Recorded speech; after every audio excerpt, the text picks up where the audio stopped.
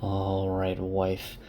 We should be able to get back to normal length chapters from now on, or at least for quite a while. So I hope you enjoyed the last one. It was something. And we're going to go back to Perrin. And just because the last one was so long, I just want to remind you Perrin is following Fail and Loial in the ways. Fail has two people with her, two Aiel, Bane and Chaiad, and Perrin has Gaul with him, another Aiel. And they're going to the two rivers since they heard that the White Cloaks are there looking for Rand and Perrin. And so Perrin is going back, despite the pull of ta'veren, to try to save his family. So, chapter 27 is titled Within the Ways. So Perrin's in the ways with them, and he's still pretty mad at Fail for being stubborn, and Fail's mad at Perrin for being stubborn. And they're listening for Mashin Shin, the Black Wind, because the slightest sound in the ways would alert them to the fact that it's coming. And Perrin thinks back about what happened when they entered the ways. See, Perrin and Gaul went ahead of Fail and the group to the next guiding, and eventually Loial and Fail, Bane, and Chaiad caught up. Fail immediately strode over to Perrin, and as he began to speak, slapped him across the face and told him off for continuing on without them and rushing ahead like a wild boar. He says that he asked her not to do that, and she smacks him again, absolutely furious at Perrin for going on ahead in the ways. And so Perrin, in retaliation, snarls and seizes her by the scruff of her neck, holding her up. And he stops thinking about it then, remembering how furious she was and thinking it was my own fault. But Fail, at the time, was just mad about Bane and Chaiad not helping, but they were like, well, you picked the fight yourself, you must accept the consequences, win or lose. And strangely, Fail didn't even seem angry with Perrin anymore, which made him very nervous. He did not understand that. Girls, am I right, Perrin, or am I right? Perrin thinks the same, and Gaul's like, it's easier to understand the sun than it is to understand a woman. And they're laughing, but then Bane whispers to Chaiad, and they both laugh while staring at him and Gaul. And then Perrin's like, I don't want to know what they're laughing at. Anyway, they continue on, and after some time, they reach what Loial says is the Waygate to Manetheren. But it's at this point Perrin recognizes a smell. He smelled it earlier, but didn't really understand it, but it's much stronger. And suddenly his ears pick up hooves, and he understands now. He yells to everyone, Trollocs! Gaul immediately turns around and kills one of the approaching monsters, and they start defending themselves against the Trollocs. A Fade appears, and Gaul and Bane and Chaiad shoot at it. Fail throws a knife at it, but it keeps going. And then Perrin takes the hammer at his waist, swings at it, and down it goes. Perrin hears more Trollocs approaching and says they gotta get out. And then they do, even Fail, and which surprises Perrin that she didn't even argue. And she's like, well, it's because you're speaking sense. As they go right up to the gate, they hear another sound. Mashin Shin in the distance. Perrin takes his horse Stepper through the Waygate, and the two Trollocs get halfway out and then are pulled back as the gate turns black. Mashin Shin had caught up, and they hear the screaming of the Trollocs, and as they beat at the blackness as it sucks them in, and the Waygate closes in front of them. Loial puts the two Avendasora leaves on the gate on the outside instead of one inside and one outside, saying that means it can only be open from the outside now since there's no leaf to move on the inside, so which is basically locking it. He's like, I could lock it permanently by getting rid of the leaves, but I couldn't bear to ruin a Waygate. Besides, maybe we can get rid of Mashin Shin someday. Perrin looks up and sees two hawks in the sky, and suddenly an arrow catches one, and the hawk cartwheels down from the sky. And he wonders, why would someone be shooting hawks way up here in the mountains and the two rivers? Suddenly, a cloud of black ravens burst out of the trees and surround the other hawk. And when the ravens are gone, so is the hawk. Perrin changes clothes, and Fail starts looking at a slash in his coat from the battle, and she flings the coat at him and says, "You better not expect me to sew." And she goes off to talk to the others. Perrin sends out with his mind a search for wolves. Surprisingly, he finds no wolves at all. They should be there. There have always been wolves in the Mountains of Mist, but there aren't. He hopes he can find the wolves tomorrow, and doesn't want to think about what happens if he doesn't. Chapter 28 is titled To the Tower of Genji. Gall and Perrin set up camp while the girls and Loyal set up another. Loyal wanted to combine into one camp, but Fail wouldn't have it still, and so Loyal is just sitting over there. And Perrin and Gall start talking, and Gall is like, "Is this where the great warriors of Manetheren were?" And Perrin's like, "We're not warriors anymore." And Gall's like, "I don't know about that. I've seen you fight." Perrin reaches out for the wolves yet again and finds nothing. He tells Gall that he might find something tonight, but Gall might need to kick him awake if necessary. Perrin understands this is a very strange thing to say, but Gall just accepts it, just like he accepts the eyes of Perrin, the gold. He accepts them both without comment. Perrin sleeps, seeking the wolf dream, and finds himself near the waygate in daylight, wearing a hammer instead of an axe. The hammer flickers back to the axe as he thinks about it, but then flickers back to the hammer again. Perrin looks around and sees a dark patch of sky, and in it, or under it, Rand stands with swirling storm winds, laughing madly, his arms raised up. And Perrin couldn't tell if Rand knew that he was being watched or not. Perrin looks another direction and sees Nynaeve and Elaine going through a landscape of twisted buildings hunting a beast. Perrin didn't know how he knew this was a dangerous beast, but he was certain of it. He looks again through another area, and he sees Mat standing in a fork in the road. Mat flips a coin and then starts walking down one of the two roads, suddenly wearing a wide-brimmed hat and walking with a staff that seems to have a curved blade on the end of it. And then he looks at another area and sees Egwene and a woman with long white hair. Both of them stare at him in surprise, while behind them the white tower crumbles, stone by stone, and then all the visions are gone. Perrin calls out for Hopper, but nobody comes, so he just decides to find out what he can. He kind of imagines himself in the place where the ravens were earlier, and as he takes a step, he's suddenly there, as if the world had shifted around him to bring him to this distance. He reaches out for the wolves again, but can't sense any, very questioning as to why there would be no wolves here, and suddenly sees a man on top of a hill, far away. He's tall, a blue coat, and a bow, and there's something familiar about him. He smells the scent, and he smells cold. The man looks up and sees Perrin, and then disappears in a streak across the hills like he was moving incredibly quickly. Perrin takes a step and winds up exactly on the hilltop where the man was in the distance, and on it he finds a half-skinned wolf corpse. Perrin's shocked that a wolf was killed here in the wolf dream, and realizes that man must be something evil. Perrin chases after the man, shifting and as the man shifts, and eventually sees a metal tower sparkling in the sunlight. The man heads for it, and Perrin follows. When they reach it, Perrin can't find a way in the tower, which is strange. And then he feels a raw emotion, and his brain identifies it in one angry word. Stop! It's Hopper.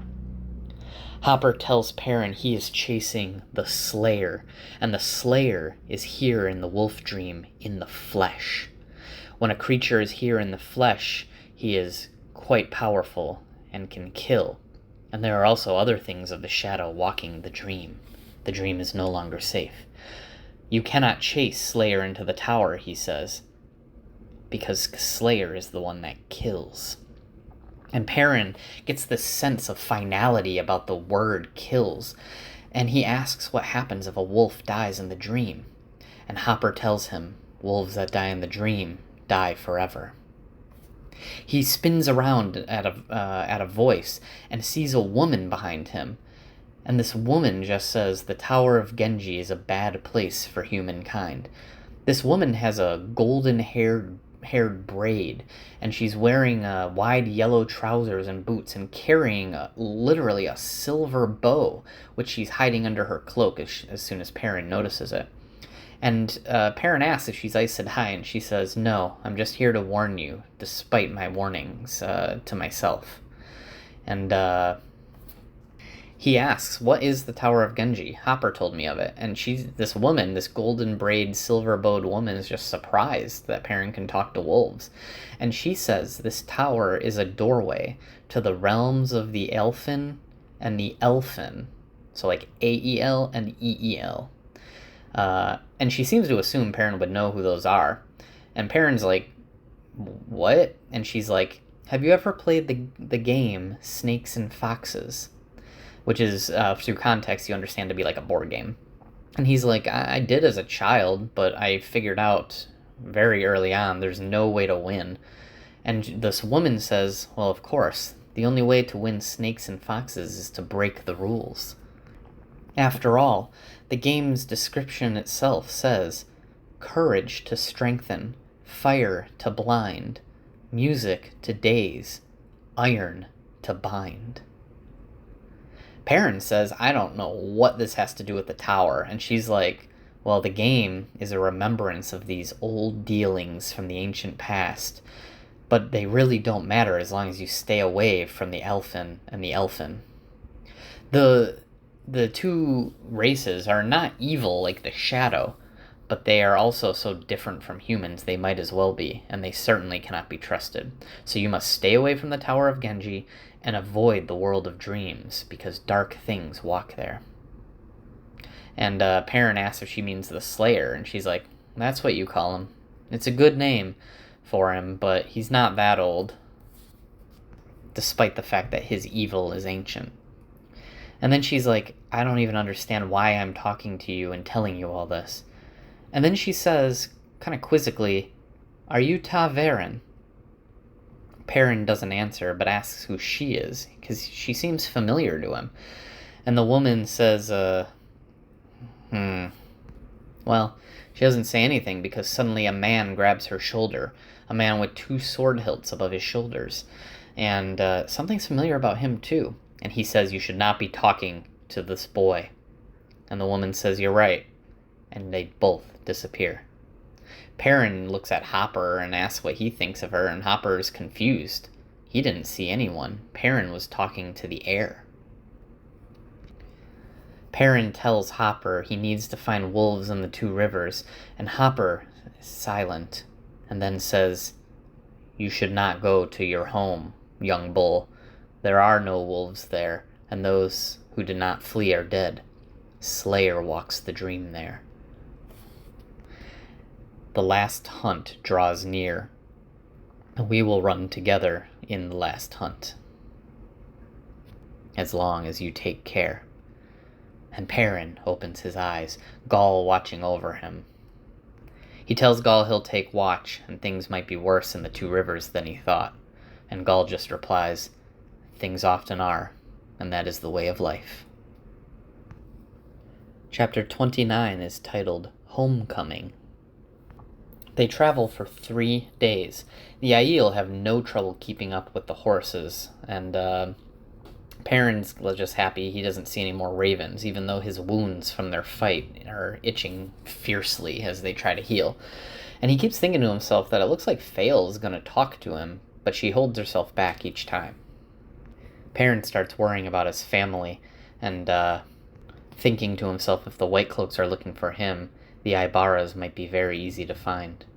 They reach Emond's Field after the 3 days, but instead of going in, they go north to one of the roads instead. And he goes to a farm, but he smells it before he sees it. Char. Not new, but strong. The farm had burned down.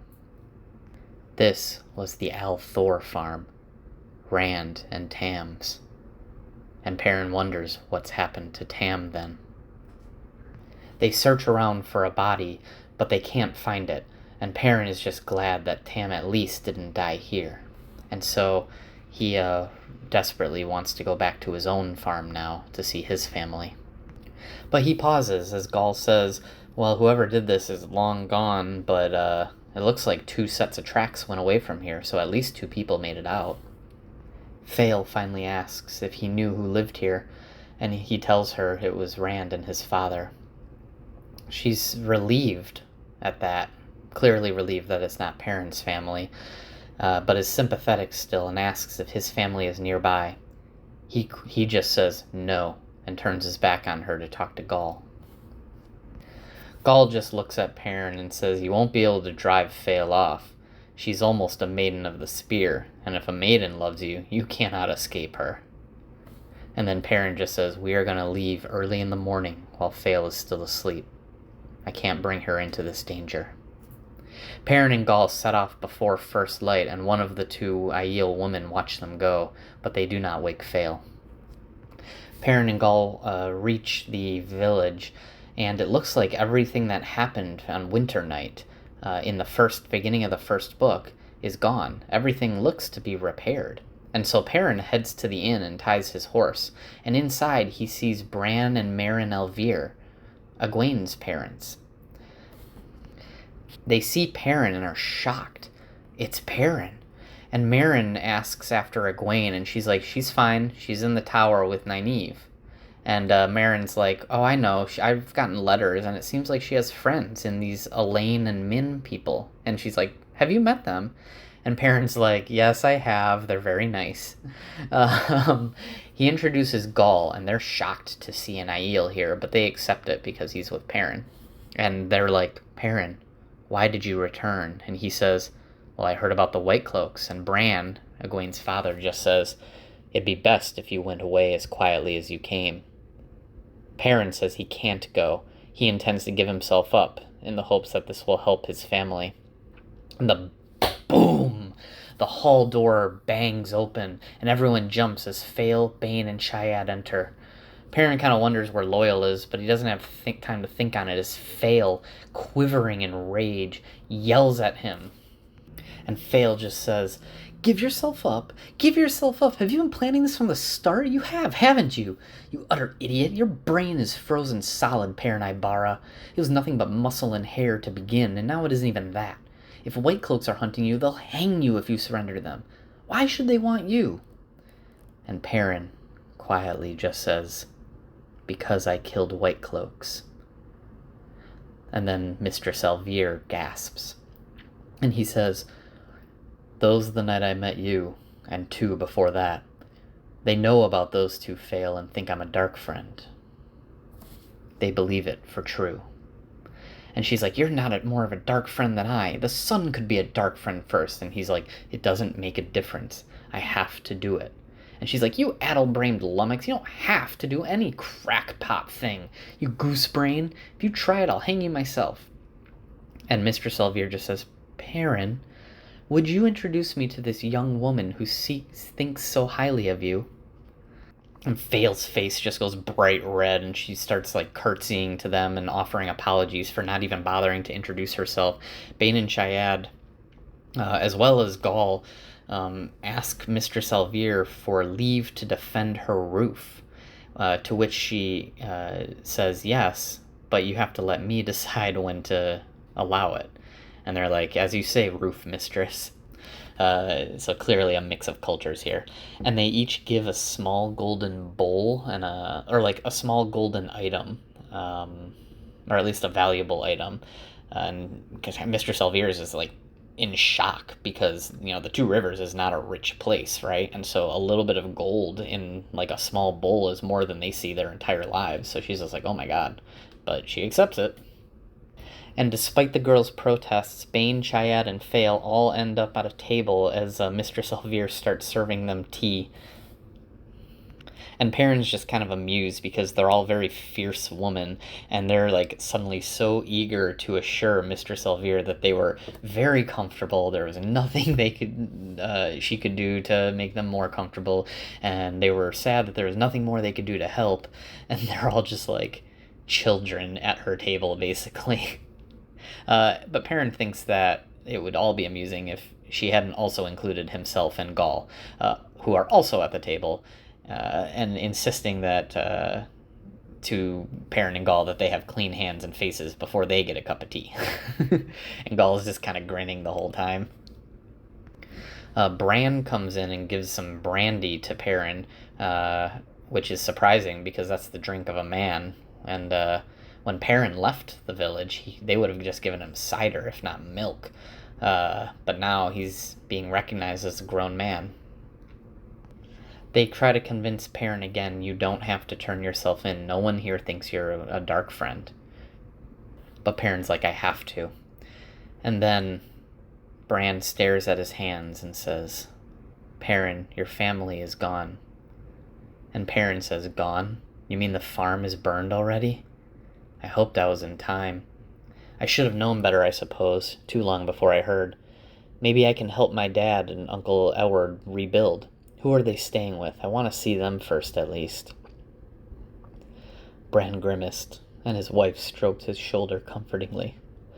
But her eyes stay on Perrin. They are dead, my boy, Bran said. Dead? No, they can't be. And Perrin frowned as wetness suddenly slopped over his hand, stared at the crumpled cup he was holding, wondering where it had even come from. I'm sorry, he said, not realizing his strength. I didn't mean to... He pulled at the silver, trying to force it back into a cup shape with his fingers, but it wouldn't work. So he just put it on the table and said, I will replace it. I can... And he found he was caressing the axe at his belt. Why was everyone looking at him so oddly, he wondered, and he asked, Are you sure? Adora and Dessel? Pate?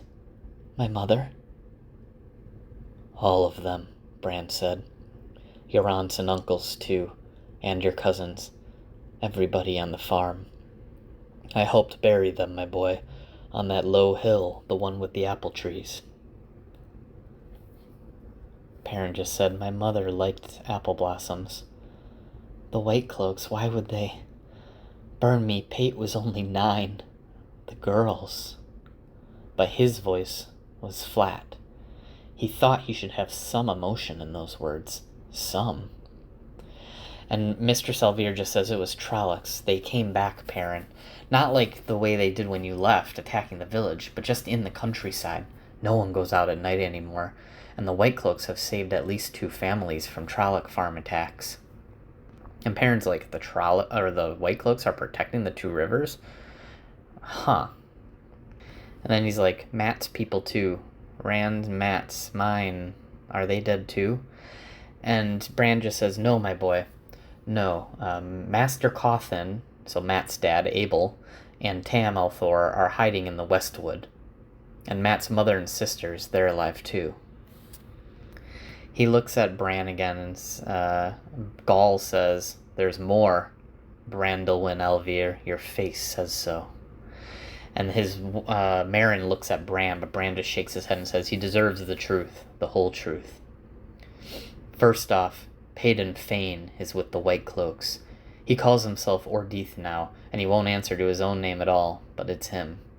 Perrin just absently says he's a dark friend. Admitted from his own mouth, he brought the Trollocs on a winter night. And Bran is like, is he now? Interesting. Well, he has authority with the White Cloaks. He would have hung the Cawthons when he found them, but the Lord Bornhold, the leader of the White Cloaks here, wouldn't let him. So they just took the girls. Now Matt Cawthon's family are prisoners. And Meryn just says, Perrin, we need the White Cloaks. They burned Tam and Abel's farm, arrested people, and they've taken people, but the girls are unharmed. They're just being held, and we'll figure that out. But you need to go. We don't prefer the White Cloaks to you, but we don't want them to hang you. Chiad speaks up and is like, can you not protect yourselves? I've seen Perrin and Matt Cawthon fight, and Rand al'Thor, and they are the same blood as you. And Bran just sighs. We're farmers.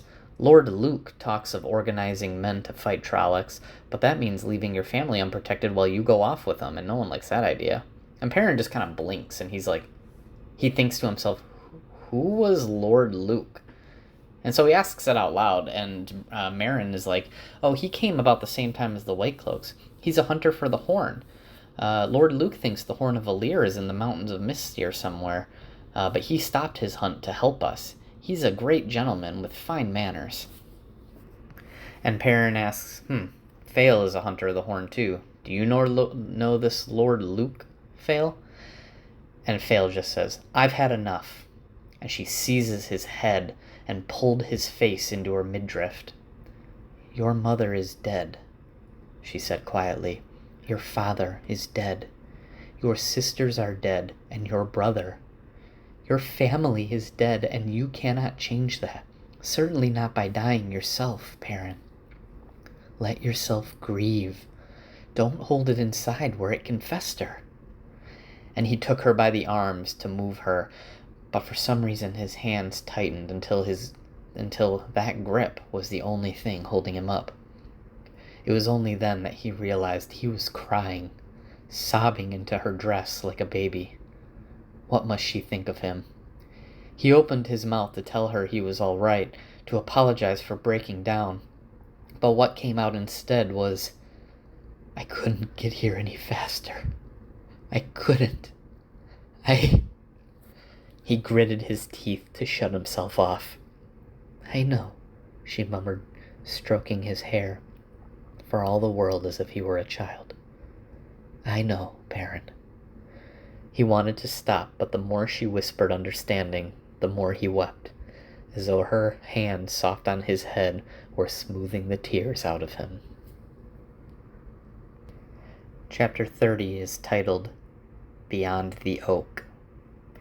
Perrin lost track of how long he cried into Fael, but he cried until he had no more tears left.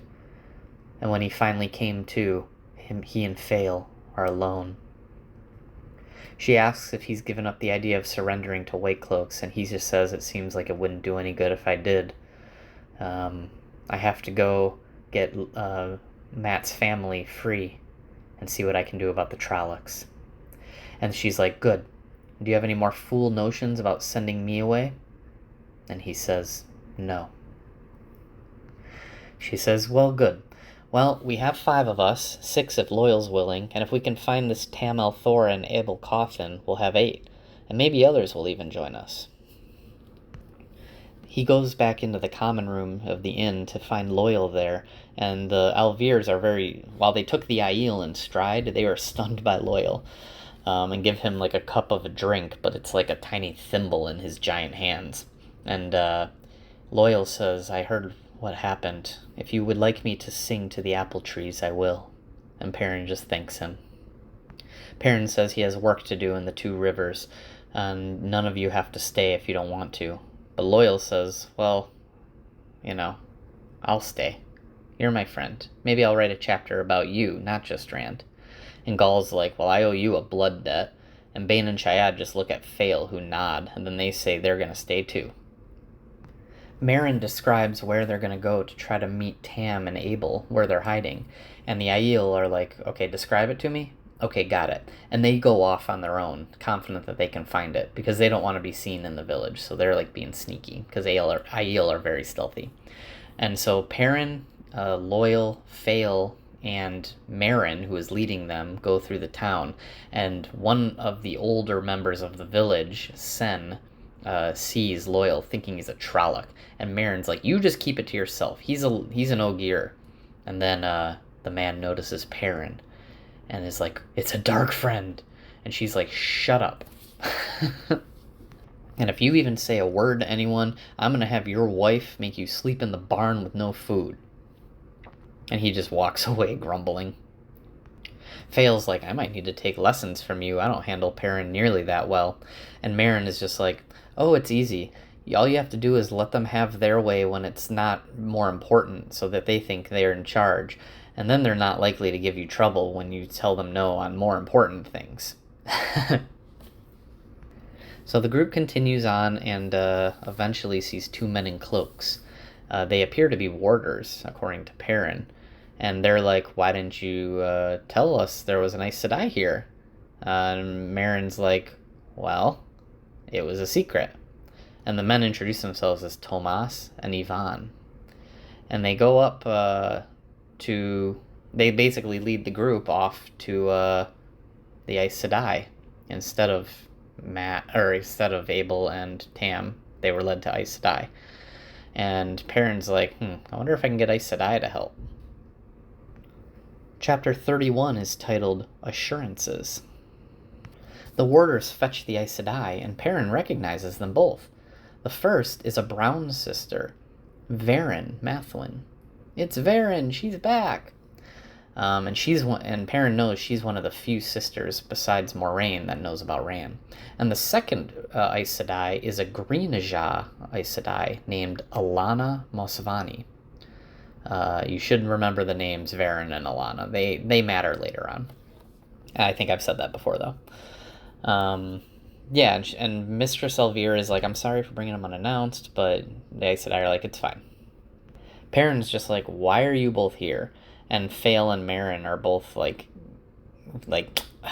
at Perrin for being rude to someone as illustrious as an Aes Sedai. And they say they were here looking for girls who can channel. I mean, Egwene and Nynaeve both came from here, so surely there were more, and they were so powerful. Alana sees that Perrin's injured, and Bane says, it happened when we came out of the Waygate, and Perrin's like, that's how the Trollocs came to the Two Rivers. I thought so.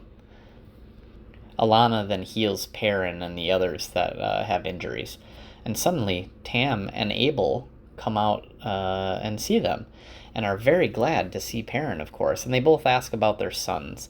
And Perrin is just like, they're doing well, but he doesn't really want to speak freely in front of the Aes Sedai. So they walk into the woods, and they start giving Perrin a little crap about his beard and him coming back with a woman. Tam and Abel explain that they actually both journeyed all the way across the continent to Tar Valon to find out what happened to the three boys, but Tar Valon did not give them a lot of information. Tam tells Perrin about his parents' family, but Perrin says he already knows. And suddenly they see a raven, and pshing, all of them loose arrows at it. The raven falls. Tam also tells Perrin, speaking of the raven, there's been someone killing animals, but they're not even eating them, they're just leaving the corpses. And Perrin thinks to himself, that's probably Slayer. And then they start talking about White Cloaks. And Perrin is basically like, I need to free the people that are captured, and then we need to kill the Trollocs. And Abel and Tam are both like, okay. But that's crazy. Why don't we see about, some other people want to help, and then we can decide what to do. And then Perrin's like, I'm just going to do what needs doing. And he runs his thumb along his axe and thinks, whatever needs doing. We switch to the perspective of Dane Bornhald, one of the Children of the Light. And Bornhald is noticing a pattern. He's been leading patrols to find Trollocs, and every single patrol he's led has been ambushed. 11 of his men on this last one didn't survive, and less skilled people would have surely been killed. And Bornhald sees a pattern in this. Why is it only my patrols getting attacked? He runs across a group of tinkers, traveling people, getting ready to move. And, he's like, tell the tinkers to take their people south.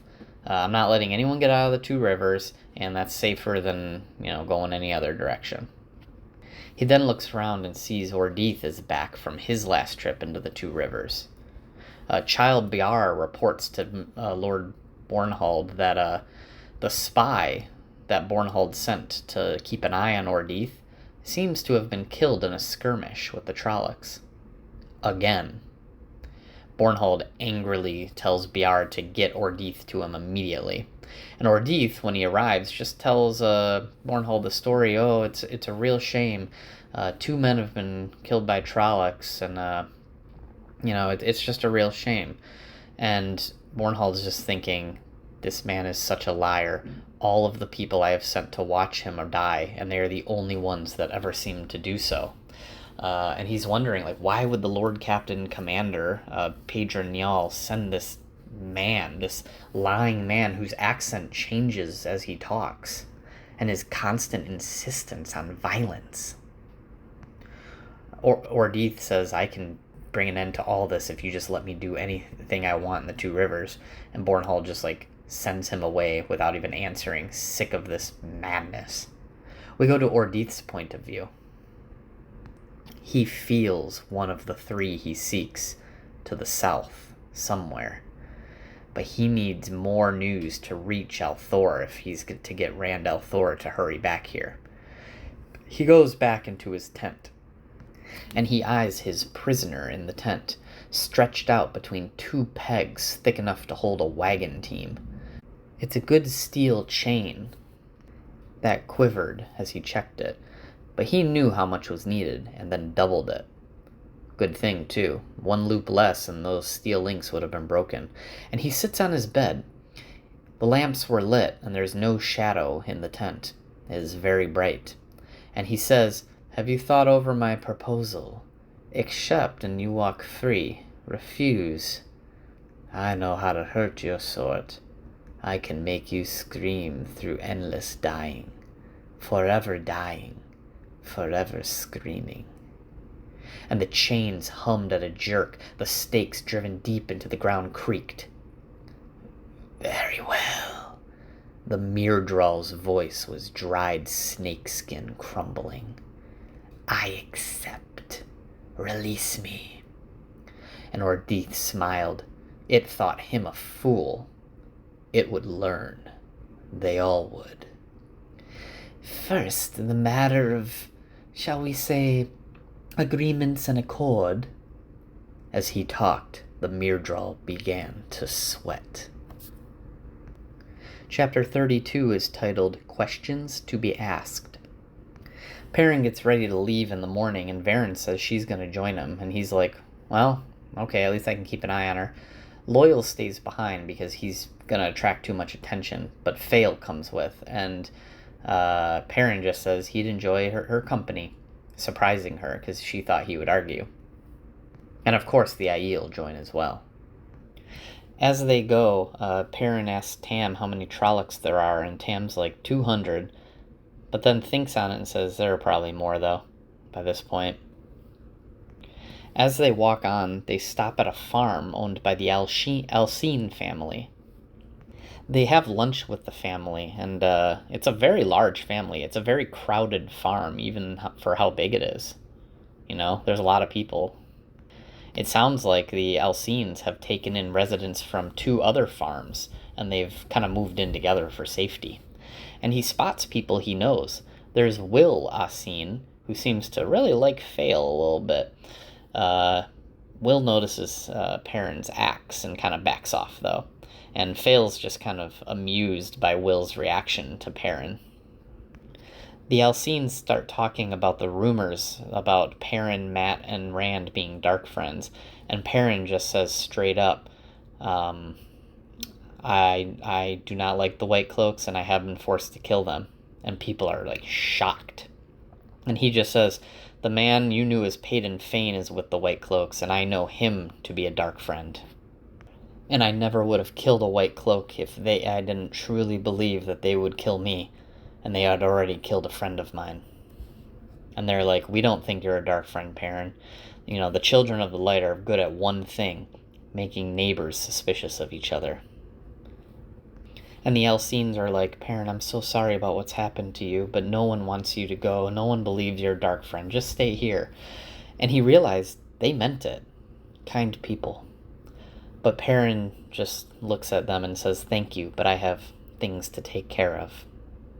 And she's like, well, at least let's send you off with a full belly. And, they start eating a bunch of lamb stew and bread and other things, and everyone just kind of eats where they are because there's not really enough room. And suddenly someone announces, it's Lord Luke. Lord Luke is coming. And chapter 33 begins, a new weave in the pattern. Perrin sees Lord Luke. He's a man with very broad shoulders, dark reddish hair with white on the edges of of his temples, dark blue eyes. Definitely a nobleman. Very fine green coat, that kind of thing. He says he's a minor lord from a house in the country of Murindy, and he's a hunter for the horn. He sees Varen and doesn't seem happy to see her, but does seem happy to see Fail. And as much as Perrin dislikes it, Fail seems to be quite charmed by Lord Luke. The Alcenes start talking about how Lord Luke has been telling them how to stand up to the White Cloaks and Trollocs and how to defend our farms. And Perrin just thinks this advice makes no sense. You, Two Rivers folks, as long as you stay at your farms, split in groups of 20 or 50, you're easy targets. And Lord Luke seems to take this personally, being like, well, then what should we do about it? And Perrin just says, you should all pack up and gather at a single place, either Watch Hill or even better, Emond's Field, since there's no White Cloaks there already. And everyone starts protesting loudly. We're not leaving our farms. Everything we have is here, our animals. How could we possibly feed everyone? And they just don't want to leave. But Perrin says farms can be rebuilt, fields replanted. And he points at one of the women. Can you replace her as easily? And he sees the mood change. And Lord Luke decides it's time to leave. And the people start thinking. Perrin and his group prepare to leave as well. And Master Alcene comes out and he's like, it's a bold plan. I don't want to abandon my farm, but you are talking sense. The White Cloaks might be suspicious if we all get together, though. They might think we're plotting to rebel against them. And Perrin's just like, let them. You're a village. What can they do? What are you going to do? Rely on their goodwill forever? And Alcene is like, no, I see your point. You've convinced me and everyone else, it seems. And Perrin looks around, and while the discussion seemed to be dying down, it looked like it was only dying down because everyone seemed to agree. And even the Mistress Alcene starts telling everyone to start packing. And the Master Alcene is like, I'll tell everyone on the road what we're doing and try to convince them too. And hopefully we'll all be able to get out of the White Cloak's thumb. 4 of the boys decide to join Perrin's group as they leave. And as all these things happen, Varen speaks up. And she's like, it's a very bold plan, Perrin. And she looks very interested, staring at Perrin. And he's like, I don't know why everyone keeps calling it that. A plan. I mean, Luke was just talking nonsense. Defying White Cloaks at the doors of farms. Boys on the roof to watch for Trollocs. All I did was point out how silly this all was. They should have been doing it from the start. And Varen's just like, of course. I've not had the opportunity to see it work before this.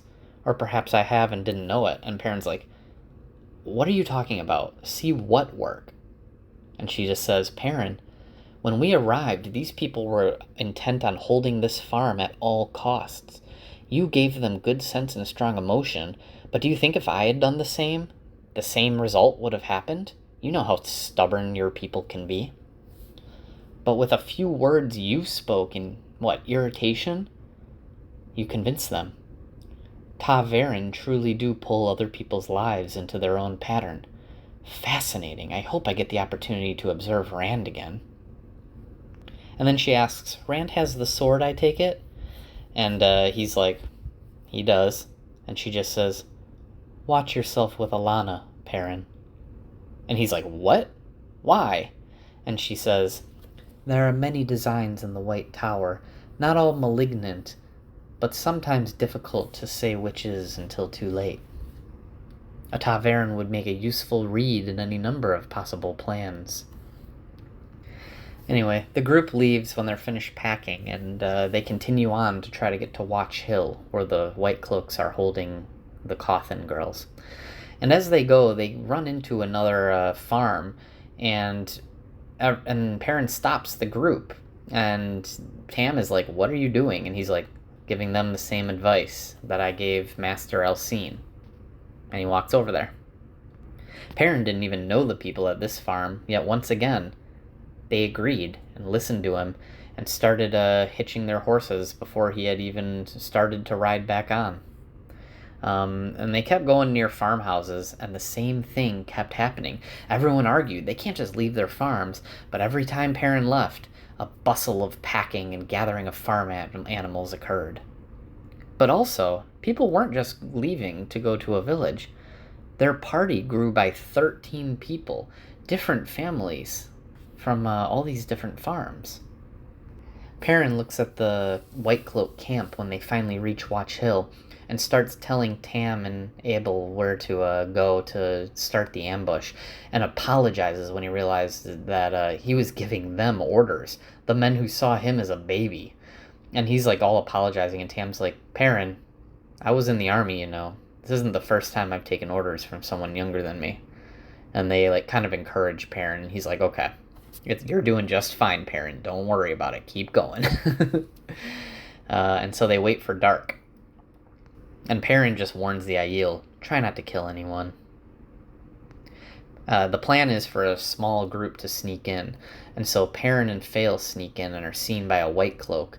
The White Cloak, pushes Fail aside to the ground, as small as she is, and tries to strangle Perrin. But Fail comes back up behind him with the steel chair. No, I'm just kidding. With a piece of firewood, and knocks him out of the back of the head, saying like, he underestimated me. He thinks once he pushed me down as a girl, I was just gonna be done.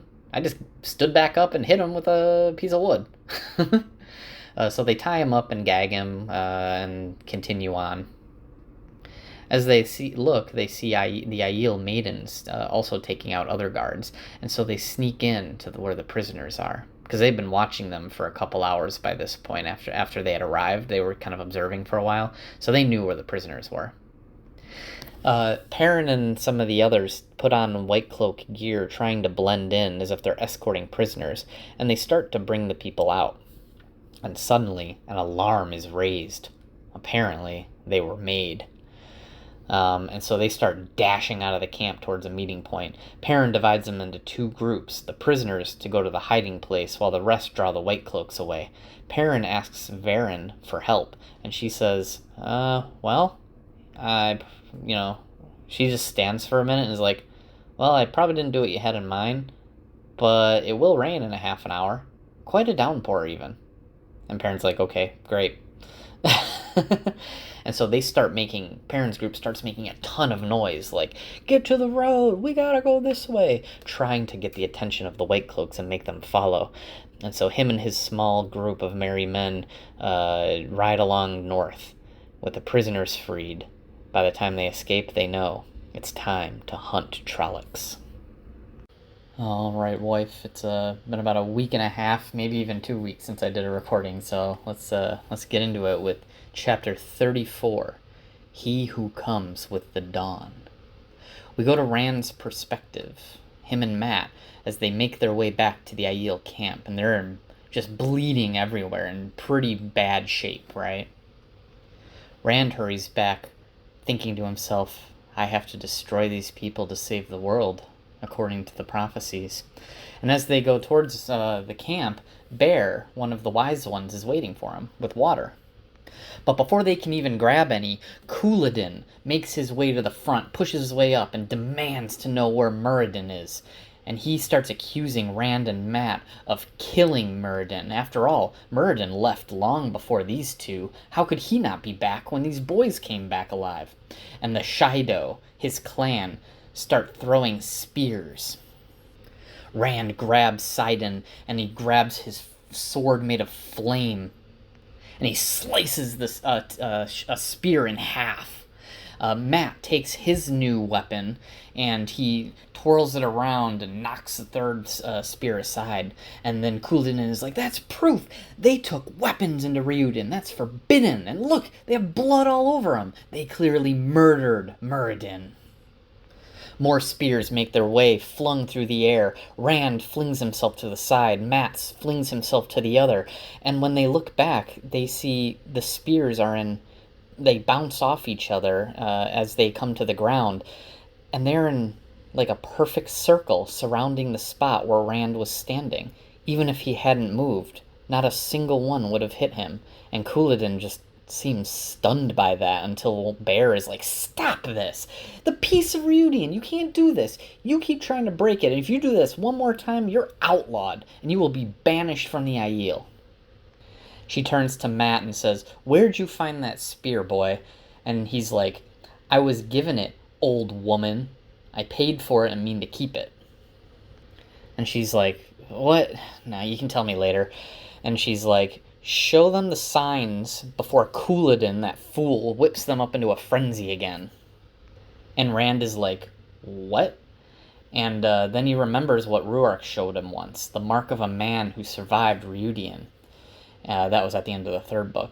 So he lets his sword vanish and unlaced his shirt sleeve, his left one, and he pushes back his sleeve, and around his arm wound a shape just like that on the dragon banner, a golden maned form, scaled in scarlet and gold. It was as if it was not added to his body, but part of his skin itself, shimmering in the light. He thrust the arm up, and everyone just stood there staring. But no one seemed surprised, and they just stared at him. And Bear eventually mutters, "Fool man, all the signs," and she seizes Rand's right arm and strips back his right sleeve and sees a mirrored image, the same creature, on his other arm. And she lets out a breath, and Rand realizes she was afraid. And Amis and the other wise woman also sigh with the same clear reaction. And Rand just laughs to himself inside, remembering the prophecy, "Twice and twice shall he be marked." And he thinks, a heron branded into each palm, and now one of these creatures on each arm. But he remembers the second arm was for the price he must pay. And he wonders, how soon must I pay it, and how many have to pay with me? And Bear shouts out, "Behold, Akara Karn has been chosen, the chief of chiefs. Born of a maiden, he comes with the dawn from Reudian, according to prophecy, to unite the Aiel." And Rand looks out at everybody gathered, and there is no cheering. The crowds disperse, and only Ruark remained, looking very troubled. Rand just asks, "Where's Moiraine? For once I won't care if she heals me before she even asks." And Mat's like, "Oh god, me too. My brain is spinning." And they just, they're handed some water and they just pour it over their heads. Egwene comes up and is like, "You guys have been gone so long, you and Aviendha and Moiraine." And Rand's like, "Moiraine went there? And Aviendha? What?" And, "Wait, what do you mean, so long?" And Egwene just said, "Well, this is the 7th day since you all went down there." And they're just, Rand and Mat are just stunned. They didn't see it. They didn't even know. Rand looks at the wise ones and said, "One of you heal Mat. I know you can channel. You just flung Couladin back when he tried to attack us." And they're like, "We can't really heal very well." And Egwene takes their side and she's like, "Not all Aes Sedai can either, Rand. You know, the Yellow Ajah are the best healers, but some can't even heal anything more than a cut." Lan comes up and Rand's like, "I thought you would have gone with Moiraine." And he's like, "The wise ones hid her going for a while, and then they convinced me that it wouldn't serve any purpose to follow." And then Melaine, one of the wise ones, is like, "Listened? Trust a man to make himself sound reasonable.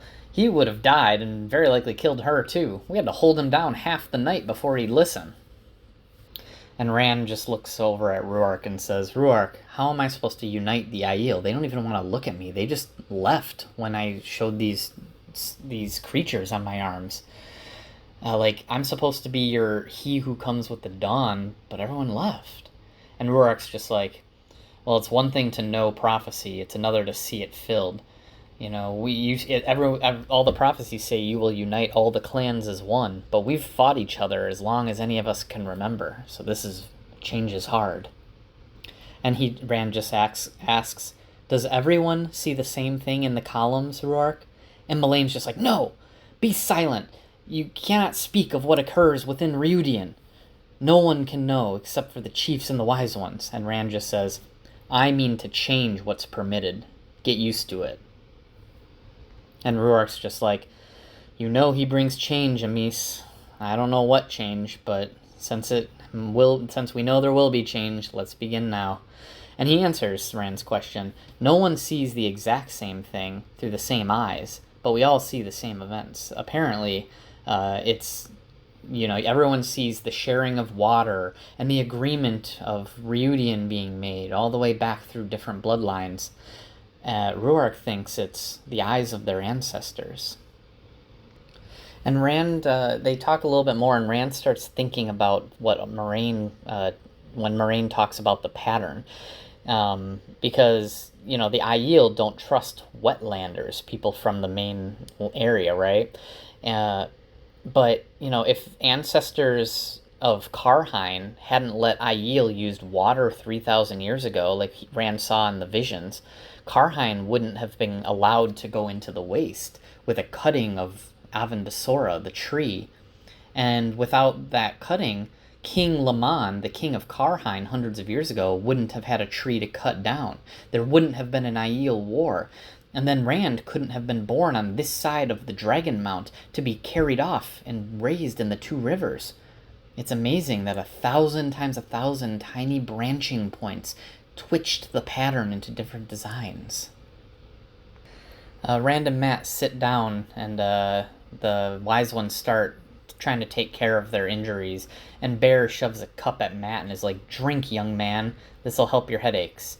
And he's like, tastes like the inside of my boot. I thank you, wise one, and I won't ask if you added anything just to give it that memorable taste. And both Bear and Siana, two of the wise ones, just start laughing. Yeah. And Rand asks Ruark, if Couladin's gonna give me some problems, how do I convince all the clan chiefs who I am about these symbols on my arms? And Ruark's like, well, you could go to Cold Rock's Hold. It's the closest place, basically, where clan chiefs can gather. And you could just tell them all there. And Rand's like, how long will it take for everyone to get there? And Ruark's like, weeks. Weeks to get there, weeks for everyone to gather. But the wise ones can speak to everyone in their dreams, so at least they'll know. And then the Amis is like, why are you so eager to destroy us? And Melaine is just like, leave. And Rand's like, I don't mean to goad you, but there's no time.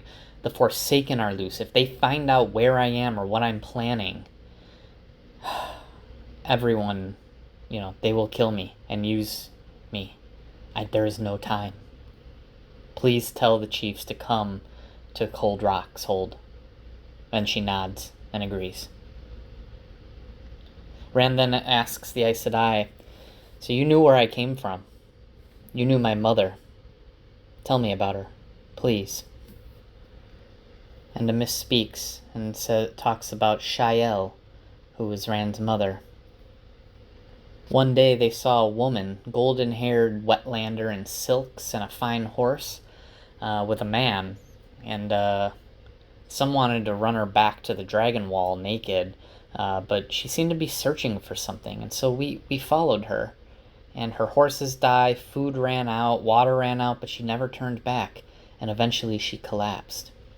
Well, we decided to give her water, as she was by herself now, and ask her story.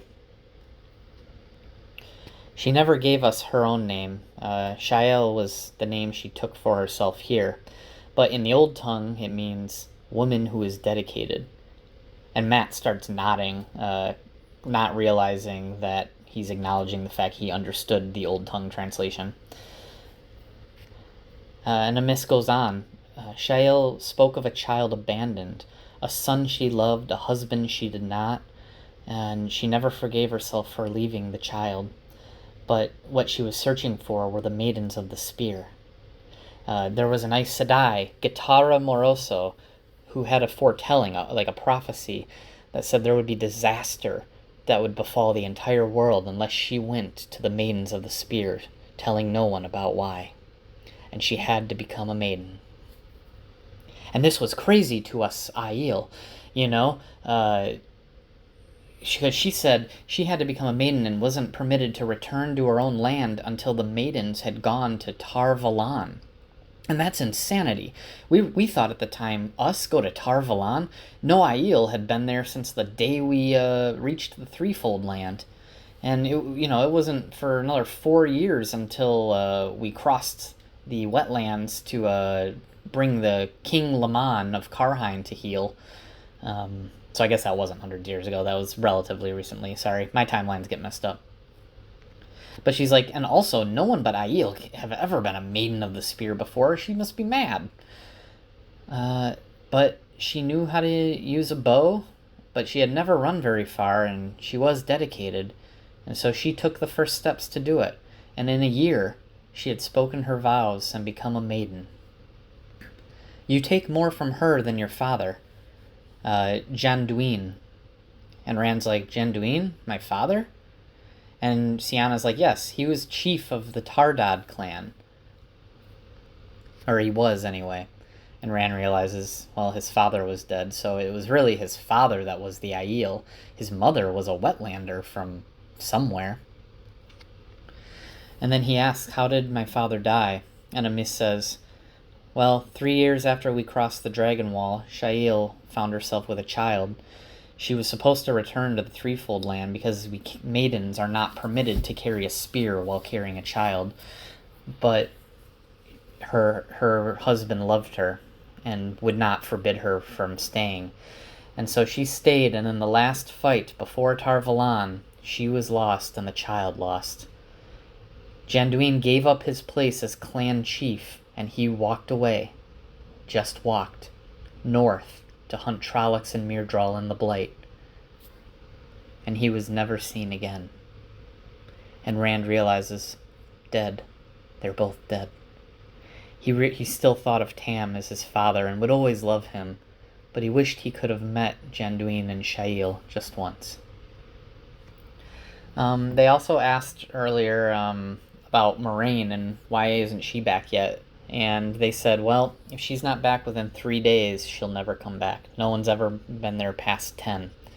And so Rand basically decides, well, I can't really afford to wait, but I don't really have a choice. So we'll wait for Moiraine to return. And then he's like, well, wait, why don't I just go back to Rhuidean to find her? And Melaine is like, you're a fool. No one can go twice to Rhuidean. You would not come back alive. And he's like, why do you even want me to live? The prophecy says I will destroy you. Why aren't you plotting with Couladin to kill me? And Bear speaks up and says, everyone thinks they know the prophecy of Rhuidean, but all they know is what we've told them. Not lies, but not the whole truth.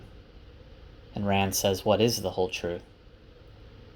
And she says, the whole truth, known only to wise ones and clan chiefs, is that you, the Karakarn, are our doom. Our doom and salvation. Without you, no one of our people will live beyond the last battle. That is prophecy and truth. Our prophecy says, he shall spill out the blood of those who call themselves Aiel as water on sand, and he shall break them as dried twigs. Yet the remnant of a remnant shall he save, and they shall live. So they must follow the Karakarn in order to have any Aiel survive the last battle. Finally, mid-afternoon comes, and Aviendha makes her way back from Rhuidean.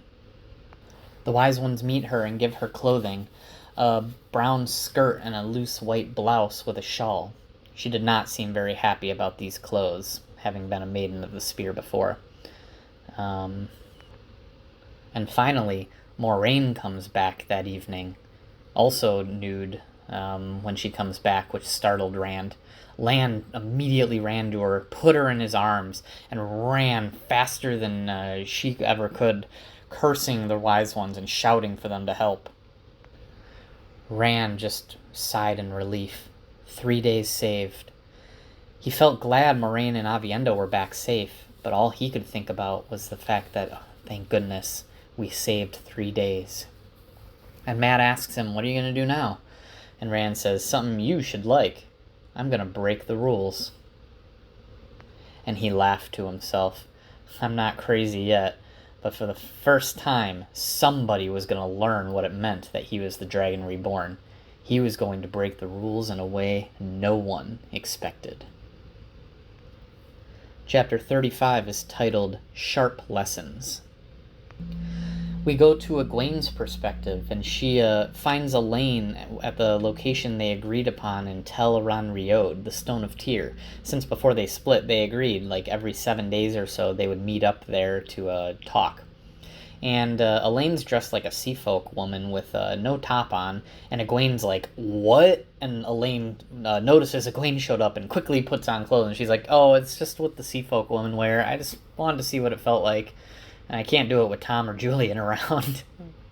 So Egwene is like, oh my god. And so, yeah, so they share stories about everything that happened between both of them, right? The Portal Stones, Rhuidean, everything, right? Rand's parents, that kind of thing. Tom and Julian, the boat, all that jazz. Elaine also says Aviendha can channel. And Elaine's like, oh yeah, so can Windfinders sometimes. And they're like, cool. They start talking about Rand a little bit, and while Elaine is explaining her feelings to Egwene, Egwene feels a pull, and she's fading away from Tel'aran'rhiod. And suddenly, as she opens her eyes from the dream, she is being physically dragged out of her tent by Amys, who is very upset with Egwene for lying about not going to Tel'aran'rhiod unsupervised. She didn't even think Aes Sedai could lie, which is funny because, she's not an Aes Sedai. She hasn't taken the oath not to lie, but they don't, she's pretending she's an Aes Sedai, so they were surprised by that. They still think she is a full one, though, so they just thought, hey, maybe Aes Sedai can lie now. That might be important. Amys is shielding Egwene from the One Power and demands that Egwene say she will not go to Tel'aran'rhiod alone again. Egwene protests and says, you had no right to drag me out. And Amys just says, we will not teach you a thing if you do not agree. Also, if you want to learn anything, you will also braid your hair. And she says, actually, one over each ear. If you have no ribbons to put in them, I'll give you some. That's how little girls wear their hair. Girls too young to be held to their word. And once you prove to me you can keep yours, you can stop wearing it. But if you lie to me again, we'll cut your skirt short like a little girl's dress and find you a doll to carry. And when you decide you can behave like a woman, you can be treated like one. Agree, or I will teach you no more. And Egwene, seeing no other way to learn about the world of dreams, agrees, in shame. Amys explains she just doesn't want Egwene to die in the world of dreams. But when Egwene holds her tongue from arguing further about not going in, Amys suddenly says, I will accompany you to this next meeting. And Egwene is like very grateful to that, basically, because it means she can still see Elaine and Nynaeve. But then she says, but this isn't even why I came in here. We're going to have a meeting with Moiraine about Rand.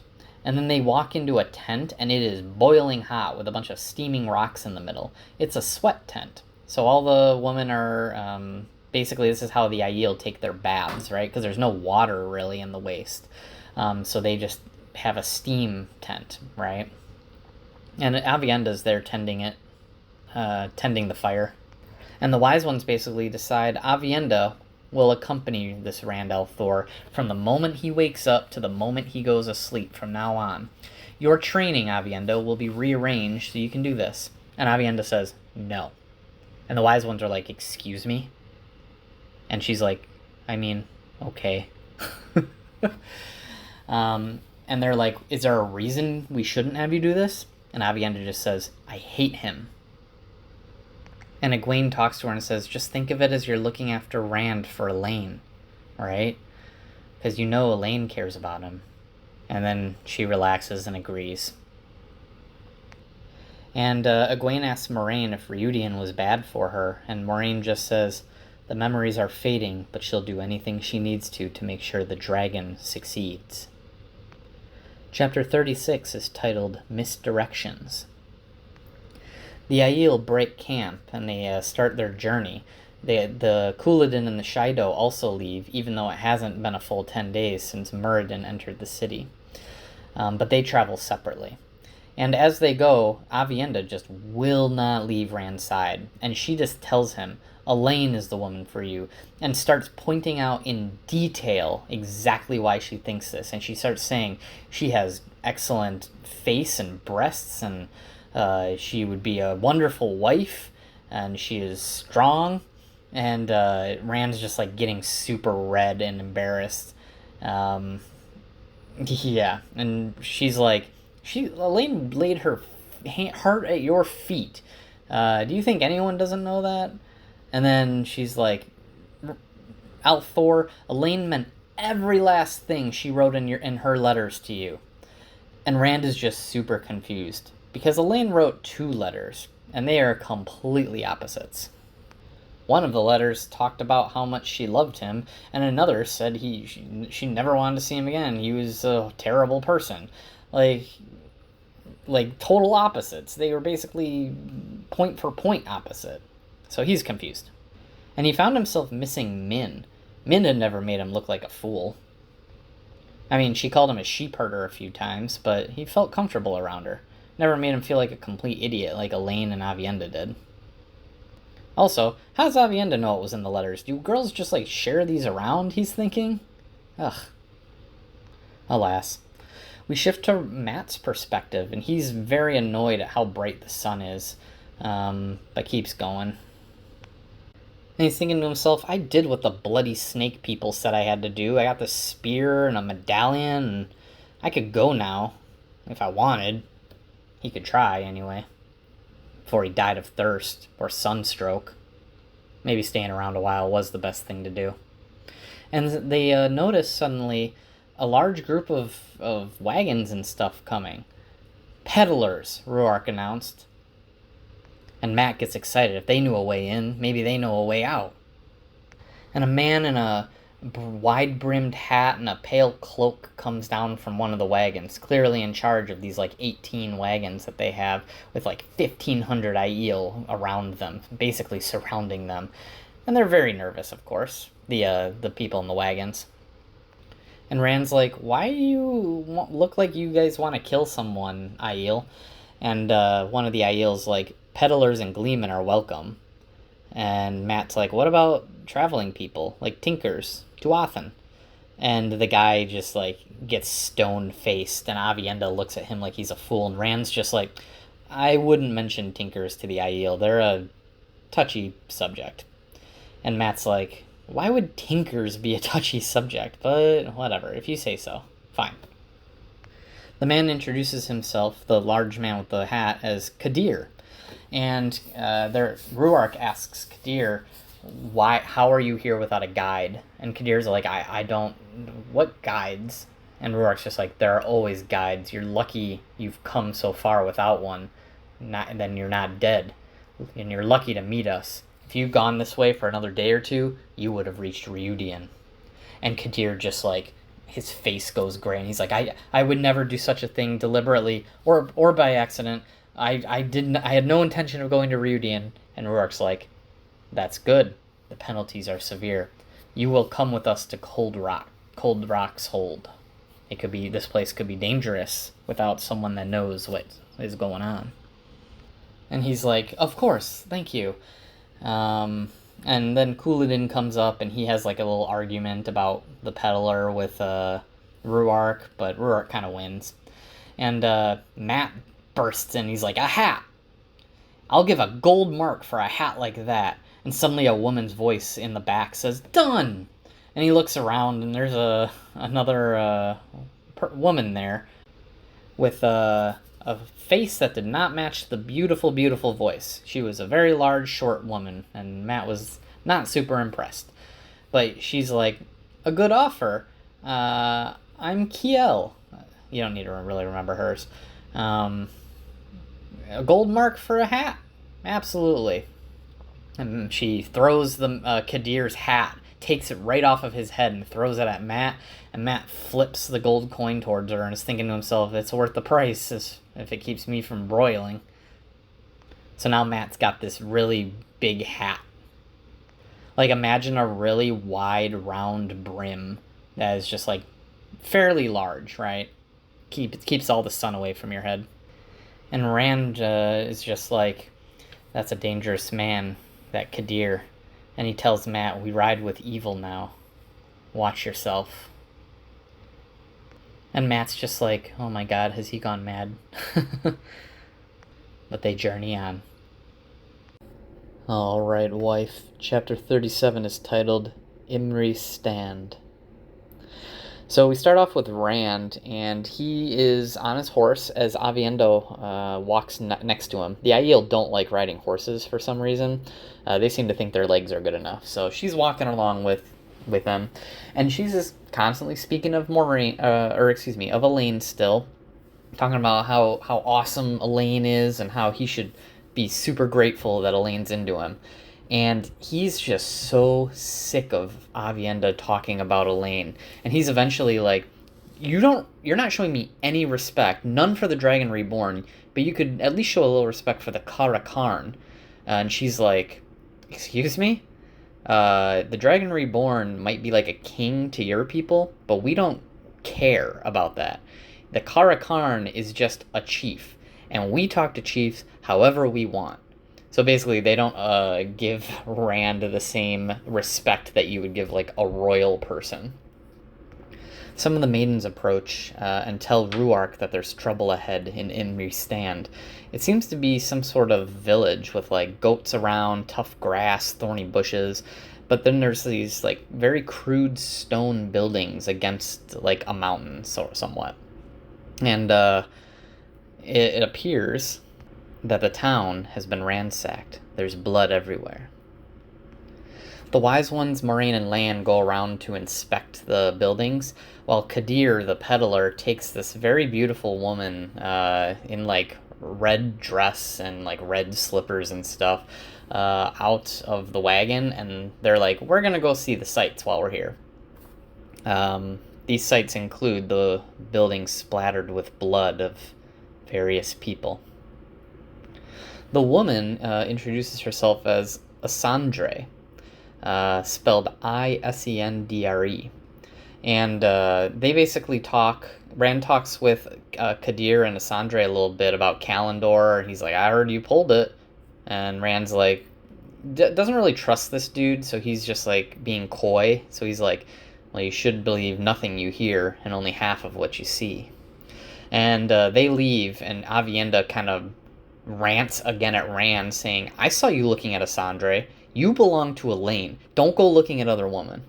And Rand's just like, oh my god. So he walks away from her, irritated as heck, and he practices some swords with Lan. The Aiel do not like that Rand is practicing with a sword. After all, the Aiel swore off swords. They don't believe in using swords. And so Rand, thinking to himself, thinks, I should probably learn their ways too. And so he talks about Aiel battle tactics with Lan, and then afterwards Rand goes to practice the spear with Rhuarc.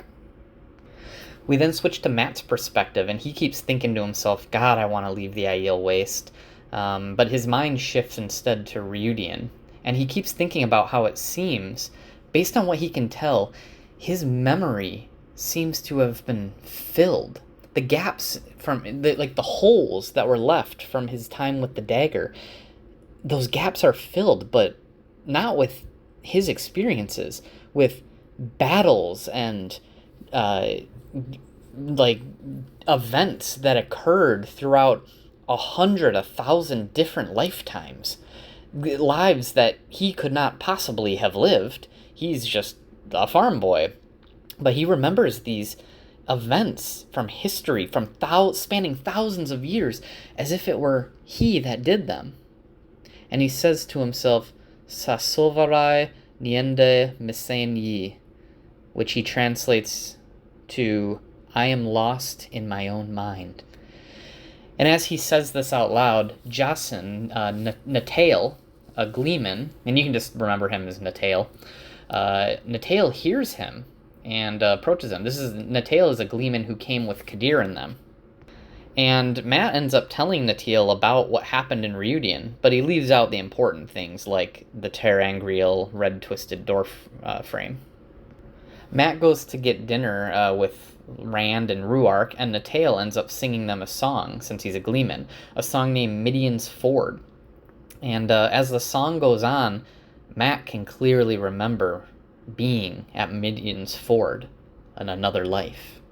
Again, his memories that aren't quite his, but are now his, coming to the forefront. But then, as the song ends, they hear sounds. Trollocs. Rand pulls out his sword made of fire of Saidin, and Matt fights with his new spear, which he calls an Ashen-Darai. That's the type of spear it is. And Matt, helping an Aiel out, kills a Myrddraal with it. After the battle, Rand asks Matt if he's alright, and he's like, nothing like a little dance with a Trolloc to help you get ready for sleep. Right, Aviendha? And, the Aiel are like, yeah. But then Rhuarc comes. It seems Trollocs also attacked the Wise One camps, and it's only because of Moraine that they survived. The Shaido camp, who are camping separately from everybody else because they're kind of outcasted at this point, because Couladin's angry, the Shaido were also attacked, but less Trollocs went there, which Rhuarc thinks is strange, considering there's more Shaido than there are the main camp. Rand turns in for the night, and Aviendha follows him into his bedroom. Well, not in the bedroom. She sits outside of it, and by the time he wakes the next morning, she's sitting outside, cross-legged, and Rand can only think to himself, spy or not, he's glad to see her, because at least he knows who she is, and how much she doesn't like him. So that's something he knows for certain. So some of the things I didn't talk about that I just want to briefly mention. This is the first time Matt starts having thoughts of like battles and stuff, because as they approached the town Imry Stand, he kept thinking about how defensible it was and different strategies to attack and defend it. This is also the first time he acknowledges that he has memories from other people in his mind, and when he realizes he can read the Old Tongue, because the Old Tongue is what's written on his Ashen-Darai.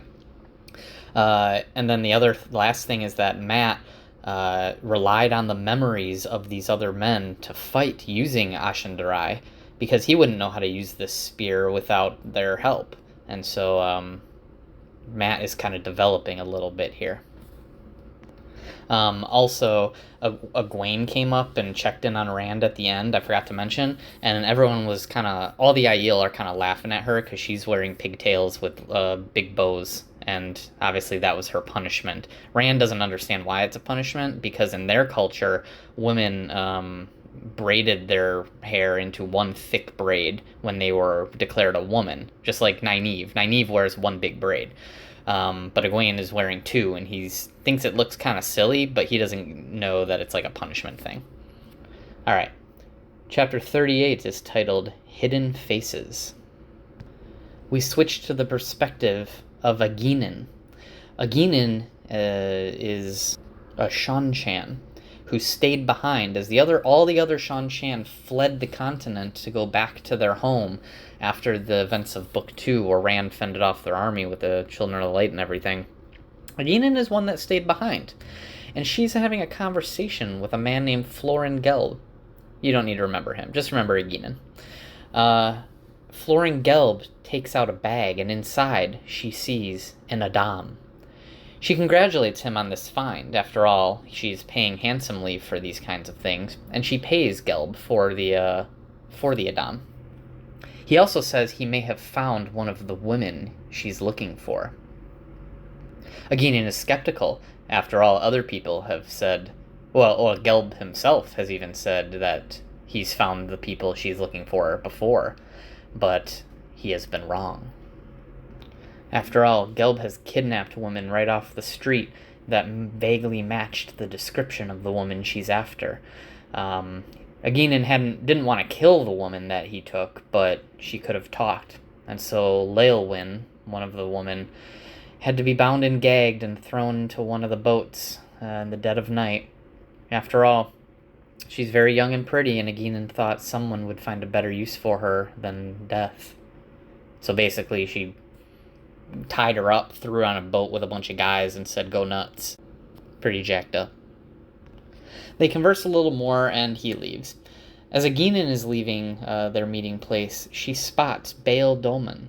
Baal Doman is, that ship captain that we've seen a few times before, if you recall. And Aeginin is the Seanchan that pulled him aside and captured him back in Tanchico, if you remember that. She left. They chased him down with one of the Damain, and so that was Aeginin running that show. But she waits for him to pass, not wanting to be recognized. And when she finally leaves, she also passes by a man named Jaichim Keridin. And Keridin, if you remember, is one of the Children of the Light. She doesn't want to see him either. And so she gets into her nice sedan chair carried by some people. And, hidden because there's curtains around her. And she just continues on to her destination. We don't know who she's looking for or why she's here. But we know she's here. In Tanchico. We switch to the viewpoint of Keridin, the Children of the Light, who we also know is a dark friend, by the way. We found that out in the last book. We knew him by another name, Bors, who started out as the first chapter of Book 3, I think. Yeah. Unless this hasn't been talked about yet, but I'm pretty sure we did.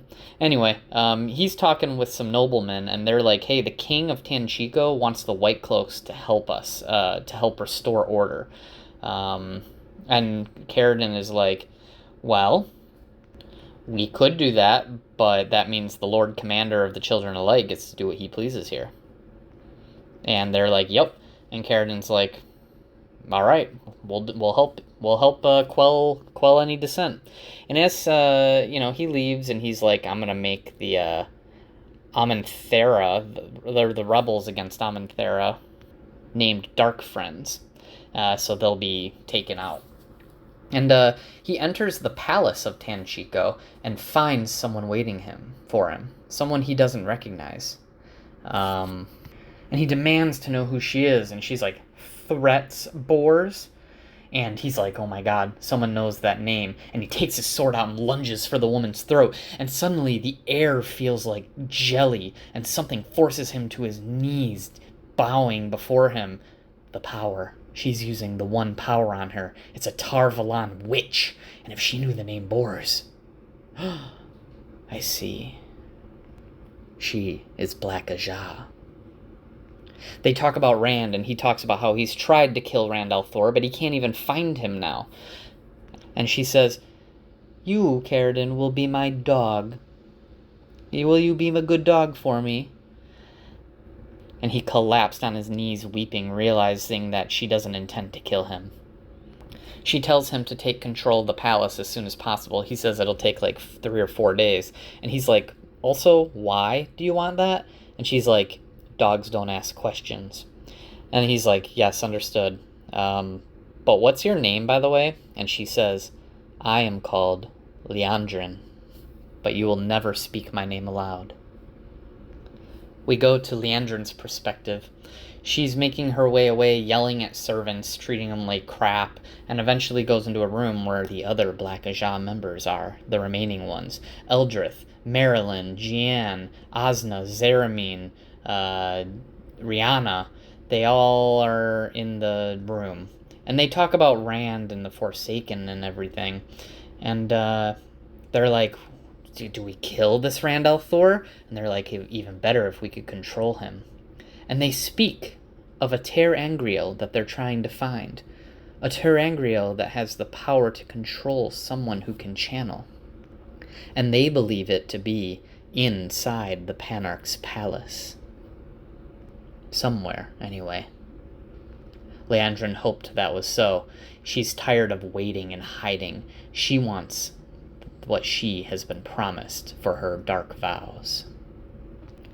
We switch back to Aeginin's point of view one more time, and she goes back to a house, and inside there is a man, clearly a seeker for the Seanchan. Seekers are essentially slaves to the Empress. However, they act with the Empress's authority under her orders. So even though they are the lowest members of society, their authority outweighs that of even Egeinen. And so when he says, "Sketch me maps of Tanchico," she does so. He talks about how people that hide items of interest to the Empress are very heavily punished. And Egeinen tries not to let anything go from her head, and she manages to get him to leave without incident. And when he's gone, she goes into the basement, unlocking the door. And down there is a woman. The woman is a Suldam, Bethamin. And immediately Bethamin starts saying, "Please, Egeinen, this is a mistake. You've known me for 10 years. Take this thing off of me." And you see a silver collar encircling her neck, attached to a thick silver leash, and a bracelet hanging on a peg. It was an accident, really. All Egeinen was trying to do was put something on her to restrain her, but it ended up working on a Suldam. The Adam worked on a Suldam. And Egeinen just says, "If you bring me the Adam, I will remove it. Just bring it over here and I will." And Bethamin shivers. It's a mistake, a horrible mistake. She remembers the last time she tried to bring it over, racked by nausea, writhing on the floor. After all, Suldam controlled Damain, women who can channel. Adam should not work on Suldam. Suldam cannot channel, right? I mean, Damain are dangerous animals, not even people. They are the ones who broke the world. They had to be controlled, or they would turn everyone into their property. And Egeinen wonders, since Bethamin can clearly channel, could other Suldam? Is that why High Lady Surath wants everyone else, all the Suldam who are left behind at Falm, killed? No, that's impossible. Every year, the Seanchan go around to every village, finding every girl who had the ability to channel. When a girl was found able to channel, their names were taken off of the rolls of citizens. They were stricken from their family records and taken away to be collared as Damain. That same test found the girls who could learn to wear the bracelet as a Suldam. Everyone was tested. How can a girl be Suldam when she was Damain? Yet there Bethamin was, in the basement. But here Egeinen was, even though there was an order to kill all Suldam. She had one prisoned, but she wasn't about to let the High Lady Surath kill her just to keep a secret. She shivered. That's a thought dangerously close to treason, but it would not go away. Chapter 39 is titled A Cup of Wine, and we go to Elaine's point of view, and they've arrived in the city. And if you recall, they were on a sea folk ship, and Elaine was learning from one of the sea folk windfinders, and so she got along very well with that windfinder. They taught each other a lot, and Elaine realizes she can weave significantly more powerful threads of the power than she could before. And so they say goodbyes, and the sea folk are like, we're going to go on and spread the news of the Coromor, who we know is to be Rand. So our people call Rand the Dragon Reborn, the Aiel call him the Kara Karn, and the sea folk call him the Coromor. And as Nynaeve, Elaine, Tom, and Julian are walking, they hear a voice. "You! It do be you!"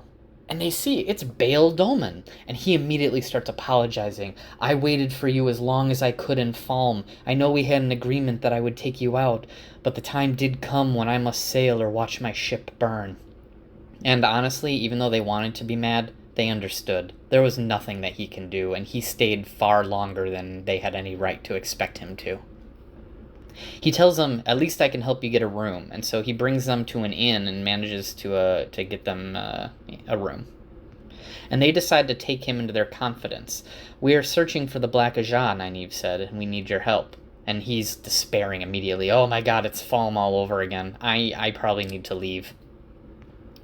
But Nynaeve gives him a list of the Black Ajah members and descriptions and just says, "Keep an eye out for them. If you find them, let me know, but be careful." Julian leaves the inn to look around and explore. Nynaeve goes to sleep, and Tom and Elaine are alone. Tom starts performing in the inn to earn their rooms. Elaine watches him and starts drinking wine, and her glass never seems to get empty. Turns out there's one of the serving boys who gives her quite a lot.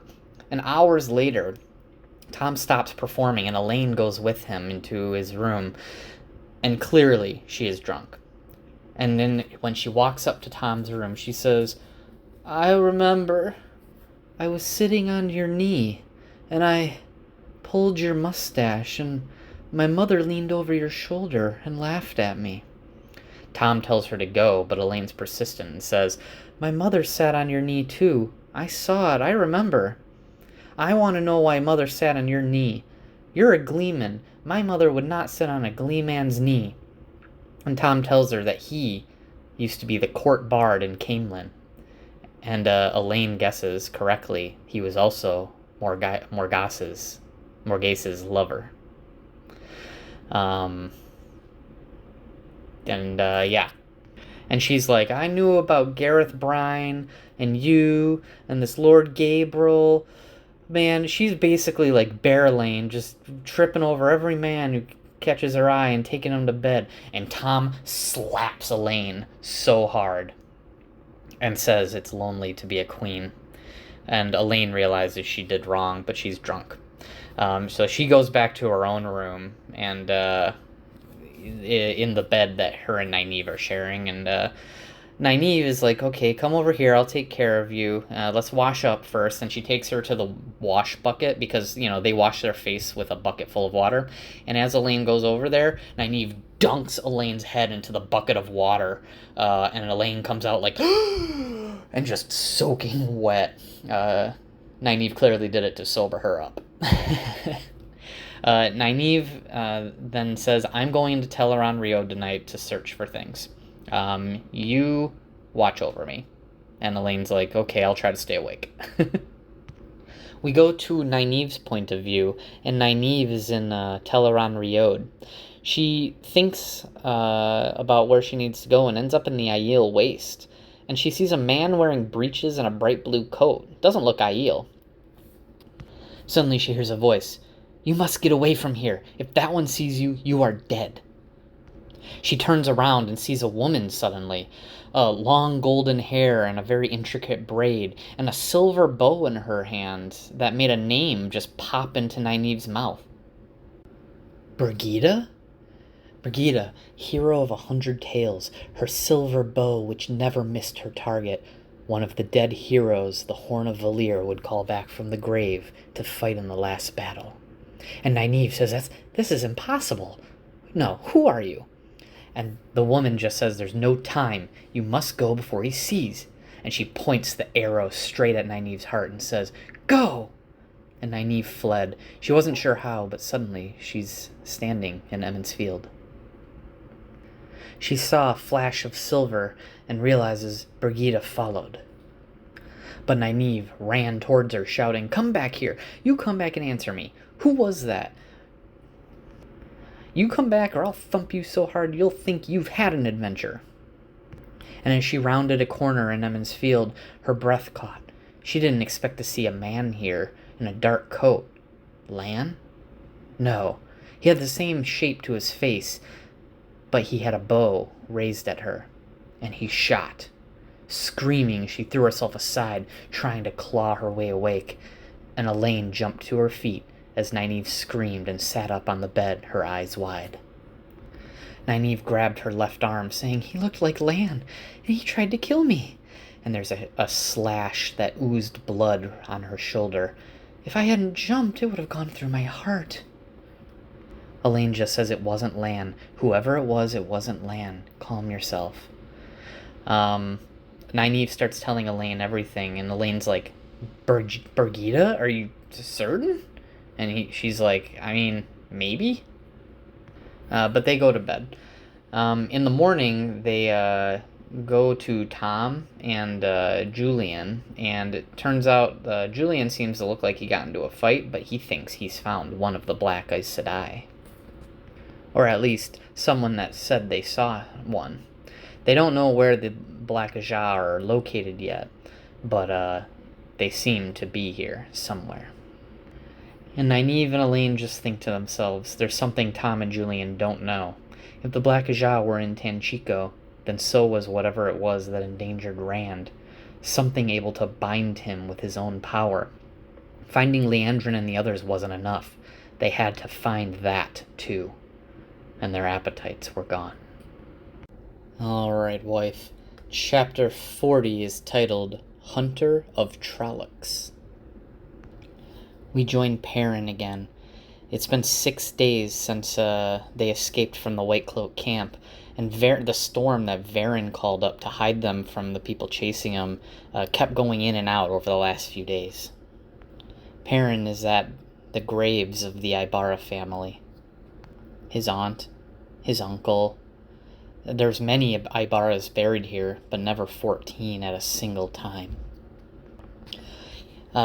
He suddenly sniffs the air and says, "What is it, Dan'l?" without turning around, and the boy behind him, Dan'l Luwin, is startled, not realizing Perrin could tell who he was. They don't know that Perrin can smell them, make out their individual scents and stuff. They just think he's very observant. He tells Perrin that Lady Faile and Lord Luke are there to see him. So he heads back and meets with Faile, and Faile says, everyone's safe in Emond's Field now. Also, Alanna, one of the Aes Sedai, has vanished. And even her warder, Yvonne, seemed surprised to see her gone. She also says, Emond's Field has changed, Perrin. Hundreds of people have flocked here due to your warnings. There's going to be stories about you in the Two Rivers for 1,000 more years. Perrin Goldeneyes, Hunter of Trollocs. And Perrin's like, Perrin who? Oh god, he does not like it that people are using his eyes as basically his last name. And so Faile just tugs at his beard, laughing, and she's like, they're coming from the south, my fine general. They think you're gonna make an army chase the Trollocs away all the way to the Blight. And Perrin is just like, oh, light. And he's thinking to himself, Hunter of Trollocs, nothing justifies that name. I've barely done anything. It was easy to follow the Trollocs for us, between my nose and Gaul being able to track him, since he's an Aiel. And the Trollocs didn't even put out any sentries or anything, and there weren't even any Myrddraal, so it was super easy, considering how skilled the Two Rivers men were at stalking, since they're all basically hunting for their own food throughout history. Perrin's basically thinking to himself, I haven't done anything more than anybody else. But they did take out multiple Trolloc camps, which is good. They go up to Lord Luke, and he's talking with some of the Two Rivers people. One of the boys says, Perrin, Luke says we should go back to Emond's Field now, since all the Trollocs are gone. And Perrin's just like, not everyone's left their farms. And every Trolloc we find means another farm and people not burned. And Lord Luke's like, you can come home now. You'd be a hero at this point. And Perrin just says to everyone, anyone who wants to go home can. But I don't think the job's done yet. But it's all your choices. Suddenly Gaul comes up and Perrin's like, what did you find? And Gaul's like, Trollocs, moving up this way to the south. And Perrin just looks at them and is like, well, do y'all want to go to Emond's Field? You can shave, find a girl to kiss, while these Trollocs have supper tonight.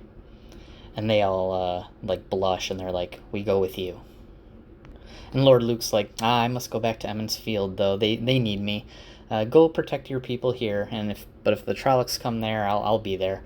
My Lady Faile, and he holds a hand out to her to, welcome her, and she's like, I'm gonna stay with Perrin, Lord Luke. And he's like, pity.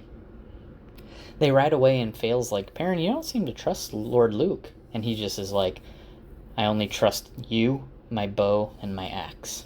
And she seems to like that. They find the part of the road where the Trollocs should be coming soon, and they all gather around it, hiding, ready to ambush the Trollocs. Perrin knows he should be able to smell the Trollocs before they even come. But time passes. Minutes, an hour, more. How much longer? And the birds are silent, and the squirrels are silent. And Perrin thinks, surely I'd be able to smell a Trolloc as soon as the animals sensed them. And suddenly a gust of wind brought a putrid stink like old sweat, and he whirls around shouting, "They're behind us! Rally to me! Two Rivers! To me! Fail!" And then suddenly there's screams everywhere, howls, and a Trolloc leaps up to him. Perrin fires his bow at him, and another. And the battle rages on, and Perrin's small group doesn't seem to be doing so well. Perrin gets hit with an arrow in his side, shouting out for Fail.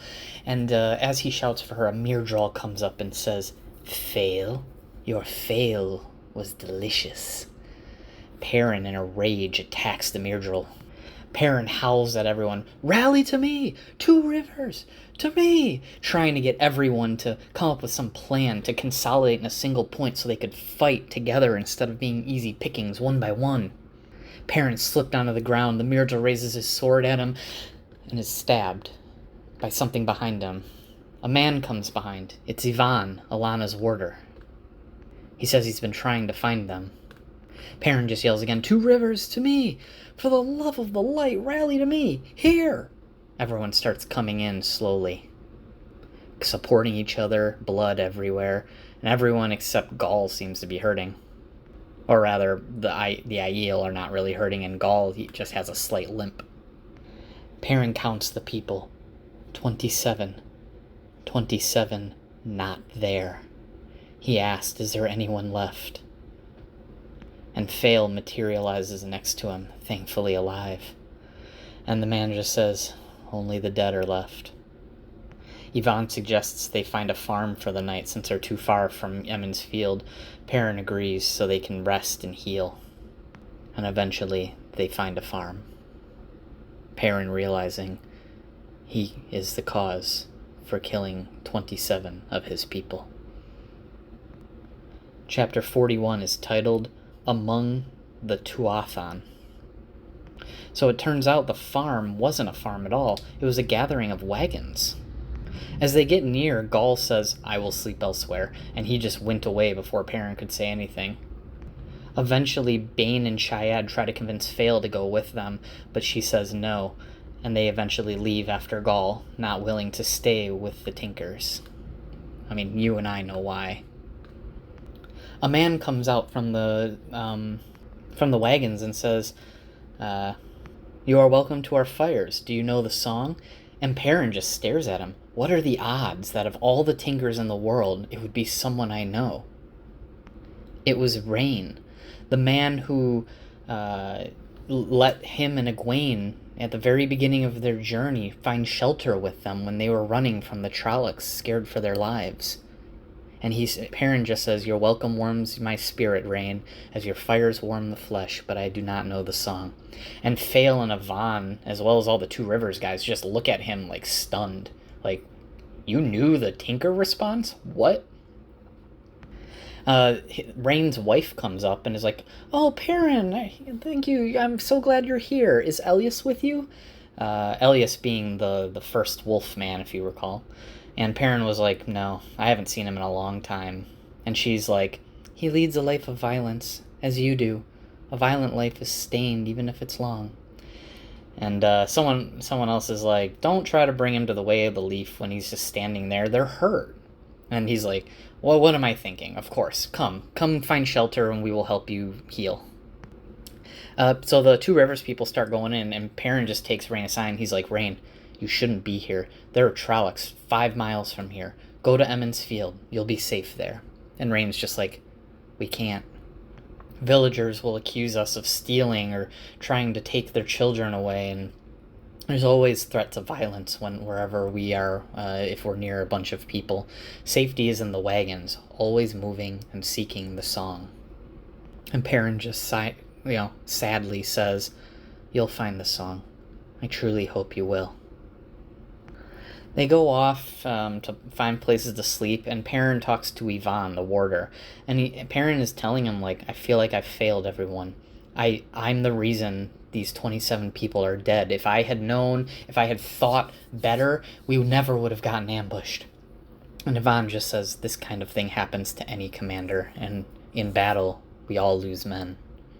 Trying to make him feel better, basically. The Tinker Woman, looking after Perrin, says, "The arrow in you is barbed. We can't remove it. I'll heal you as much as I can, but you're going to have to get to Emond's Field in order to have it really removed." So she just gives him something for the infection and pain. Yeah. He then talks to Fail and complains again about how the 27 men are dead because of him. And Fail just says, "Well, my father always said a general can't mourn the dead and look at the living at the same time. You can't abandon the cause because of one setback." Suddenly, one of the young Tinkers comes into their tent. Aram, the man who was flirting with Egwene at the very beginning of the journey, if you recall. And he asks, actually, if Egwene is with them. Perrin just gets irritated and is like, "She's going off to learn about Aes Sedai. She's not here." And he makes a comment about Elias and how Perrin and them were running with the wolves before. And Perrin sends him out. But Fail, having heard that, asks him, what did he mean about wolves? And he told her everything. About how his eyes changed color, grown sharper, how his hearing and smell are like a wolf's. And he even told her about the wolf dream and what would happen to him if he ever lost his hold on his humanity. And he says to her, "It's so easy, Fail. Sometimes, especially in the dream, I forget that I'm a man, not a wolf. If one of these times I don't remember quick enough, if I lose hold, I'll be a wolf. In my head, at least, a sort of half-wrong image of a wolf. There won't be anything of me left." And he just stopped staring at her, waiting for her to flinch and move away from him in disgust or fear. But she just says, "If your ears are really that sharp, I'll have to watch what I say close to you." And he just says, "Did you hear anything I said? What will your father and mother think? A half-wolf blacksmith. Light." And they talk about where Fail's from, about how she's the daughter of a merchant. And she pauses and says, "My father is Davram of House Bashir, Lord of Bashir, Tyr and Sedona, guardian of the Blight Border, defender of the Heartland, Marshal General to Queen Tenobia of Saldea, and her uncle." So her father is a lord, not a merchant. And he's like, "Well, what was all that about being a merchant?" And she's like, "It wasn't a lie, just not the whole truth. My father's estates do sell things." And Perrin's like, "Why couldn't you just tell me? Hiding things, lying. You're a lady. What are you doing as a hunter for the Horn?" And she's like, "Perrin, my 2 older brothers died. One fighting Trollocs, the other fell from his horse hunting. So I'm the oldest in my family, and that meant I was required to study books and trading, while my younger brothers got to learn to be soldiers and be outside, readying for adventures. I had to learn how to manage the Lord's estates. Duty. It's dull, dry, and boring, buried in paperwork. And when my father finally took my younger brother out to the Blight, that was more than I could stand. Girls aren't taught how to use the sword, but my father had a footman who was always happy to teach me how to use the knives and fight with hands. So when father left to take my younger brother to the Blight, the news arrived calling the great hunt for the Horn, so I left. And I reached Ilion and took the oath." And he's like, so you're Lady Bashir? How'd you ever come to like a common blacksmith?" And she says, "The word is love, Perrin Ibarra. And you're not such a common blacksmith, I think." Anyway, my father will approve. He said we're growing too soft. Of course, my mother wants me to marry someone who can split Trollocs in half with a sword. I guess your axe will be good enough. But can you tell her you're the king of wolves? I don't think anyone else will come forward to dispute your claim to the throne. In truth, I think the splitting of Trollocs will probably be good enough, but I think she'd like the other one." And Perrin is just like, "Oh, Light, she sounds serious." She suddenly puts some medicine in his mouth, and that was given by the Tinker Woman, and says, "Anyway, you need sleep, Perrin. Sleep, my Perrin. Sleep, my Wolf King." And he fell asleep. Chapter 42 is titled A Missing Leaf. Perrin wakes up and finds himself in an empty camp. No one's here. But he knows it's the wolf dream, not real life. Perrin spots a group of ravens in the distance, and he uses his strides. Every step he takes brings him miles, and he eventually finds himself where the ravens are, and it turns out it's by the Manetheren Waygate. And the Waygate is open again. But they sealed it from this side. How could that be? But it doesn't matter. What happens in the wolf dream seems to be somewhat reflected in real life, and if the gate is open here, that means it's open in the real world. Trollocs are still pouring into the two rivers. And he gets the feeling he's being watched, and he suddenly jumps out of the way, only to see an arrow where he was but a moment ago. He looks over and sees Slayer. Perrin takes a step towards him and winds up exactly where Slayer was, where he shot the arrow, but Slayer's gone. He looks around and suddenly sees Slayer, and right as Slayer leaps off again, doing the same thing Perrin is. Perrin follows him, shifting. Like, Slayer shifts, Perrin shifts to him, Slayer shifts away, Perrin shifts to him, constantly. Slayer mocks Perrin, saying his little trick with the Waygate, Perrin would be heartened to know how many shadow spawn died trying to get through the gate before they realized it was shut. But it is open again. You're just a bonus for me. Perrin, realizing he's completely outmatched by this Slayer, senses the danger and steps out of the wolf dream. Eventually, after going into his own dreams for a while, Perrin wakes up. He tells Fail and Yvonne about the threat, but no one seems to think it's an immediate priority.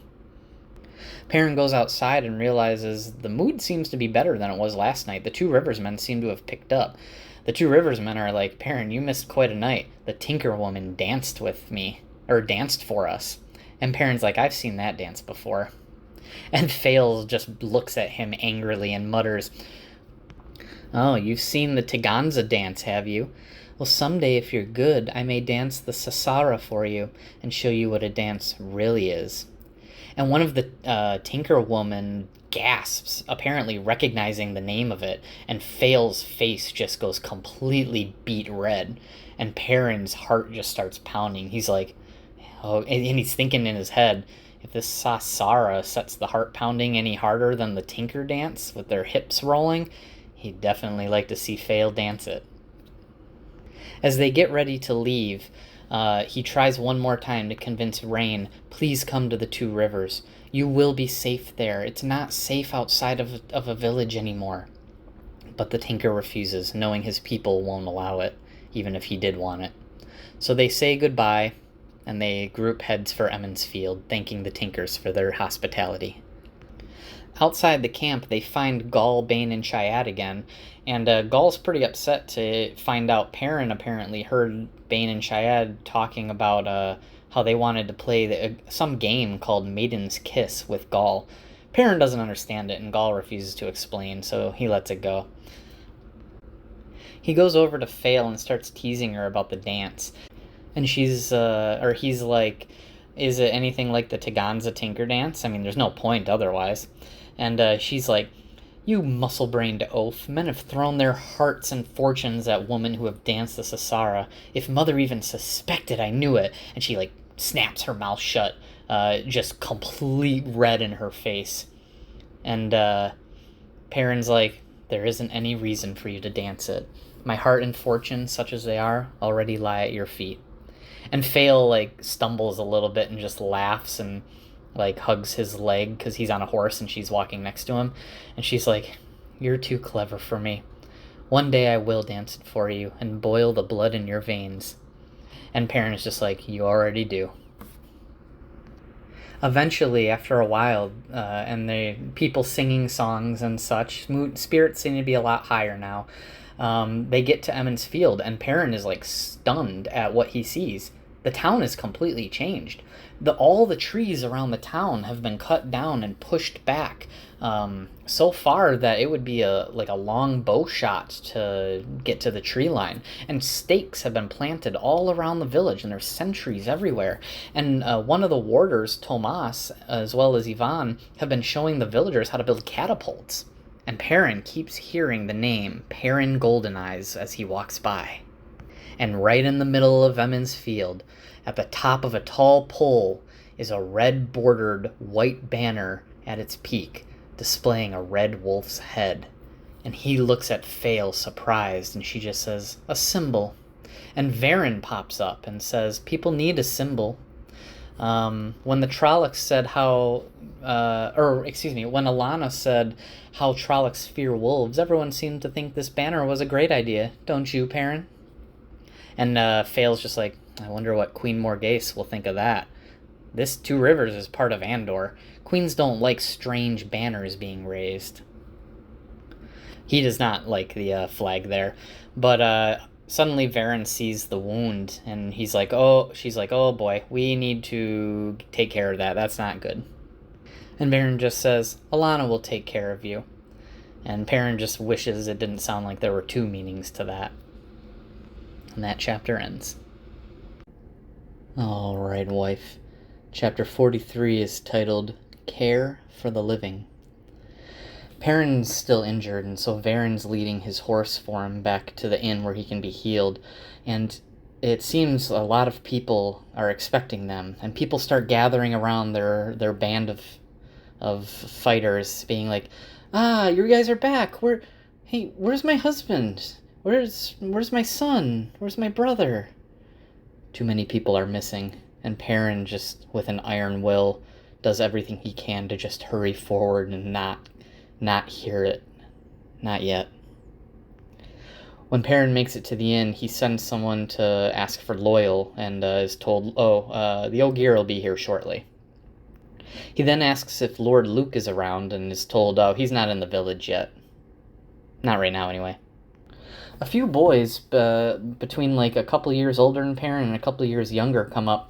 Perrin grew up with these boys, Elam and Dav and some others, and they start asking him, Perrin, we've been hearing all about you. You've been fighting Trollocs and stuff, and wait, I can still call you Perrin, right? And Perrin's like, oh, light, yes, please. He's very tired of being called Goldeneyes.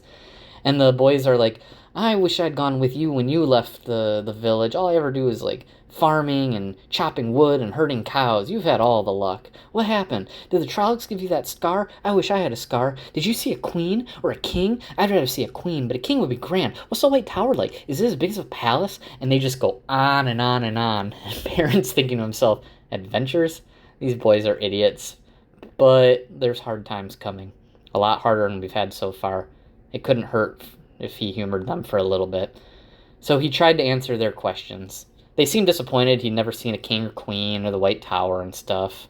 But he basically tries to tell them about the things he's seen, except he doesn't talk about himself or Rand at all. He just says for his own adventures, all I try to do is keep from having my head split open. And a lot of times I'm sleeping cold or wet or both, and I'm always hungry. There's not a lot of food on the road. And the boys are kind of not stoked about that. And they're like, Tam and Abel, so Tam being Rand's father and Abel being Matt's father, come in. And they're like, oh, well, Fail seems to be like a lady. And Perrin kind of grins, and he's like wondering, well, they don't even know she's the cousin to a queen. Fail, kind of sensing what he's thinking, kicks everyone out of the room. And as she does, Loial comes in. And he tells Loial, the Waygate's unlocked. The Trollocs are coming through. How? And Loial just says, it's my fault. I put both leaves on the outside. That locks the Waygate from inside, but anyone could have opened it from our side. I'm sorry, it's all my fault. I will go now. And Perrin just says, no, there's Trollocs there, and they can fit you in a cook pot as well as a human. And Loial just says, it's my responsibility, Perrin. And Perrin says, it's mine. You told me what you were doing, and I didn't suggest anything different. Suddenly Alana shows up, the Aes Sedai, who they were waiting on to heal Perrin, and she sees Perrin's wound and says, "Carry him into the kitchen, quickly, there's not much time." And suddenly Perrin's head starts spinning, and he just starts mumbling, "The Waygate is mine, Loial, my responsibility." And he just starts losing it. And he just mumbles, "Mistress Luwin, Mother says I can be an apprentice to Master Luwin the blacksmith." And he thinks, wait, that was a long time ago, wasn't it? And you hear Alana talking to herself. "Barbs are caught on the bone as well as the flesh. The arrow twisted. I have to align it with the wound and pull it out. If the shock doesn't kill him, I'll heal the damage I've done. He's near the brink now." Perrin just looks up and sees Fael's face above him. He wants to touch her cheek, but his hands are being held to his sides by two people for some reason. He wonders why. And Fael pressed a leather-wrapped stick in his mouth and said, "Bite down, my heart. It will hurt." As someone grabs his legs, Loial grabs his shoulders, everyone trying to keep him still. He smelled the leather of the wood and her, and wondered, would she come hunting with me? Hunting around the grassy plains after endless herds of deer? And he feels like he felt the one power, because he felt icy cold, and then pain, and he heard the stick snap between his feet before blackness covered everything. Chapter 44 is titled The Breaking Storm. Perrin wakes. Fael is there, and it looks like she hasn't left his side since whenever he went under. And she refuses to let him out of bed. So she refuses so hard, in fact, Perrin gets suspicious, wondering what she's hiding. And she tries to evade the question, but eventually relents and says, "Gall and Loial were seen leaving Emond's Field at dawn." And Perrin realizes they went to close the Waygate. He wants to get up. He wants to go after them. So he gets dressed, tries to make his way downstairs.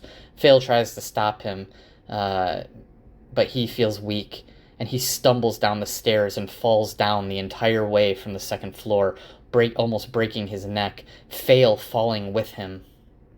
Mistress Alvir comes in and is like, "I expected Trollocs when I heard something happen, but not this."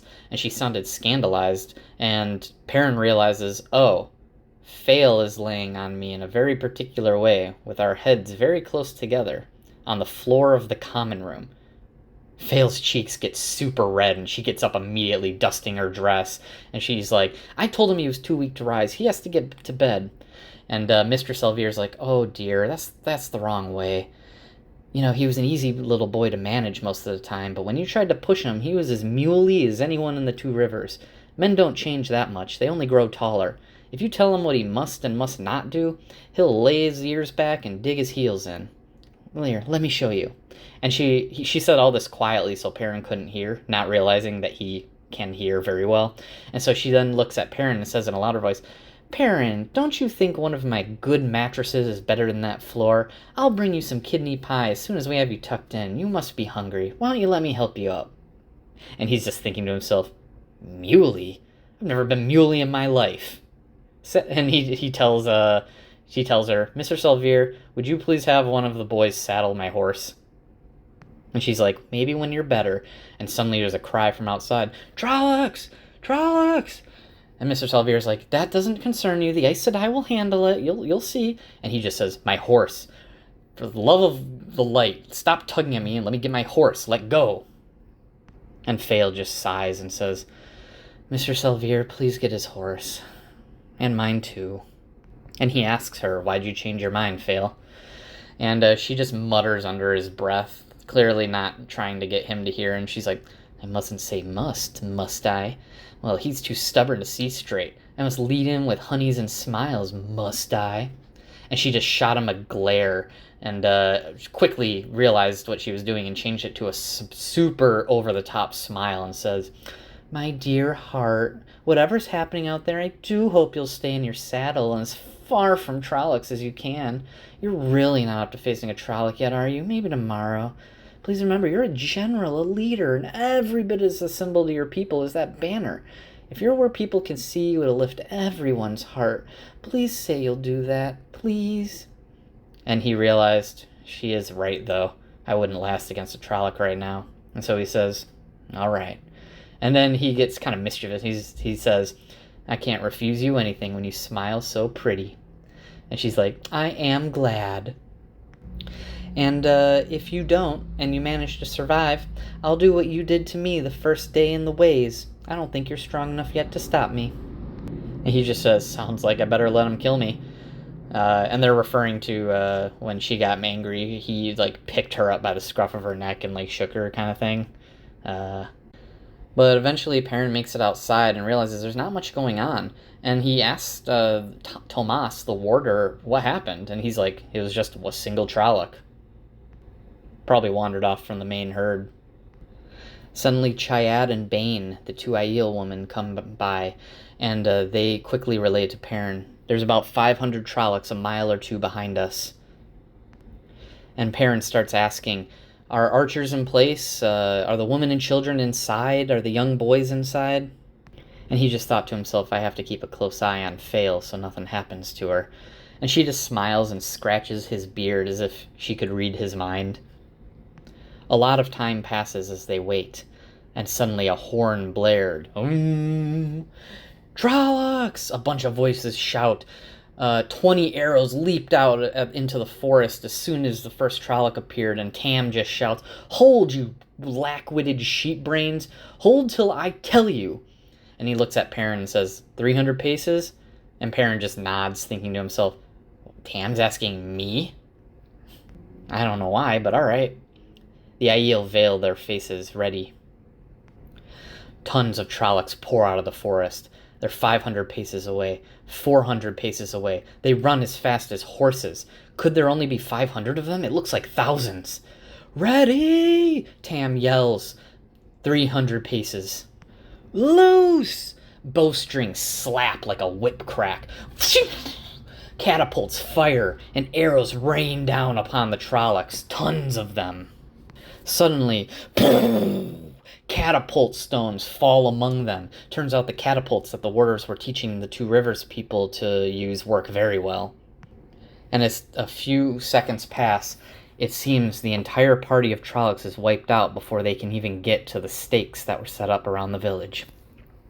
Bran, Egwene's father, says Perrin has led them to a great victory, and Perrin's just like thinking to himself, I didn't do anything. All I was doing is asking questions.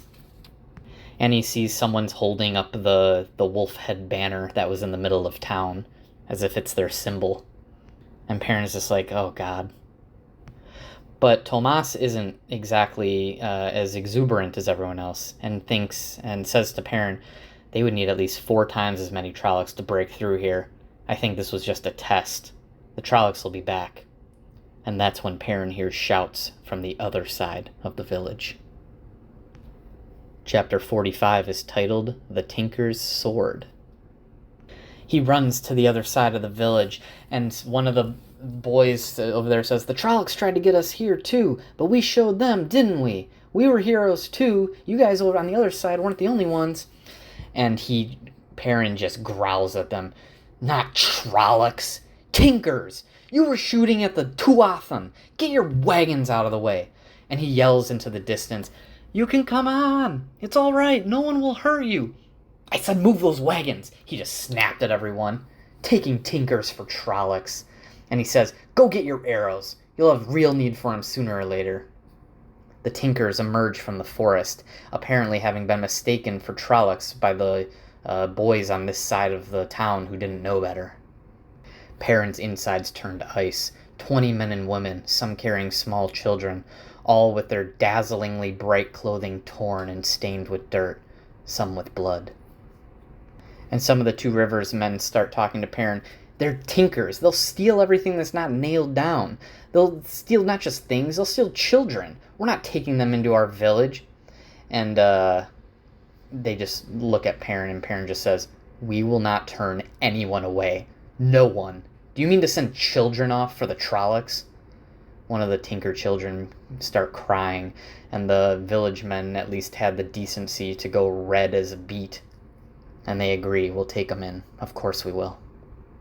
Fail looked at him admiringly, but he's just thinking to himself, this isn't ta'veren work. Two Rivers people might need someone to tell them the way to do things, but they could see it when it was. This is just common sense.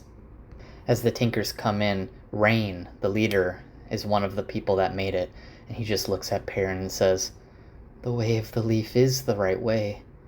All things die in their appointed time. They came last night. There was nothing we could do." Perrin starts to go back into town, hopefully to prep to go get Loial and Gaul, when the smithy, Master Luwin, his old master, caught him and is like, Perrin, I need some help. Some people want me to make more stuff for the catapults, but some need me to fix some armor. All of them won't leave me alone, so I can't get anything done. Can you help?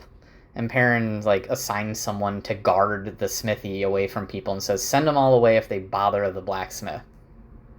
As soon as he turns away, another person comes up, Bran, and says, "Perrin, there has to be a better way to bring in shepherds if we're attacked again. Even with the fastest runners, it took a while." And then Perrin says, "Well, I remember there's an old bugle on one of the walls. Maybe we could just do that. A signal of 3 blasts, and if anyone hears it, they know they got to get into the village quickly." As soon as he's finished, another person comes up. "So many people need water, and we need so many barrels. I can't do it by myself." And so Perrin finds him some people to help him, build those, essentially. Everyone would just keep asking him for stuff. He really didn't have to come up with that many answers. People knew what to do. They just had this foolish idea they had to ask him. He didn't understand it. And then, as the day progressed, Luke came in. And Luke is just like, "I see you did well here. You got very lucky, of course, but you did well." And he went off and did his own thing. More questions came in. People wondering if the children can play in the village. And Perrin's like, "The children can play anywhere. Just don't let them leave the village. You know this woman. You know children better than me." And the woman he was talking to was like, "Of course I know children. I just want to make sure it's done the way you want." "Well, that's what we'll do then." And Perrin's just thinking to himself, what is wrong with these people?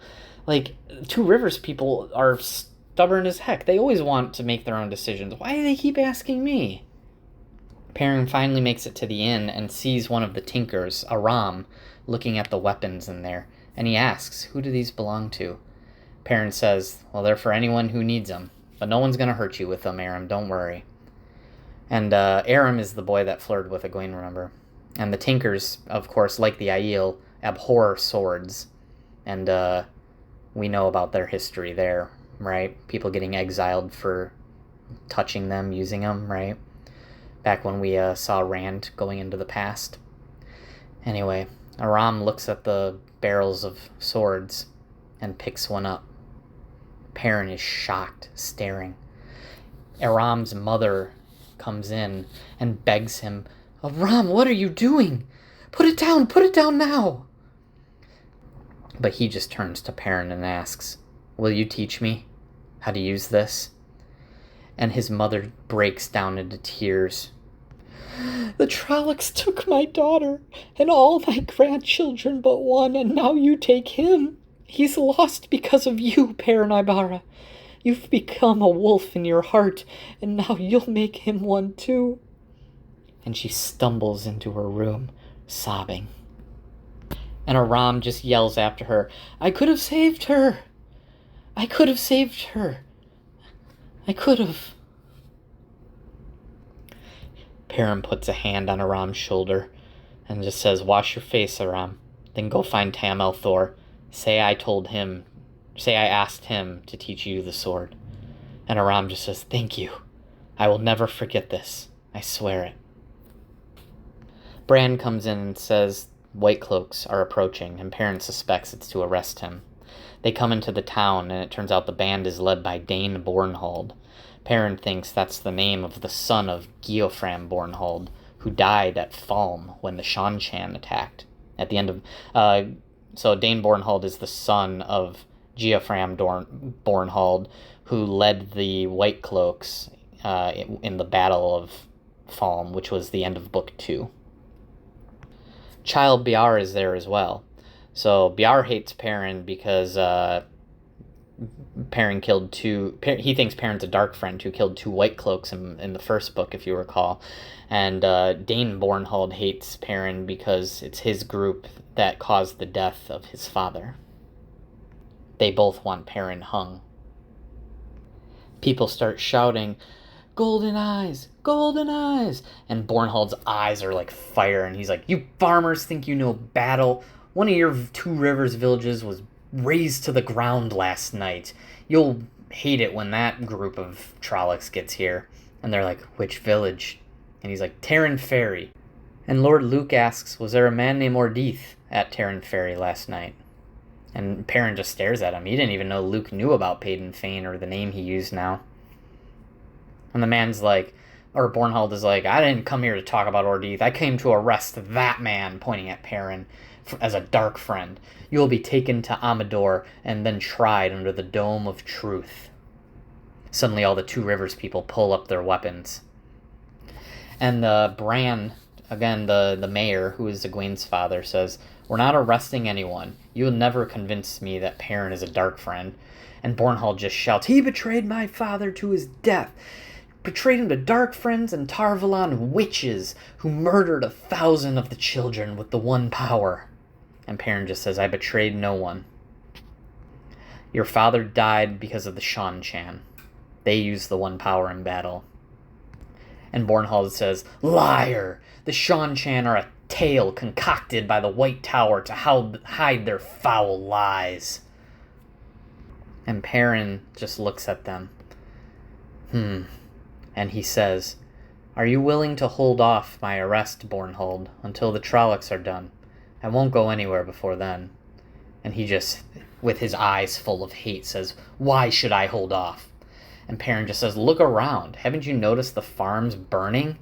The Trollocs aren't raiding a farm or two. They're raiding villages.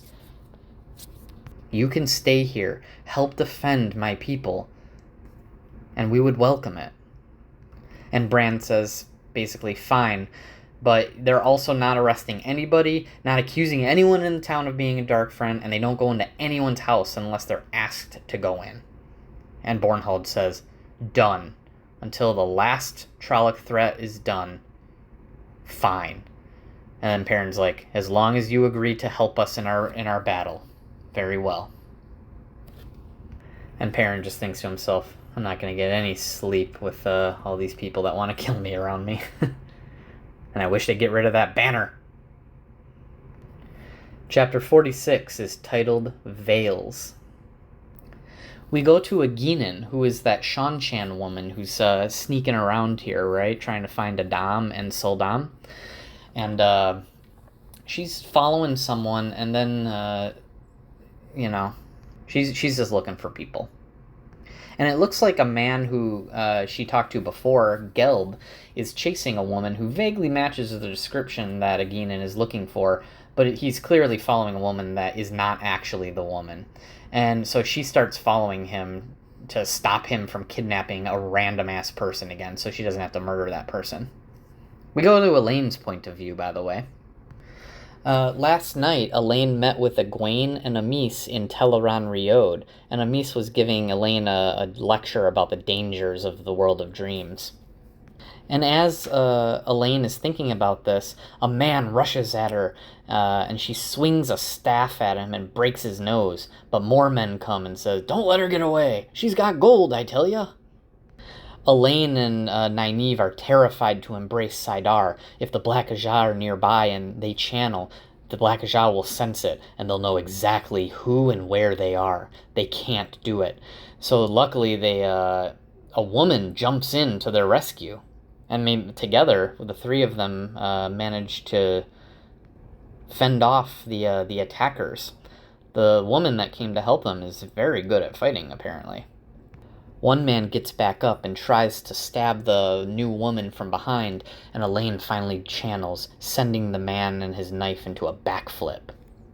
They invite the woman back for tea, and she accepts. As they're all having tea, because they invited her to thank her for helping them, Julian comes in, and he announces, after getting permission to talk about this in front of the new woman, who we now know is Egwene. And he says, "Well, I found the house the Black Ajah have used." And a serving woman comes in, gives him stuff, and is like, "Oh, your dresses, they're beautiful." And when she leaves, Aginin is just amazed that they allow the servant girl to talk as if they were her sisters, and they allow Julian to basically mock them because they have a pretty tense relationship with the boys. Aginin offers to help them get information about these women that they're looking for in exchange for learning about the White Tower, since she saw Elaine and Nynaeve channel. And they don't know she's Seanchan, by the way. Elaine and Nynaeve refuse to let her help, but they do agree to answer questions about Aes Sedai, because what's the harm? And Aginin is very surprised at one piece of information in particular, that women can learn how to channel. That shocks her. Tom walks in and tells them some stuff and then says, oh, also Bail Dolman is going to give you guys bodyguards in the future to prevent this kind of thing happening again. And then he leaves, Nynaeve getting very angry that she thinks they even need bodyguards. They can take care of themselves. And Aginin leaves very soon after. When they're alone, Nynaeve says to Elaine, I think Aginin knew Bail. She was startled at his name. Suddenly, the innkeeper comes in and says, someone's asking for you. It sounds like she knows you. She's very well dressed, very stern probably. And Nynaeve's like, what if they found us? Send her in. And they gather the saidar within them, ready to channel. And as the woman steps in, it doesn't seem to be one of the women that are with Liandrin. And I'm going to read this very short section, word for word. The woman smiled and closed the door behind her. Forgive me, I thought you were... The glow of saidar surrounded the woman, and Elaine released the true source. There was something commanding in those dark eyes, the halo around her, the pale radiance of the one power. She was the most regal woman Elaine had ever seen. Elaine found herself hurriedly curtsying, flushing that she had considered... What had she considered? So hard to think. The woman studied them for a moment, and then gave a satisfied nod and swept on to the table, taking the carved chair at its head. Come here where I can see you both more closely, she said in a peremptory voice. Come, yes, that's it. Elaine realized she was standing beside the table, looking down at the dark-eyed, glowing woman. She hoped that was all right. On the other side of the table, Nynaeve had a tangle of her long, thin braids gripped in her fist, but she stared at the visitor with a foolishly rapt expression. It made Elaine want to giggle. About what I have come to expect, the woman said. Little more than girls, and obviously not close to half-trained. Strong, though. Strong enough to be more than troublesome. Especially you, as she looked at Nynaeve. You might become something one day. But you've blocked yourself, haven't you? We would have had that out of you, though you howled for it. Nynaeve still had that tight hold on her braids, but her face went from a pleased, girlish smile at praise to shamed lip trembling. I'm sorry I blocked myself, she almost whimpered. I'm afraid of it. All that power, the one power. How can I... Be silent until I ask you a question, the woman said firmly, and do not start crying. You are joyful at seeing me, ecstatic. All you want is to please me and answer my questions truthfully. Nynaeve nodded vigorously, smiling even more rapturously than before. Elaine realized she was, too. She was sure she could answer the questions first. Anything to please this woman. Now, are you alone? Are there any other Aes Sedai with you? No, Elaine said quickly in answer to the first question, and just as fast to the second. There are no Aes Sedai with us. Perhaps she should tell that they were not really Aes Sedai either, but she hadn't been asked that. Nynaeve glared at her, knuckles white on her braids, furious at being beaten to the answer. Why are you in this city? The woman said. We're hunting Black Sisters, Nynaeve burst out, shooting Elaine a triumphant look. The handsome woman laughed. So that is why I have not felt you channel before today. Wise of you to keep it low when it is 11 to 2. I have always followed that policy myself. Let others leap about in full view. They can be brought low by a spider hiding in the cracks, a spider they never see until it's too late. Tell me all you have discovered about these Black Sisters, all you know of them. Elaine spilled everything, battling with Nynaeve to be first. It was not very much. Their descriptions, the ter'angreal they'd stolen, the murders in the towers, and the fear of more Black Sisters still there, aiding one of the Forsaken in Tyr before the stone fell, their flight here seeking something dangerous to Rand. They were all staying in a house together, Elaine finished up, panting, but they left last night. It seems you came very close, the woman said slowly. Very close. ter'angreal, turn out your purses on the table, your pouches. They did, and she fingered quickly through coins and sewing kits and handkerchiefs and the like. Do you have any ter'angreal in your rooms? Angreal or sa'angreal? Elaine was conscious of the twisted stone ring hanging between her breasts, and the amber plaque Dream ter'angreal secured in a pocket inside her skirt for safekeeping. Nynaeve had the iron disc ter'angreal in a pocket beneath her skirts. Those things could not be left lying about, but that was not the question. No, she said. They had none of those in their room. Pushing everything away, the woman leaned back, speaking half to herself. Rand al'Thor, so that is his name now. Her face crumpled in a momentary grimace. An arrogant man who stank of piety and goodness. Is he still the same? No, don't bother to answer that, an idle question. So, Balal is dead. The other sounds like Ishmael to me. All his pride at being only half caught, whatever the price. There was less human left in him than any of us when I saw him again. I think he half believed he was great Lord of the Dark, all his 3,000 years of machinations, and it comes to an untaught boy hunting him down. My way is best. Softly, softly in the shadows. Something to control a man who can channel. Yes, it would have to be that. Now, what to do with you? Elaine waited patiently. Nynaeve wore a silly smile, her lips parted expectantly. It looked especially foolish with the way she was gripping her braids. You are too strong to waste. You may be useful one day. I would love to see Raven's eyes the day he meets you unblocked, she told Nynaeve. I would put off this hunt of yours if I could. A pity compulsion is so limited. Still, with the little you have learned, you are too far behind to catch up now. I suppose I must collect you later and see to your retraining. She stood, and suddenly Elaine's entire body tingled. Her brain seemed to shiver. She was conscious of nothing but the woman's voice, roaring in her ears from a great distance. You will pick up your things from the table, and when you have replaced them where they belong, you will remember nothing of what happened here, except that I came thinking you were friends I knew from the country. I was mistaken, I had a cup of tea, and I left.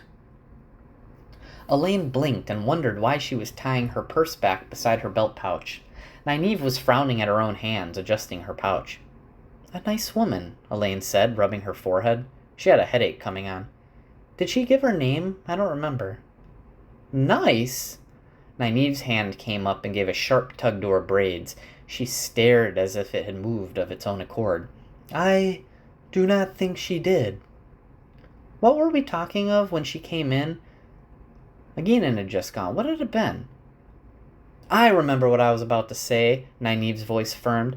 We must find the Black Sisters without them suspecting, or we'll never have a chance of following them to whatever this thing is that's dangerous to Rand. I know, Elaine said patiently. Had she said that already? Of course not. We have discussed it. We then switched to Aginin's point of view. She's outside the inn, hoping that no one on Bail Dolman's ship saw her. She's terrified. She just spoke with Aes Sedai, woman who could wield the one power and not even decently leashed. And they said horrifying things. Women can learn to channel? Close by, there's a man following Aginin when she doesn't know it. He's Seanchan, and he wants to know what she's doing at that inn. Alright, wife. Time for things to get real. Chapter 47 is titled The Truth of a Viewing. This is a crazy chapter.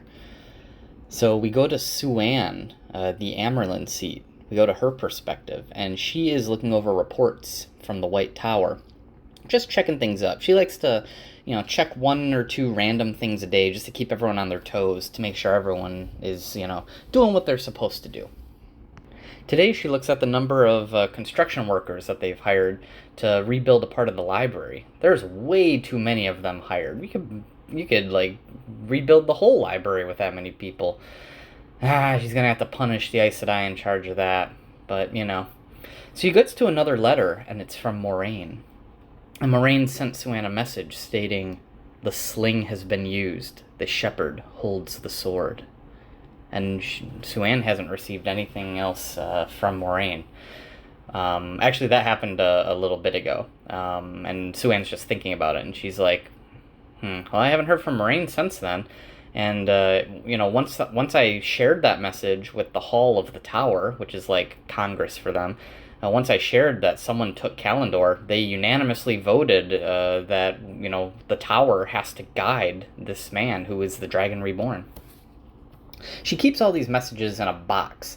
This box is warded with the one power, so anyone who tries to open it without knowing the specific key will have all the contents of the box burst into flames. But there's other news. One of the novices that Siuan sent to a farm has gone missing. The letter actually said how she was found after being missing. She was killed by an unknown channeler of the One Power. There's a man in the country of Gildan who's preaching the glories of the Dragon Reborn. That had to be Massima, the Shiniran soldier who traveled with Rand previously, back in Book 2. Another report says Mazrim Taim, one of the false dragons who escaped custody, has not been found. And there's a lot of tensions in the west of the continent going on. Also, there's 2 Aes Sedai missing in Ilion, 1 missing in Caemlyn, and a lot of other Aes Sedai spies are missing, or silent. There's a pause, and then suddenly her door bursts open, and about a dozen women just come right into the Amyrlin study, led by Elaida and several Red Ajah members, one of the green, one of the yellow, and Alviarin of the White Ajah.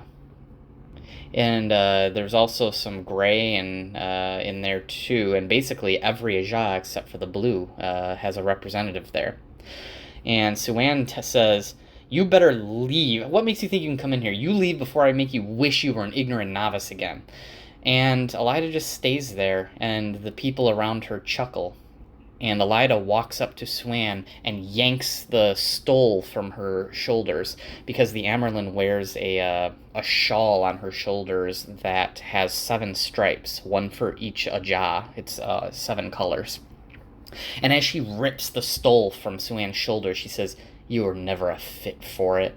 Siuan reaches for the One Power and finds nothing. She's been shielded. These women are shielding her.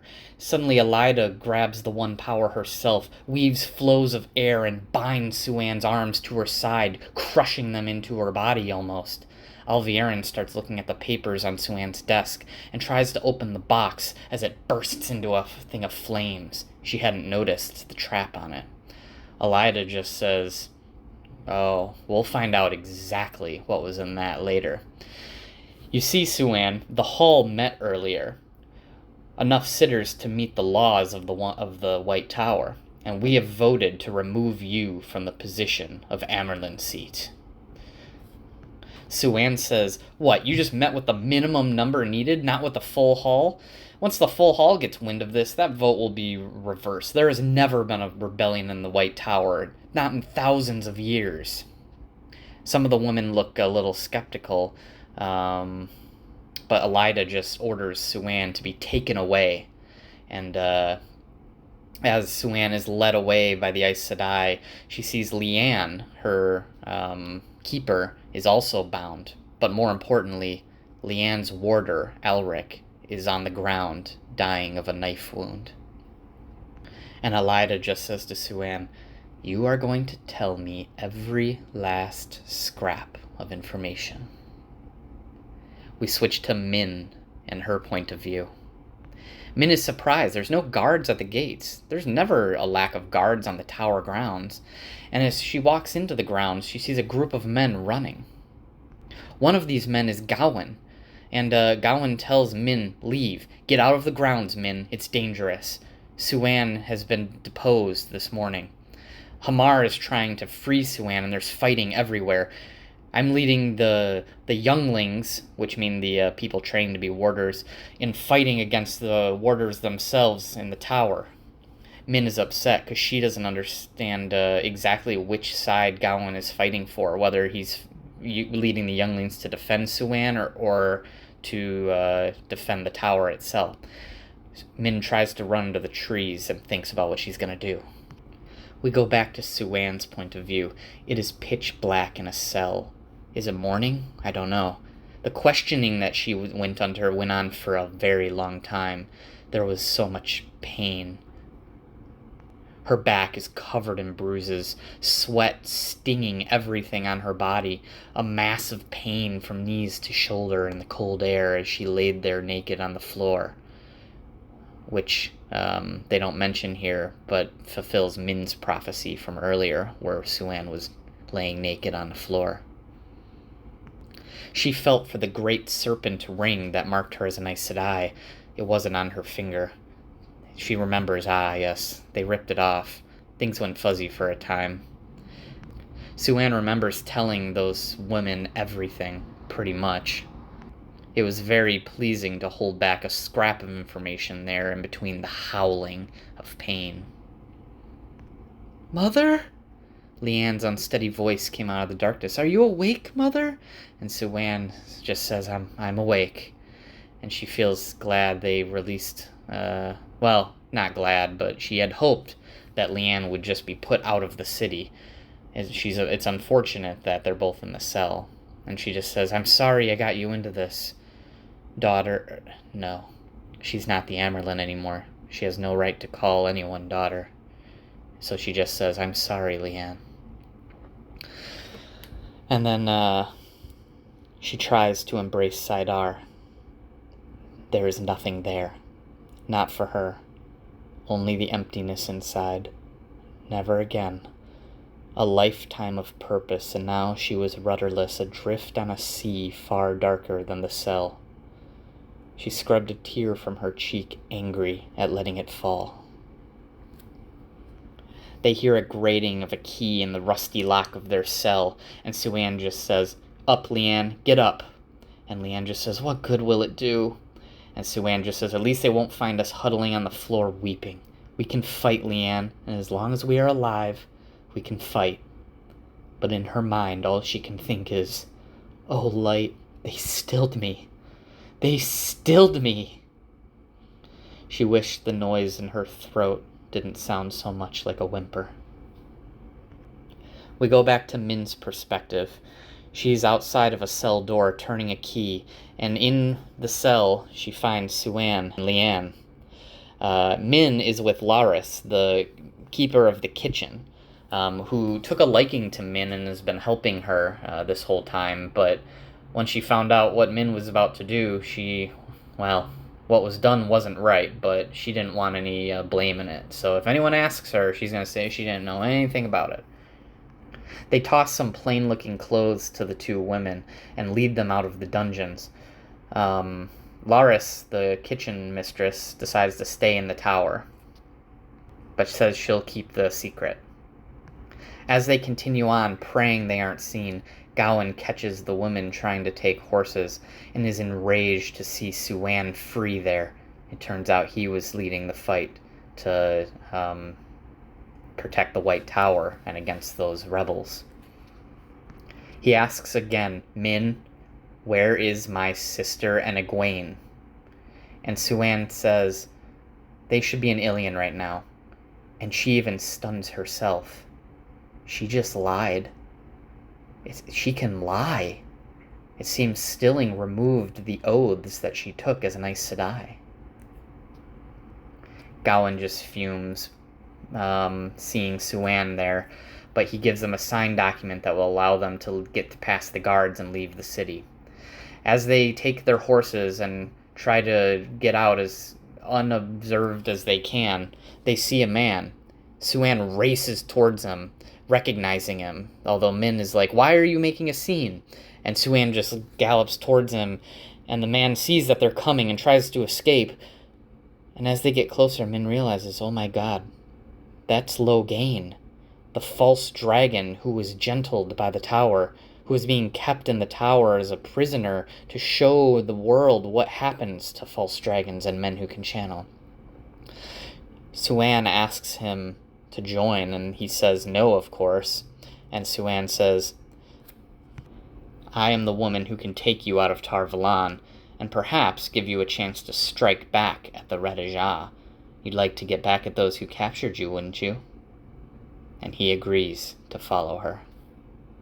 And as he agrees, Min sees above his head a flaring halo of gold and blue, speaking of glory to come for him, just as surely as the first time she saw it. And she remembers back to when they were speaking of Gawain, and she did in fact see something above Gawain as well, something disturbing.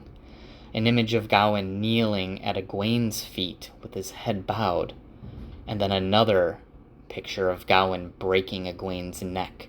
First one, then the other, flickering between the two, as if either could be the true future. Chapter 48 is titled An Offer Refused. We go back to Rand. They are on day 12 of their journey to Cold Rock's Hold, after going to that village, and Rand is being lectured by Aviendha. Seems the wise ones have set her upon him to teach him Aiel customs and stuff like that. After all, if he's going to lead them, he should know these things. And Aviendha is just angry because she thinks he's staring at Asandre, one of the beautiful women that came with the merchant group with Kadir in them. He thinks he's staring at her, caressing with his caressing eyes with the milk-skinned wench. His eyes should only be for Elaine. This woman is soft and weak. And he's like, I'm not. Rand just asks Aviendha to talk to him about Aiel customs again, trying to get her to stop talking about Elaine. Because he's actually learned a lot, too. Aviendha's taught him what plants are edible, which one water will be nearby, what animals are poisonous here, what to do things. But Rand still doesn't understand a lot, like about roof mistresses and holds. And Aviendha tries to explain a man can't own a roof any more than he can own land. Women own land. A woman is built a roof by her family before she marries, and it's her roof, not her husband's. A man must ask permission from his wife to enter her roof. Moiraine is spending a lot of time with the wise ones, even though she does ride with Rand every now and then. She keeps asking what his plan is, and Rand refuses to tell her, making her angrier and angrier. Aviendha's just like, it's stupid to anger Aes Sedai. I didn't think you were a stupid man. Egwene doesn't stop leaving the company of the wise ones. Although at least Egwene stopped wearing her hair in pigtails with bows. He only later realized the meaning behind the clothes. That it was a punishment for something.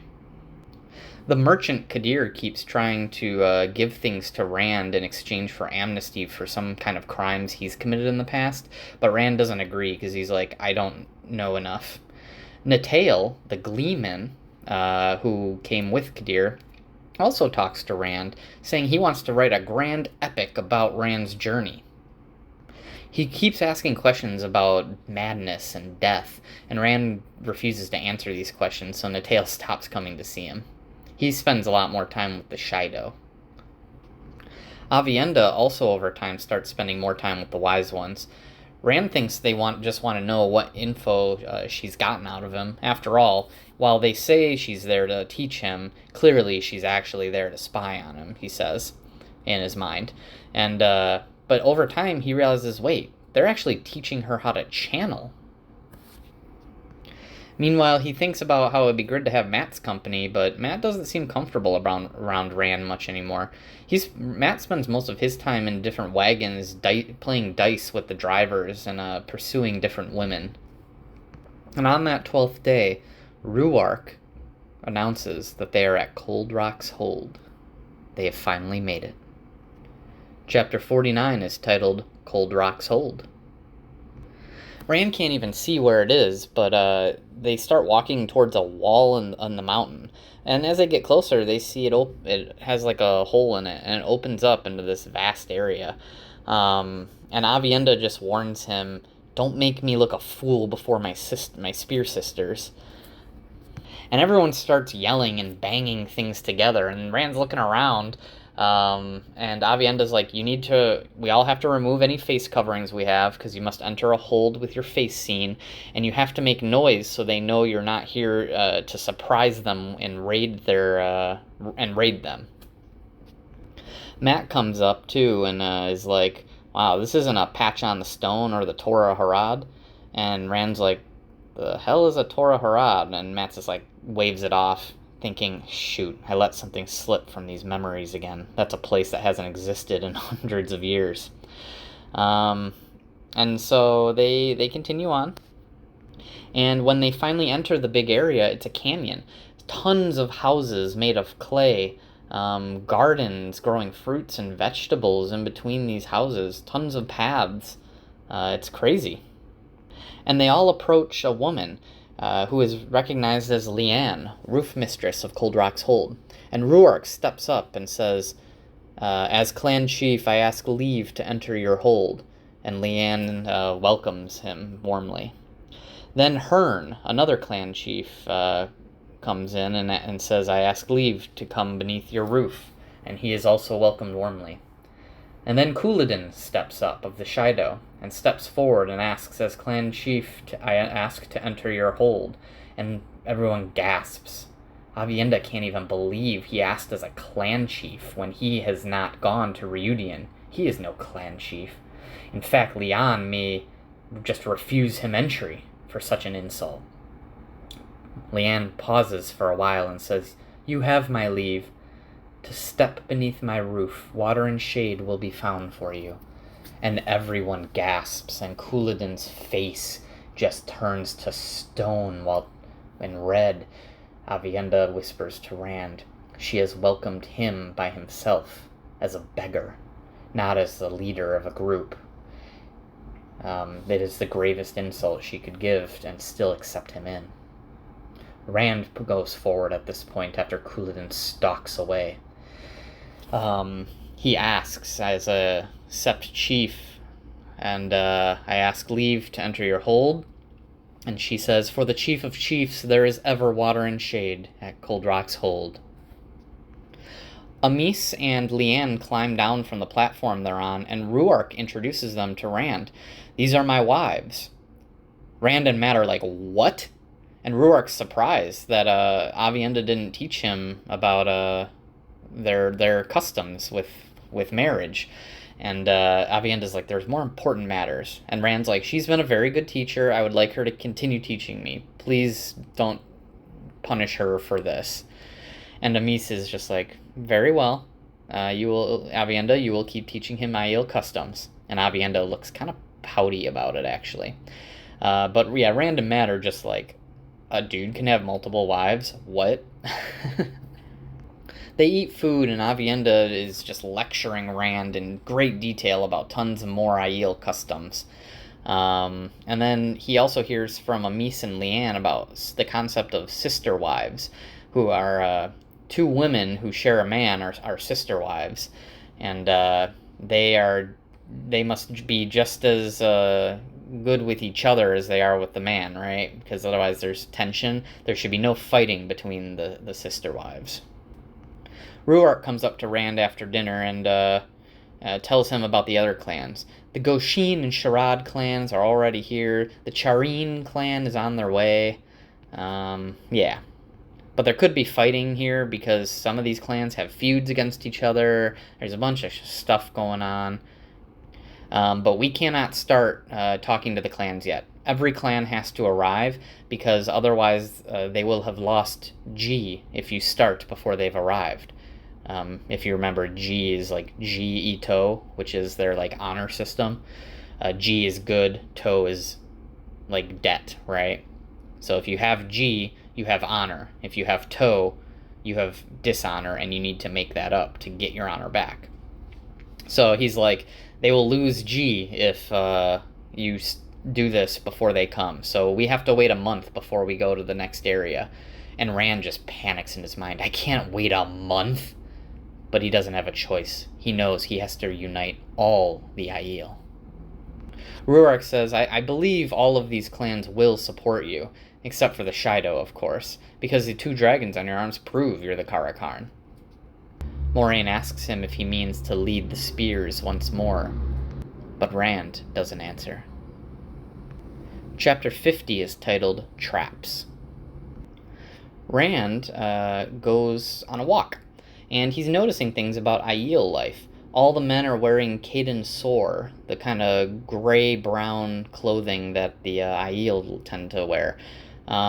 Warriors are carrying, like, spears and stuff, but the craftsmen are even carrying small belts or nothing. Young boys are dressed differently, young girls wearing their hairs in pigtails, peddlers selling things to the Aiel, the gleeman and the tail down by the wagons, so all kinds of stuff. But he also notices that many of the clans have, they aren't just sitting or like camping together as a clan. They're going to their societies. So, you know, the clan is made up of like men, women, wise ones, maidens of the spear, that kind of thing. Well, instead of those groups all camping together because they're one clan, the maidens are going to the hold of the maidens. The red shields are going to the home of the red shields. The wise ones are camping with the wise ones. So it's like they're not together as a clan in this respect, which is very interesting. Rand knows that the Aiel love ceremony, and gifts are often given as a thank you.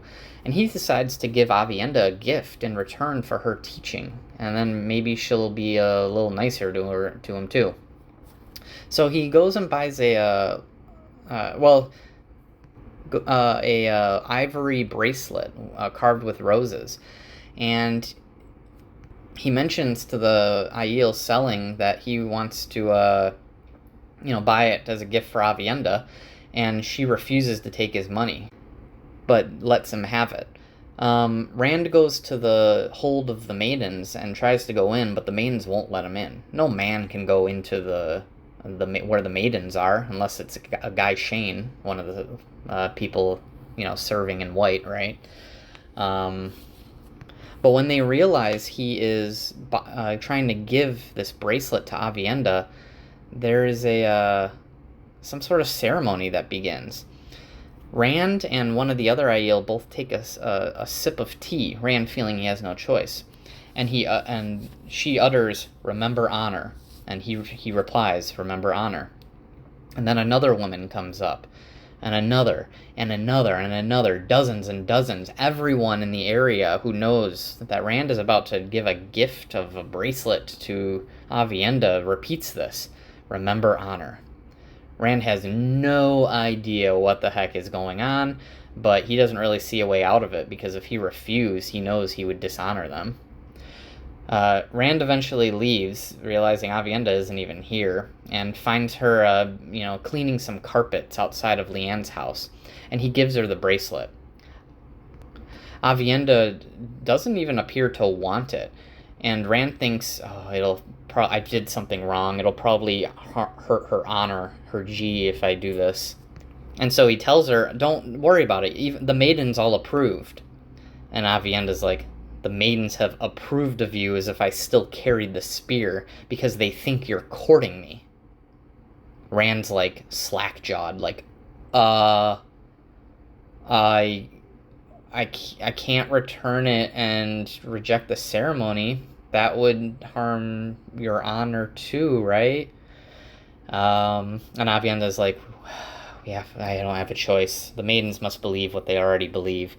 And she apologizes to him for being angry during the meal. And Rand's just thinking to himself, Amis probably told her to apologize for being all angry. Rand goes inside the house after Aviendha angrily puts on the bracelet and asks Amis, who is in there, if she asked Aviendha to apologize. And Amis says no. A forced apology is no apology at all. She must have done that on her own. Rand leaves their tent and goes to his own room and goes to bed. And he has a dream. Elaine and Min are swimming in the Waterwood, like a small lake into two rivers. And Rand tells himself he can't love both of them.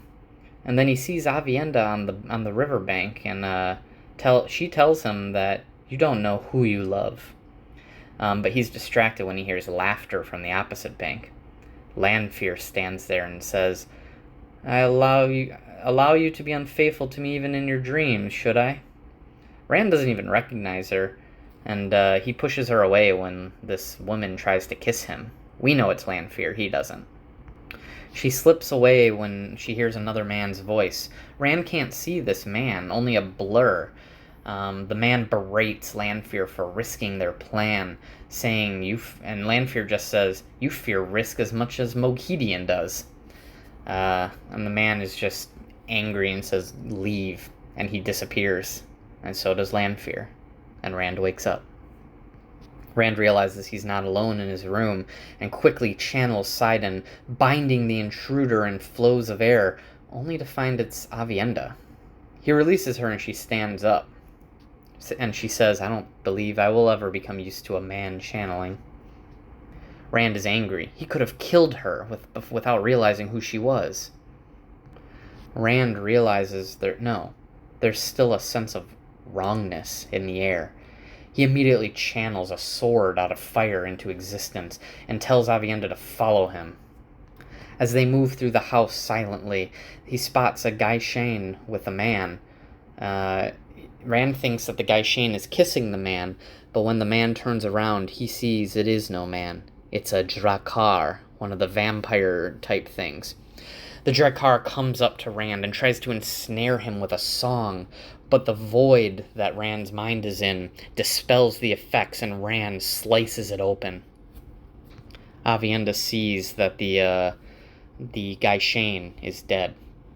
Suddenly she throws herself to the floor as a bar of solid fire shoots over her from his blade to strike the chest of another Drakkar, filling the doorway. Rand tells her, "Wake the hold," and he strikes a gong, a signal that the hold is under attack. Leaving the house, Rand sees one of the Aiel's bodies on the path, realizing this Aiel had no chance against the Drakkar. Rand hears howls of Trollocs as he kills another Drakkar with the one power, people fighting all over. Rand is joined by Rhuarc, who offers him a veil to cover his face, as the Aiel do, but Rand refuses, saying, "They hunt for me. They can't find me if they don't know where I am," and he runs towards the battle. We go to Mat's point of view. Mat is pulling the Ashen Darai from a body of a dead Trolloc, his spear, with the curved blade at the end. He's angry that the pull of ta'veren has pulled him into yet another battle. A maiden comes up to him and says, "You dance the spear well." And the maiden asks, "Are you a battle leader among the Wetlanders?" And Mat's just like, whatever. Mat spots Rand and Avienda and hurries towards them. Moiraine also comes towards them. Moiraine goes up to him and says, "They were looking for you, surely. Prophecy is most dangerous when you try to make it happen. Please confide in me." Rand says, "I will confide on you if you make an Aes Sedai promise to stop manipulating me." And Moiraine promises, "I will do nothing to hinder you fulfilling your destiny." Well, that's far too obscure for Rand. What if she thinks his destiny is something else? So he refuses to tell her anything. Rhuarc comes up and says, "I expect more Shadowspawn, probably Grey Men, to attack soon. The Trollocs were only a diversion for the Drakkar to get to you, after all. I'd be surprised if this was it. You, Car'a'carn, need to be protected at all times." The maidens have volunteered for the task. Mat then asks another question. "What about the Shaido? They didn't camp with us. Was their camp attacked?" And Rhuarc just says, "You don't need to worry about the Shaido. Couladin and the Shaido folded their tents when night fell. I believe they've gone to join the Wise Ones, Savannah, and the other Shaido on the way to Alcair Dal, where we're all going to meet in a month from now. Savannah, the wise one, is acting as clan chief since her husband, the previous clan chief, is dead. But she'll most likely follow Couladin. This infuriates Rand, and Rand decides they must leave Alcair Dal right when the light hits the sky. He cannot have Couladin turning the Aiel against him, telling them his story before they get there. Rhuarc says you should only take a handful of maidens with you then, as custom demands. But Rand just says, I will leave here with every hand that can carry a spear or draw a bow. And Rhuarc is like, but customs. That we cannot do this. And Rand just says, I will be making new customs. Mat agrees to go as well, but only because he can feel another pull of ta'veren. Chapter 51 is titled Revelations in Tanchico. Elaine, Nynaeve, and Egwene are eating together. Egwene's been coming in more recently lately. They don't realize she's Seanchan, even though she has an accent, like a weird slurring of the words, like almost like drunk. But they don't realize that that's just a Seanchan accent because it's a new language to them.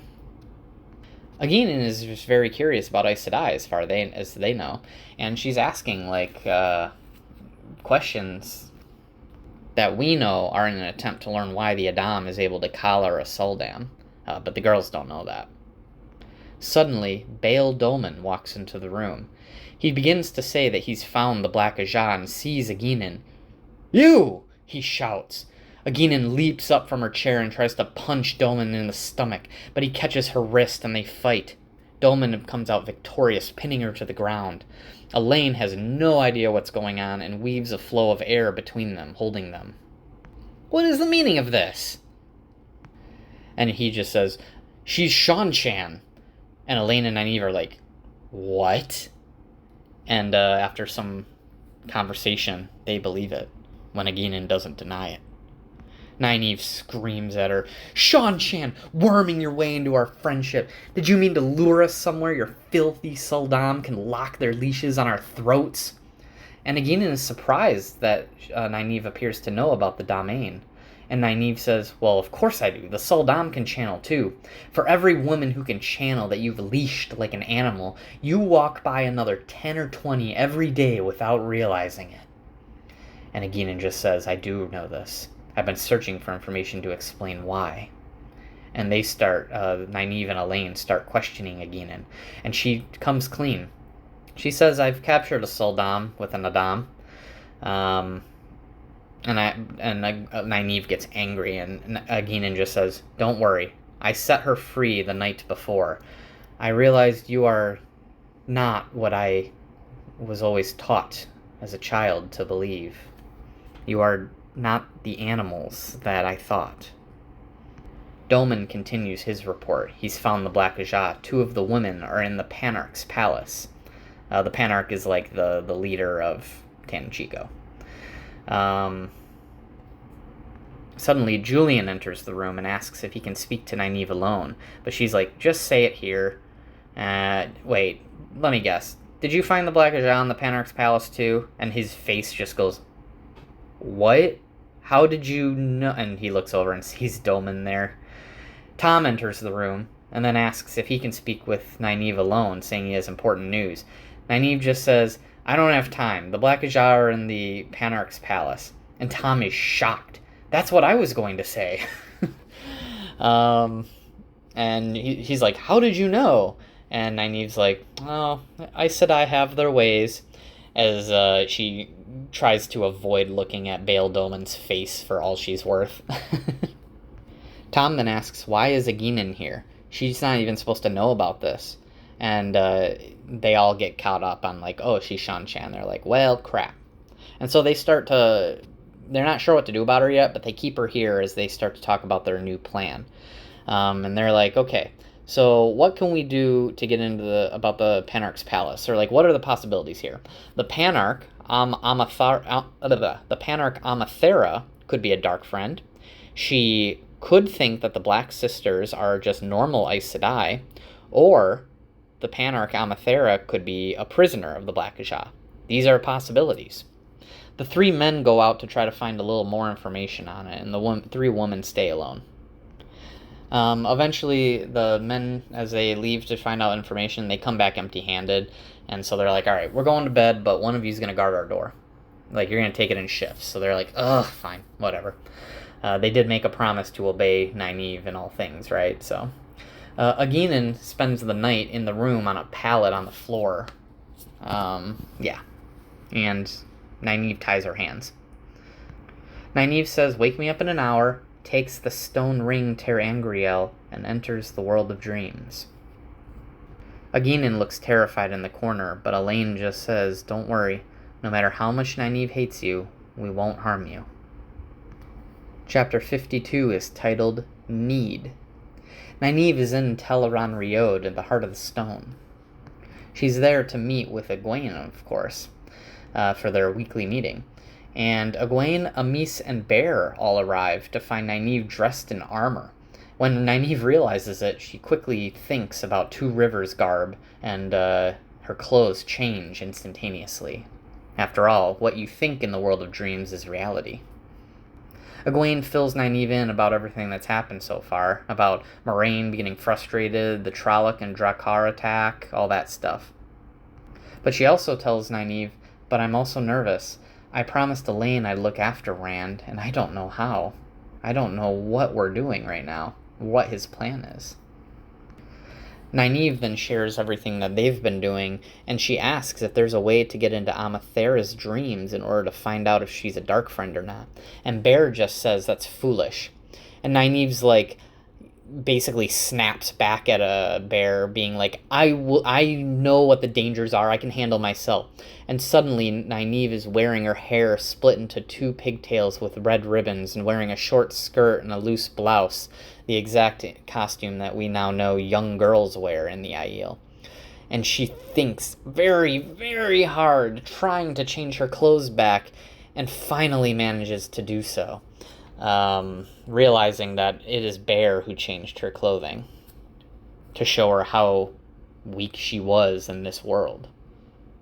So she asks them, if there is any way you can help us, we don't know what we're looking for, but we know something's here.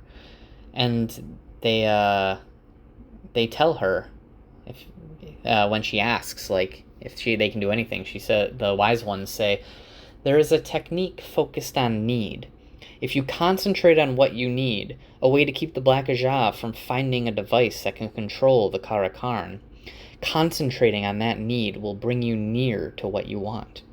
Concentrating on it again will bring you closer, and every step brings you closer until you're not just in the valley where it is, but standing beside it.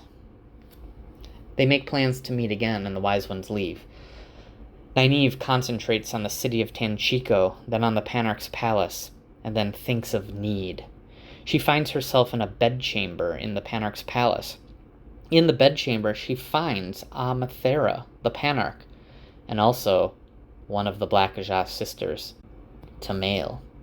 Tamail is forcing the Panarch to sing very promiscuous songs, like very embarrassing for a high woman to be singing, the kind you'd find in a common tavern or a whorehouse kind of thing. And but this isn't what Nynaeve needs. She shifts again, focusing on need, and finds herself in the Panarch's museum. And she sees a woman she doesn't recognize wandering about. It could be a black sister, and Nynaeve is about to embrace the One Power when she spies Birgitte. She's distracted, and Birgitte, and then the woman that she saw in the distance is gone when she looks back. Birgitte tells Nynaeve that was Moghedien, one of the Forsaken. She comes to the world of dreams often.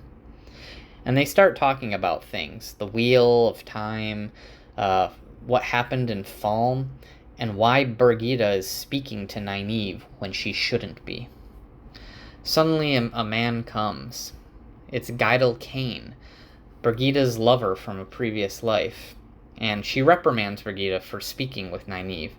They argue, and Gaidel Cain refuses to even acknowledge Nynaeve. Nynaeve then asks Birgitte what she knows of Moghedien, and Birgitte just tells her A promise Mokedian made once. She promised to make me weep alone for as long as the wheel turns. Nynaeve decides to go find Mokedian, because that's a great idea. Makes her way over to the glass case that Mokedian was smiling at, and sees a seal of the Dark One's prison. That's important, but not why she's here. She shifts again. Need. And she feels something. Something's different here. And in a case, she sees a necklace and 2 bracelets of joined black metal, radiating pain, sorrow, and suffering. She instantly knows in her heart this is what the Black Ajah are hunting for. And we recognize it as readers as something that looks very similar to an Adam. But before Nynaeve can investigate any further, Elaine wakes her up.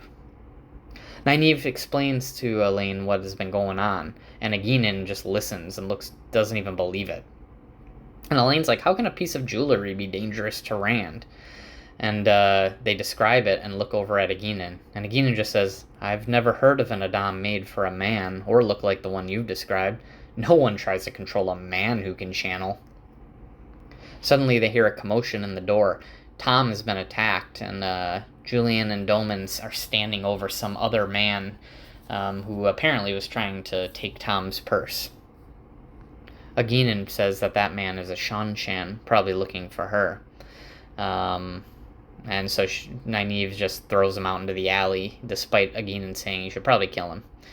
And Elaine and Nynaeve just go back into the room and start speaking about how to get into the Panarch's palace, now that they know where they need to go. We're almost there. Chapter 53 is titled The Price of a Departure. This is a good one. We go to Perrin. The village council is talking about a battle, and the women's circle is sitting around a table going over supplies. Perrin overhears the woman saying, we can't let the men know that we're just eating half rations. The men need to keep up their strength of fighting.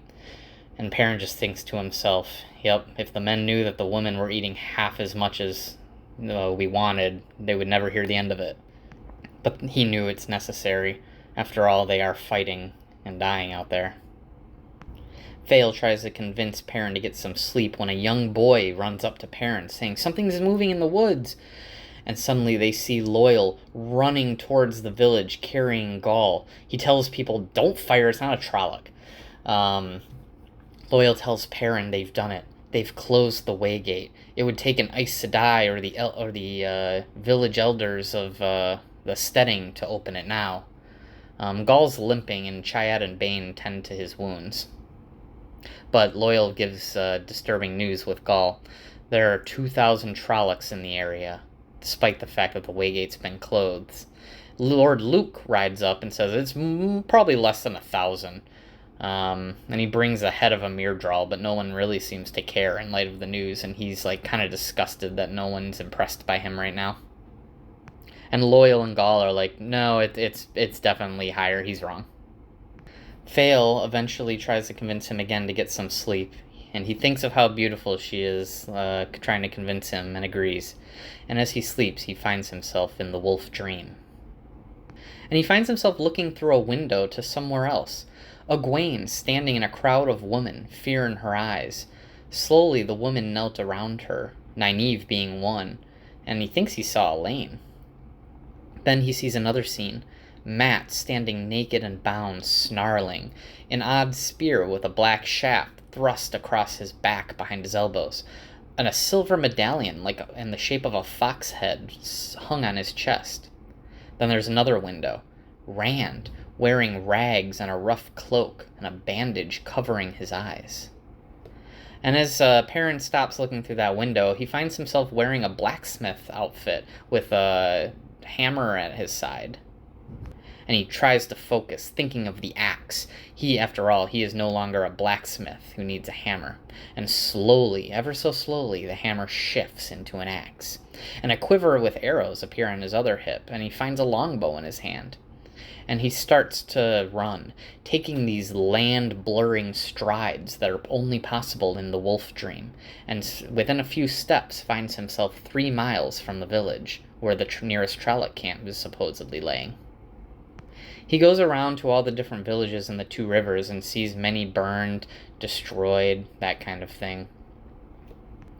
And as he looks around at one, he bends down to pick up a doll with a wooden face, and an arrow appears right where his chest had been a second ago. Perrin quickly stands up and knocks an arrow and waits. He spots a hint of movement and sees Slayer's face. Perrin realizes from last time if he just chases Slayer, he'll never catch up.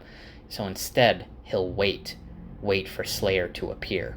And Perrin stands there, and Slayer slowly steps out of hiding, and Perrin reacts faster, shooting an arrow at him, and it hits him straight in the chest, but it doesn't pierce his heart. Slayer fades from the wolf dream, and thinking he's dead, Perrin steps out of the dream as well. When Perrin wakes up, he hears shouting outside. One of the men says that Lord Luke has left the village. He nearly rode down the guards at the gate. He was all hunched over in his saddle like he was hurt. Perrin wonders about this. Luke was not injured earlier. Perhaps Luke and Slayer are the same person. Perrin knows that with all the Trollocs coming, and after all he saw the camps for himself as he kind of blurred around in the wolf dream, there are thousands coming. He knew he had to get Fail out of here, but if he said he had to protect her, she'll never go. And so he goes to her and says, I need you to help me. I need you to take a message to Caemlyn, and then let Watch Hill know how things are going as you pass it. Go ask Queen Morgase to send the Queen's guards here. You can even take Bane and Chaiad. And Chaiad seems nervous about this for some reason, and Fail turns to Chaiad and just says, you won't have to leave Gaul. And Perrin's like, wait, what? But Fail ignores him and just says, it's a long way to Caemlyn. Weeks. And weeks more to come back with the Queen's guards. And Perrin just says, we can hold out that long. I know we can. But in his heart, he's lying. All he wants is to get Fail safely out of the 2 rivers. There's a long silence, and Fail just says, you need to trim your beard. Perrin brings up Caemlyn again, and Fail says, fine, but you must pay a price. If you want me to go to Caemlyn, you must marry me. The price you must pay is a wedding. I want to marry you. And he smiles, and I you. We can say the betrothal vows in front of the women's circle tonight, but the wedding has to wait a year. When you come back from Caemlyn. And she yanks his beard almost out of his chin and says, I will have you for husband tonight, or I will not go until I do. And he's just like, if there was a way, I would. But I can't go against custom. For the love of light, Fail, just carry the message and I will wed you the first day I can. And in his heart he knew he would, if that day ever came.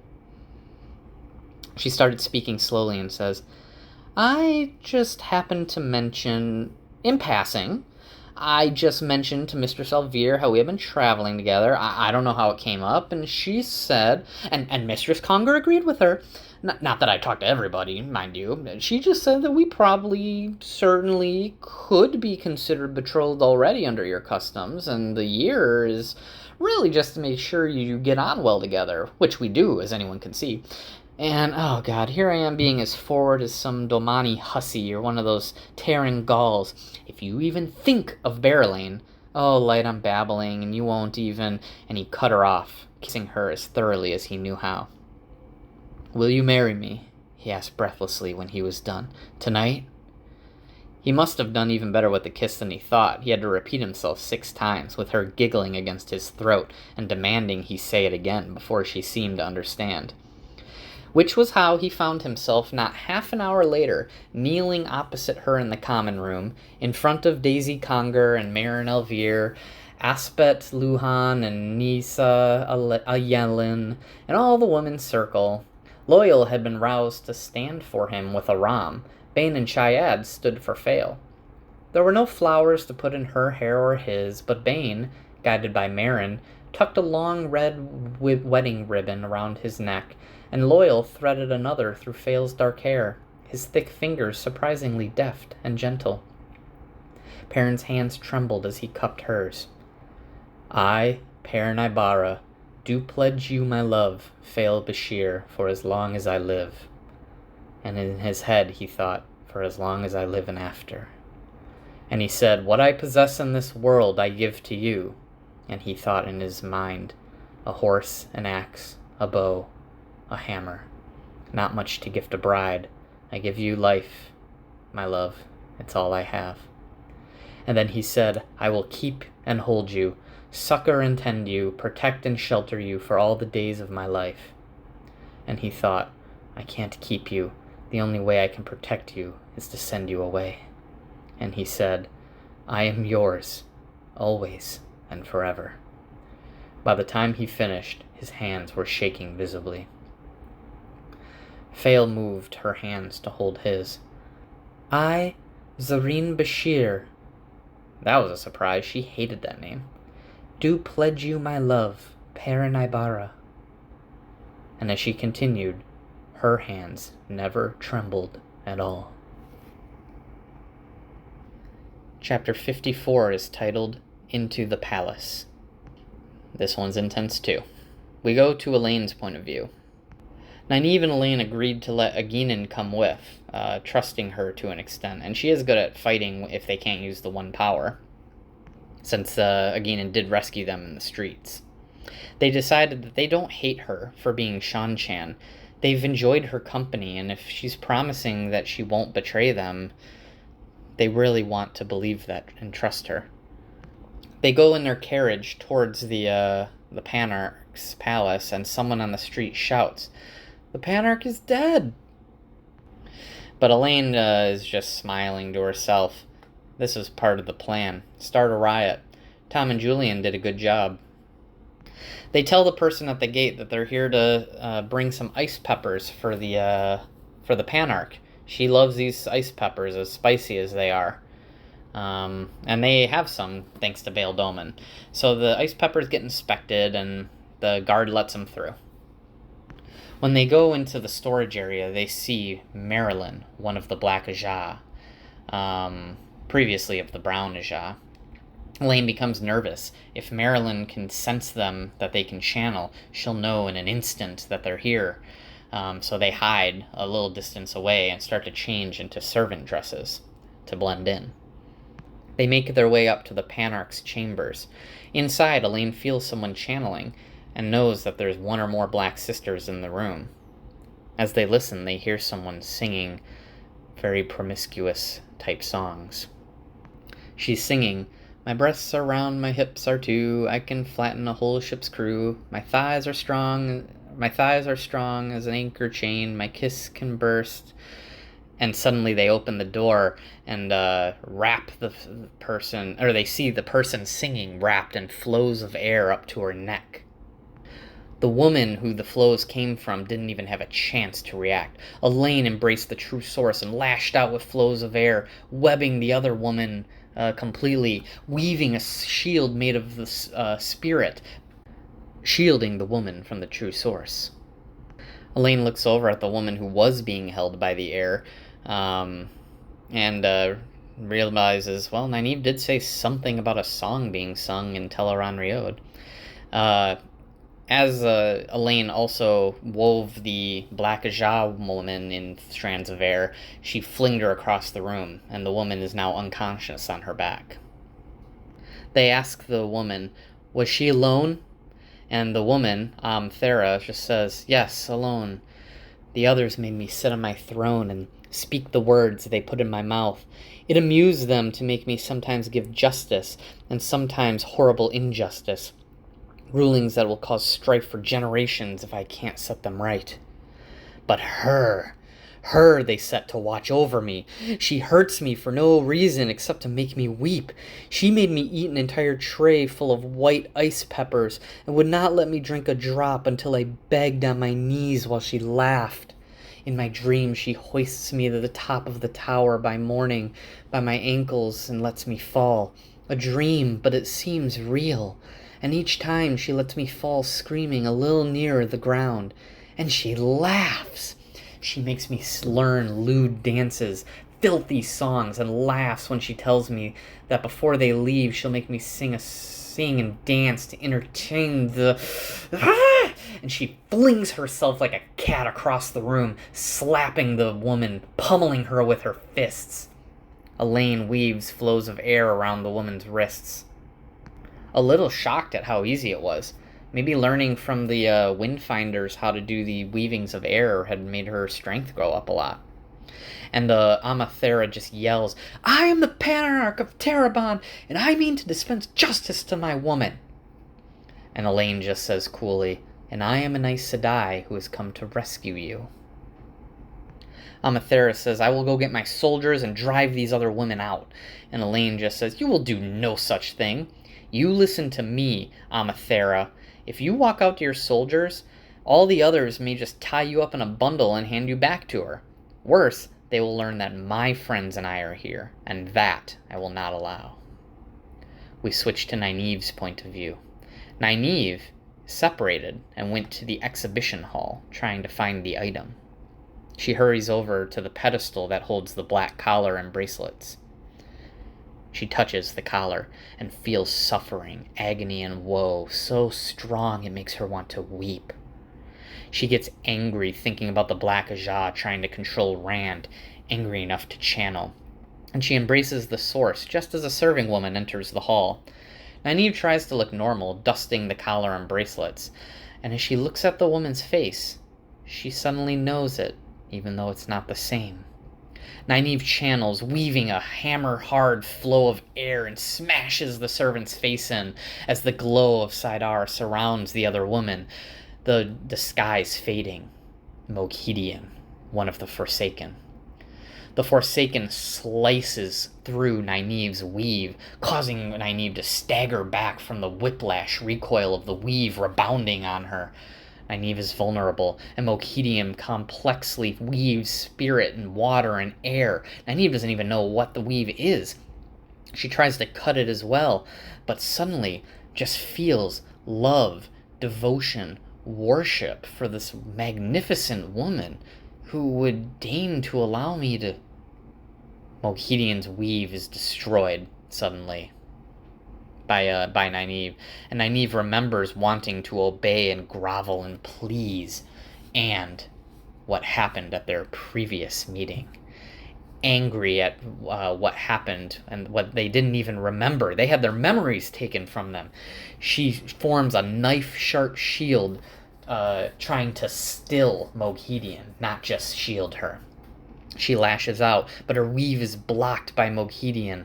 Moghedien retaliates with the exact same weave, and Nynaeve blocks that. Nynaeve is using her entire power to battle Moghedien, putting everything into holding off the other woman's attacks while still trying to attack herself. And Moghedien just talks as they do this. "All my careful planning ruined. At the very least, I shall have to go to untold effort to put everything back as it was. It may not be possible. Oh, I do mean to make you pay for that, Nynaeve Almira. I wonder if I should take you with me this time, or give you to Raven." They start talking now about the collar and the bracelet. Moghedien wonders how Nynaeve found it, but says it doesn't matter. And she starts talking about it. "Put the collar on a man who channels, and a woman wearing the bracelets can make him do whatever she wishes, true. But it will not stop him going mad. And there is a flow the other way with this device. Eventually, he will be able to control you, too, so you end with a struggle at every hour." But as Moghedien speaks, Nynaeve is thinking. Moghedien's voice is tightening with strain, and the Forsaken isn't just toying with Nynaeve, she's using everything she can. Nynaeve is actually holding her own. The Aes Sedai always said that Nynaeve was the strongest potential Aes Sedai that they've ever seen in the tower in hundreds of years, but this really shows it. Nynaeve is trying to think of a way to distract Moghedien, give herself an edge. Nynaeve lets herself fall to the floor, appearing weak. Moghedien smiles and steps closer, ever more confident. And as she does so, Nynaeve grabs the collar from the pedestal and physically hurls it with her arm at Moghedien. It strikes Moghedien through the eyes, and though the throw was not hard enough to stun her, it definitely surprised her. Her weaves falter slightly with this break in concentration, giving Nynaeve the opportunity to slide her shield between the other woman and the source. Nynaeve talks of torturing Moghedien. "A live mounting block. Wasn't that what you said you'd do to me? I think it's a very good idea. I like to ride." And Moghedien trembles. "If you free me, we can come to some arrangement. There's much I can teach you." As Nynaeve just thinks to herself, "I faced one of the Forsaken and beat her." And Nynaeve just thinks to herself too, Moghedien will be put on trial and stilled. No doubt of that sentence for one of the Forsaken. But then she snarls to herself, Moghedien won't be put on trial, not now anyway. Not unless we can actually get out of the Panarch's palace. Nynaeve, disgusted, walks back to the black collar, stuffs it into her belt, trying to think of how to bring the woman to justice. She walks over to another case. There's 7 figurines in the case, but no seal of the Dark One's prison. Instead, an odd animal shaped sort of like a pig stood where the seal had in Tel'aran'rhiod, but her eyes narrowed. It wasn't really there, was it? This pig statue is woven from air and fire, in flows so minute they made cobwebs seem like thick cables. It was so detailed. She could barely see it. I doubt Liandrin could have, she thought. She flowed a thick slice of the power, and the animal vanished. In its place stood a black and white seal. She tried to think of a way to take Moghedien with her, but just couldn't think of how they would escape with her. She could lift her up with flows of air, but that wouldn't do anything. Would be obvious that she was channeling then. But suddenly, as she started to walk away regretfully, the door to the courtyard opened. On the other side, she found a Black Ajah member, Jien Cade, and, more importantly, she recognized the thin rod that the woman was holding, one of the ter'angreal, one of the ones that was stolen from the tower. And she knew what this one did. Nynaeve quickly jumped to the side, sliding across the floor as a thick bar of white shot right through where she had just been standing, as if the air had been turned to molten metal itself, slicing through the whole hall. And wherever it struck, pieces simply vanished out of the columns. Artifacts ceased to exist. Nynaeve hurled balls of fire behind her blindly, hoping to strike something, anything, as she scrambled away on her hands and knees, trying to stay low. One of the flows hit those figures that were there. After all, only the one was fake. And the figures didn't break. It seems not even this balefire could destroy Kyun-Delar. The Black Ajah member kept shooting balefire from the end of the rod, destroying everything in its path. There's no telling how far it sliced. It definitely made its way as far as the outer walls of the palace, that's for sure. Everything in its path, blinking from existence. Ugh, such a fool she had been, Nynaeve thinks to herself. Battling Moghedien, never even thinking that channeling that strong would have every black sister in the palace come in her way. She looked behind her. Moghedien was gone. The balefire hadn't gone nearer, but Moghedien wasn't there any longer. Something else happened to help her get out. But she made her way away and thought to herself, well, if Elaine hasn't run into any trouble, we might make it out of here safely after all. Chapter 55 is titled Into the Deep. Nynaeve stops being angry and Saidar slips from her grasp, her block coming back. She sees several Black Ajah sisters in the palace and skirts around them, and they don't seem to see him. And eventually she finds Elaine and Egeanin, as well as Amathera. Nynaeve admits Moghedien found her and says everything that happened. and then says, I have the collar, bracelets, as well as the seal of the Dark One's prison. They try to get out, and Bayle Domans has all of his sailors forming a circle around the door, helping them keep the masses that are rioting out from the palace, which were originally a distraction. They make their way back to the inn, and they basically pawn Amathera off to somebody, telling her, hey, they're rioting over you. If you go out there right now, someone's going to rip your head off, so I would pretend to not be you for a little bit. Go be a servant, pretend to be a servant girl for a while. And they get someone to hire her to, earn her own meals and give her a place to sleep, basically, for a little bit, pretending she's a refugee. Nynaeve shows the rest of the group the seal and the collar. Julian says that these objects should be taken to the White Tower, but Nynaeve thinks that some of the Aes Sedai might use them on Rand, so doesn't want them. She asks Elaine to destroy them. Elaine tries, but can't seem to do so. So they decide to have Bayle Domon take them and drop them into the very, very deep part of the sea. Chapter 56 is titled Golden Eyes. Perrin is in the inn writing a letter to Fael, and the Aiel come back from scouting. There are thousands of Trollocs coming from the north and the south. He goes out and finds most of the children and the Tinkers gathered in the center, for safety. Aram insists on following Perrin wherever he goes, as Perrin starts inspecting and telling people what to do. Perrin sees the White Cloaks sitting on their horses and is wondering why they aren't in their battle places, and Dane Bornhald just tells Perrin, we're leaving.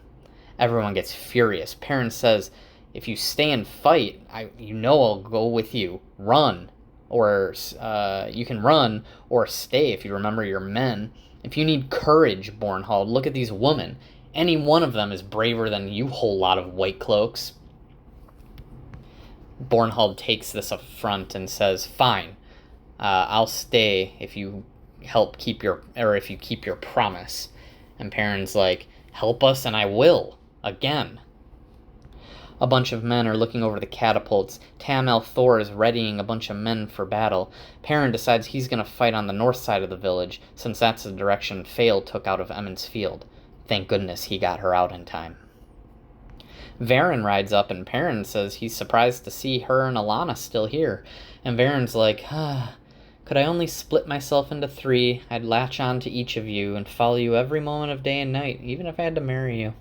And she's referring to Perrin, Rand, and Mat there, of course. And as they finish talking, they hear a shout. Isam! That's their code for Trollocs approaching. They start their battle, and as Perrin fights, he remembers nothing else matters now that Fael is safe. The Trollocs push hard. Perrin sees their line of men bulging inwards, and if it breaks even one place, he knows everything will be lost. He tells them all to fall back. A Trolloc goes for Perrin's back, and Aram kills it with his sword. They keep fighting, and suddenly Perrin realizes the women are fighting side by side with the men. They're all trying to keep the line from breaking. Perrin knows that's the only reason the line is still holding. And Perrin begins to wonder, where are the White Cloaks? A boy runs up with a message. Please, Lord Perrin, please listen. Master al'Thor says someone's attacking the Trollocs. Perrin says, who? And the boy says he doesn't know. But Master al'Vir said to tell you that he heard someone shouting, Devon Ride. He's like, you're doing good. Because they've been fighting for what feels like hours at this point. And there are many, many deaths, and they are getting exhausted, and the Trollocs are on the brink of overrunning the entire village. Later, another boy comes up to Perrin. Lord Perrin, Master al'Vir said to tell you the Trollocs are breaking.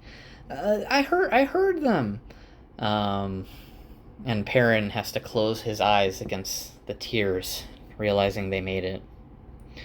The battle ends, and Perrin rides through mounds of dead Trollocs and sees Fael riding towards him. She tells him, I said I would go. I didn't say how far. You can't say I did. All he could think of was, I have to find her flowers. She's so beautiful. He just wanted to look at her, see her, beautiful, alive, with him. Her scent was clean sweat with just the slightest hint of herbal soap. He was not sure whether he wanted to laugh or cry, maybe both. He wanted to pull all the smell of her into his lungs. She went on, frowning. They were ready, Perrin. Truly they were. I barely had to say anything to convince them to come. The Trollocs had hardly bothered them at all, but they could see the smoke. We traveled hard, Bane and I, and reached Watch Hill well before first light, and when we started back as soon as the sun rose. They followed me, Perrin. They followed me. Even Tenobia has never led men into battle. She wanted to once when I was 8, but Father had a talk with her alone in her chambers when he rode off to the Blight. She stayed behind. And with a grin, she added, I think you and he use the same method sometimes.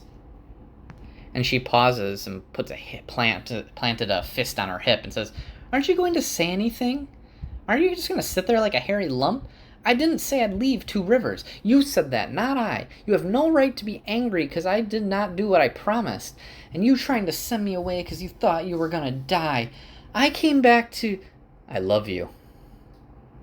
It was all he could say, but strangely it seemed to be enough. No sooner were the words out of his mouth than she reined Swallow close enough to her horse to throw an arm around him and press her face against his chest. She seemed to be trying to squeeze him in two. He stroked her dark hair gently, just feeling the silkiness of it, just feeling her. I was so afraid I'd be too late. The Watch Hill men marched as fast as they could, but when we arrived, and I saw the Trollocs fighting right in among the houses, so many of them, as if the village were being buried in an avalanche, I couldn't see you. She drew a shivering breath and let it out slowly. When she spoke again, her voice was calmer. Did the men from Devon Ride come? Yes, they did. How did you know? Did you arrange that too? She began shaking. It took him a moment to know she was laughing. No, my heart, though I would have if I could. When that man came with the message, we are coming, I hoped that was what it meant. I could not tell you, Perrin. I couldn't raise your hopes when I only suspected. It would have been too cruel. Don't be angry with me, Perrin. Laughing, he lifted her out of her saddle and set her sideways in front of his. She laughed her protests and stretched across the high pommel to put both arms around him. I will never, ever be angry with you. She cut him off with a hand over his mouth.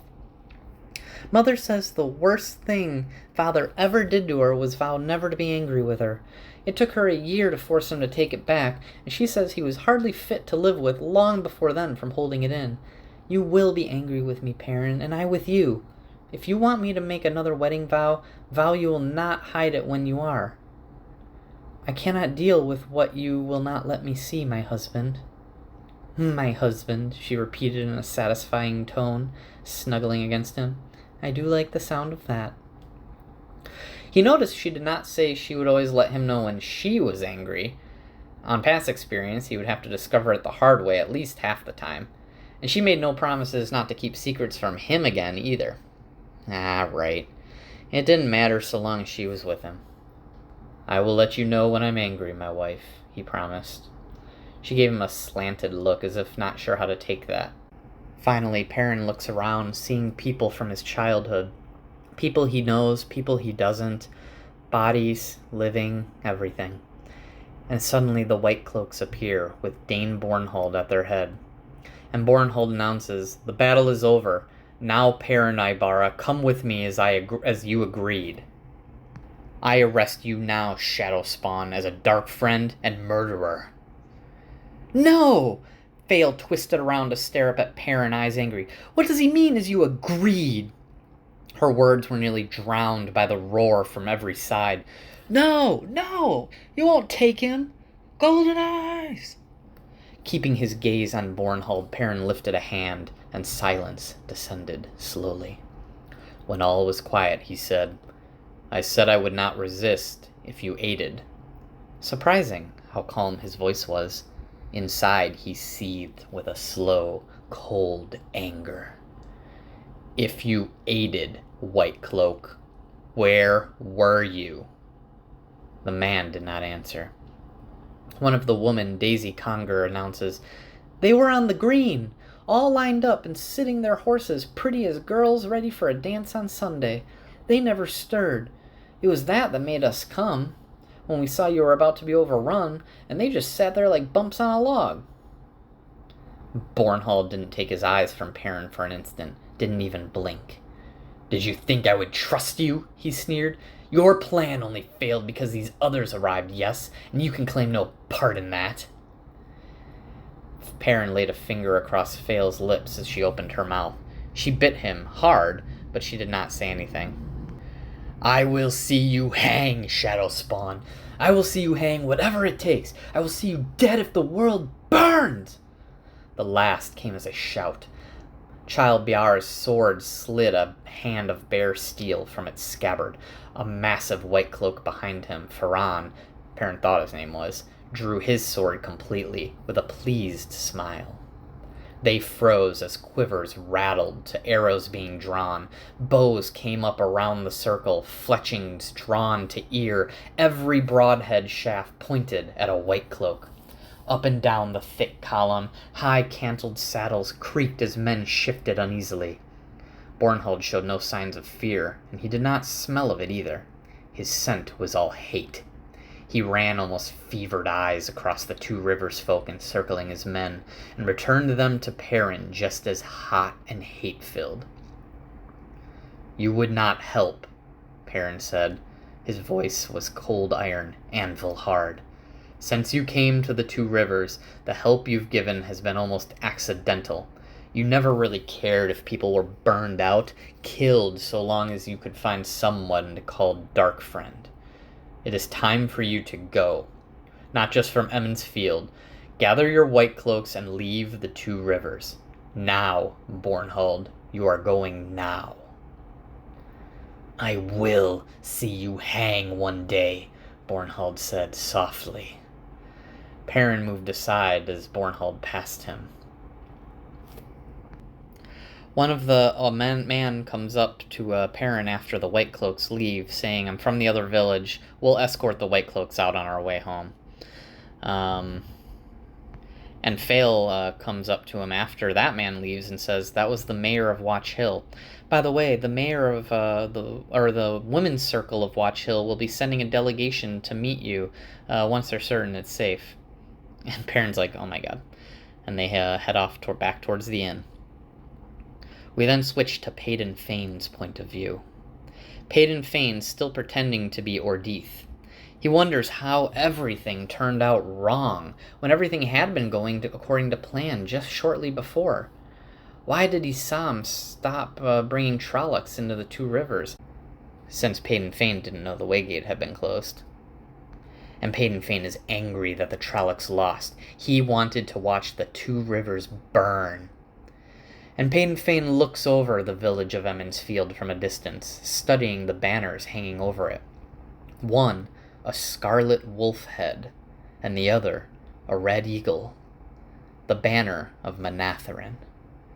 He laughs, and it seems as if he's come up with a plan. He hurries off, deciding he will ride for Tar Valon, but maybe he'll stop in Caemlyn first.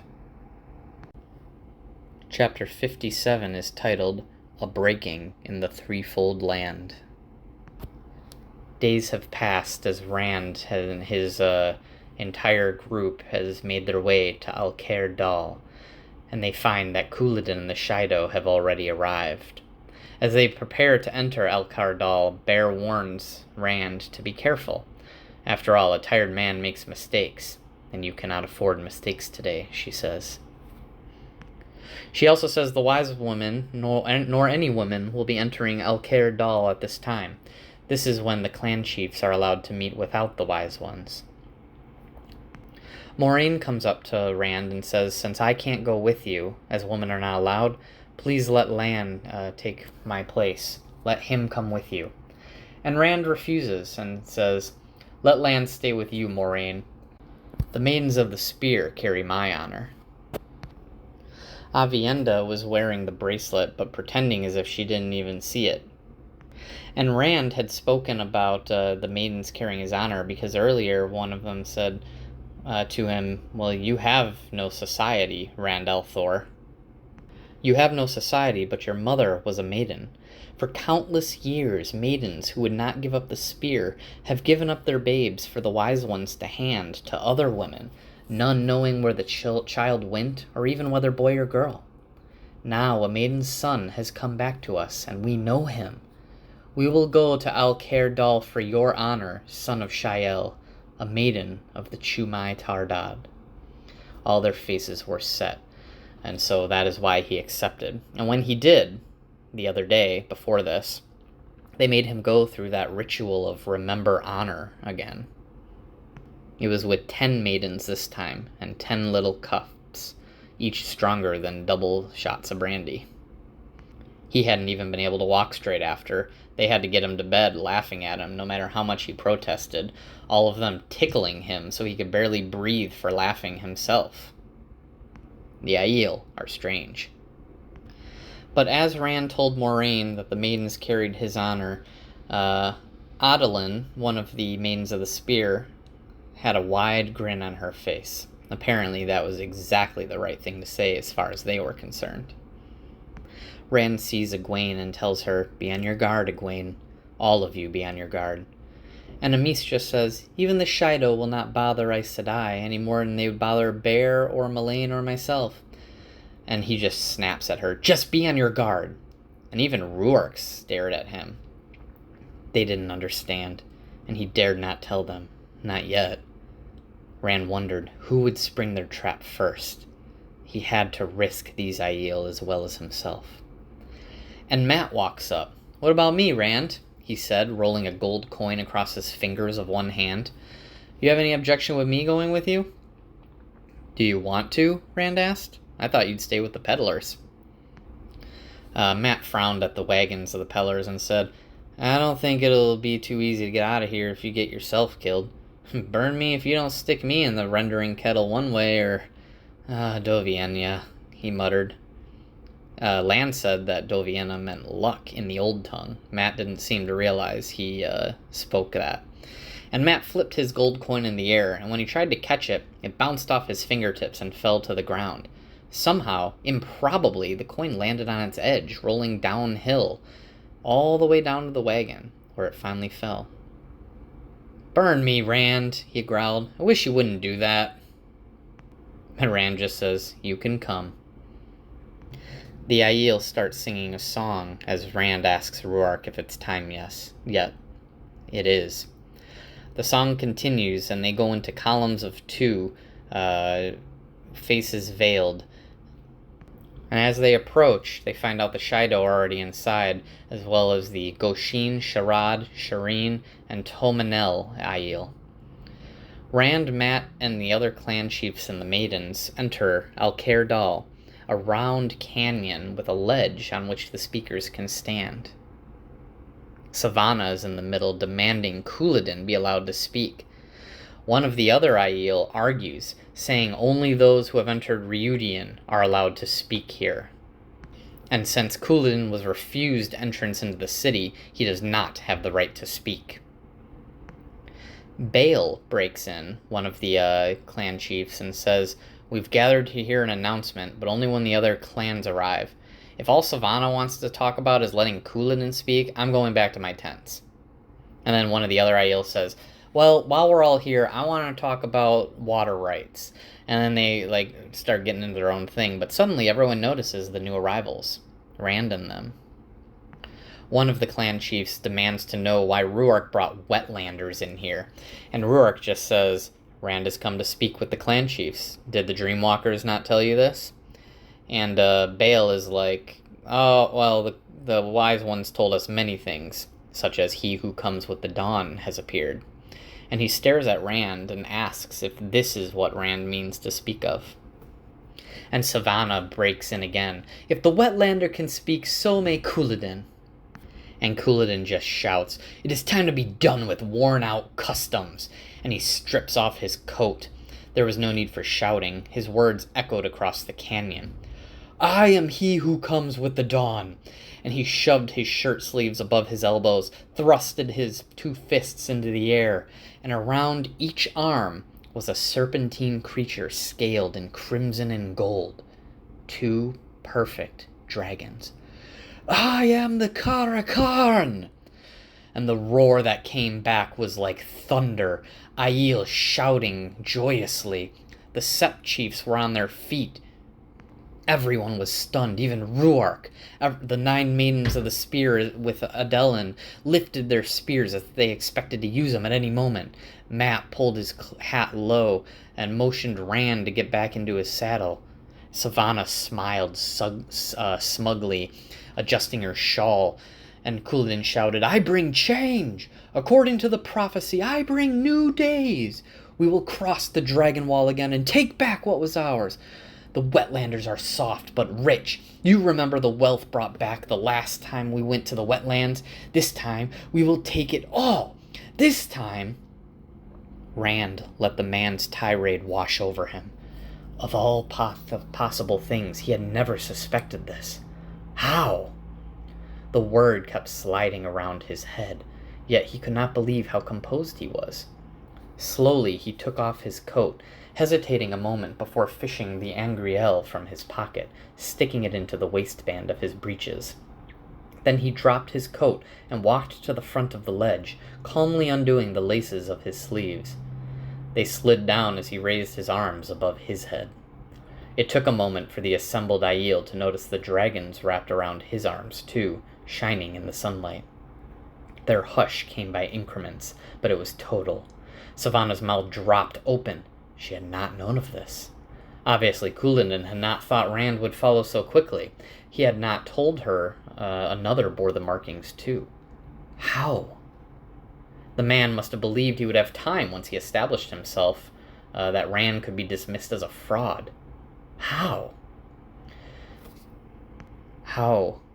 2 men, marked as prophecy said only one could be. Couladin kept ranting, "We'll not stop with the lands of the Oathbreakers. We will take all the lands to the Irith Ocean. The wetlanders cannot stand against..." And he suddenly became aware of the silence where cries had been a moment before. And then he shouted without even turning to look at Rand, "Wetlander! Look at his clothes! Wetlander!" And Rand just says, "Oh, Wetlander." Rand went on, "What does the prophecy of Rhuidean say? Born of the blood?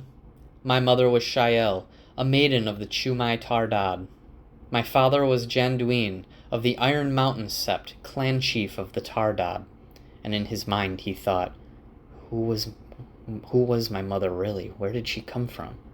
My father is Tam Thor. He found me, raised me, loved me.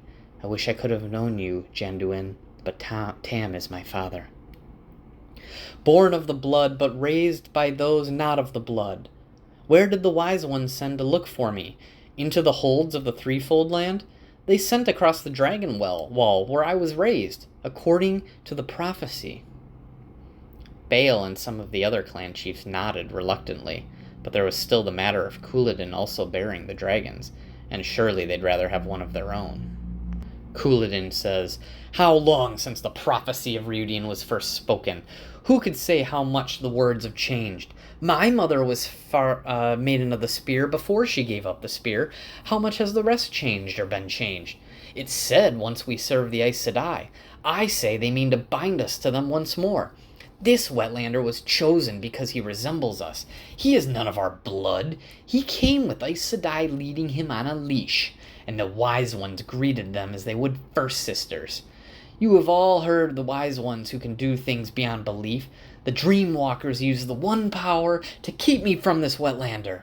They use the one power as Aes Sedai are said to do. The Aes Sedai have brought this Wetlander here to bind us with fakery, and the Dreamwalkers help them." "This is madness." Ruark strode up. "Couladin never went to Rhuidean. I heard the wise ones refuse him. Rand al'Thor did go. I saw him leave, and I saw him return, marked as you see." "And why did they refuse me?" Couladin snarled. "Because the Aes Sedai told him to. Ruark does not tell you one of the Aes Sedai went down from Chandare with this Wetlander. That's how he returned with the dragons, by Aes Sedai witchery. My brother Myrddin died below Chandare, murdered by this Wetlander and the Aes Sedai Moraine, and the wise ones, doing Aes Sedai bidding, let them walk free. When night came, I went to Reudian. I did not reveal myself until now, because this is the proper place for the Carachar to show himself. I am the Carachar. And one of the clan chiefs, Han, says, "You say you went to Reudian without the permission of the Wise Ones?" And some of the clan chiefs frown. Couladin says, "Yes, without it. He who comes with the dawn brings change. Unless we must change, useless ways must change, and I will change them. Did I not arrive here with the dawn?" And Rand just thinks to himself, if I can't convince them, I likely won't leave Al-Kerdal alive. And he said, well, he knew. He had to have people who followed him because they believed in him. He had to. And so he said, Reudian.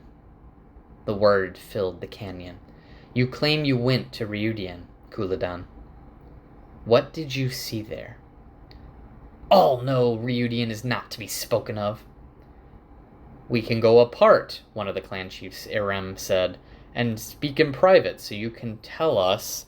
And he was cut off. I will speak of it with no one. Reudian is a holy place, and what I saw was holy. I am holy. And he holds up his arms. These make me holy. And Rand spoke quietly, his voice carried by the canyon. I walked among glass columns beside Avendasora. I saw the history of the Aiel through my ancestors' eyes. What did you see, Couladin? I am not afraid to speak. Are you? The shadow quivered with rage, face nearly the color of his fiery hair. Uncertain looks passed between the others. We must go apart for this. Because all the Aiel in the canyon could hear them right now. Couladin did not seem to realize he had lost advantage with these, but Savannah did. Ruark has told him these things. One of Ruark's wives is a dreamwalker. Ruark told him. Ruark would not, Han said, one of the clan chiefs. Ruark is a clan chief and a man of honor. Do not speak of what you do not know, Savannah. I am not afraid, Couladin shouted. No man can call me afraid. I, too, saw with my ancestors' eyes. I saw our coming to the threefold land. Our glory. Glory I will bring back to us. I saw the age of legends, Rand announced, and the beginning of the Aiel journey to the threefold land. Ruark grabbed his arm, but he shook him off. This moment had been fated since the Aiel gathered before Reudian the first time. I saw the Aiel when they were called the Dashane Aiel and followed the way of the leaf. No! The shout rose out in the canyon and spread in a roar. No! No! From thousands of throats, spear points shaken in the air caught the sunlight. Even some of the Tar Dad Sept chiefs were shouting. Adolin stared up at Rand, stricken. Mat shouted something at Rand, lost in the thunder, waving urgently for him to take his shadow. Liar!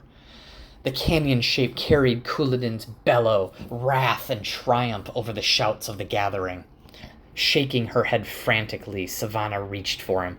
She must at least have suspected now that he was the fake, yet if she could keep him quiet, they might yet pull it off.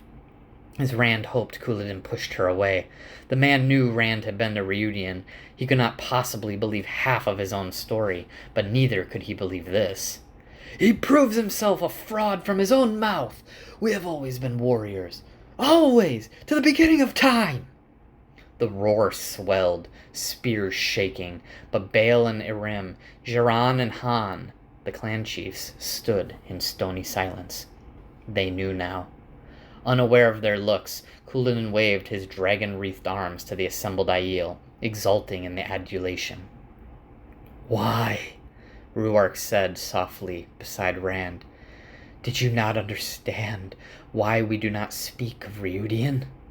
To face that we were once so different from everything we believe, that we were the same as the despised lost ones you called Tuathan.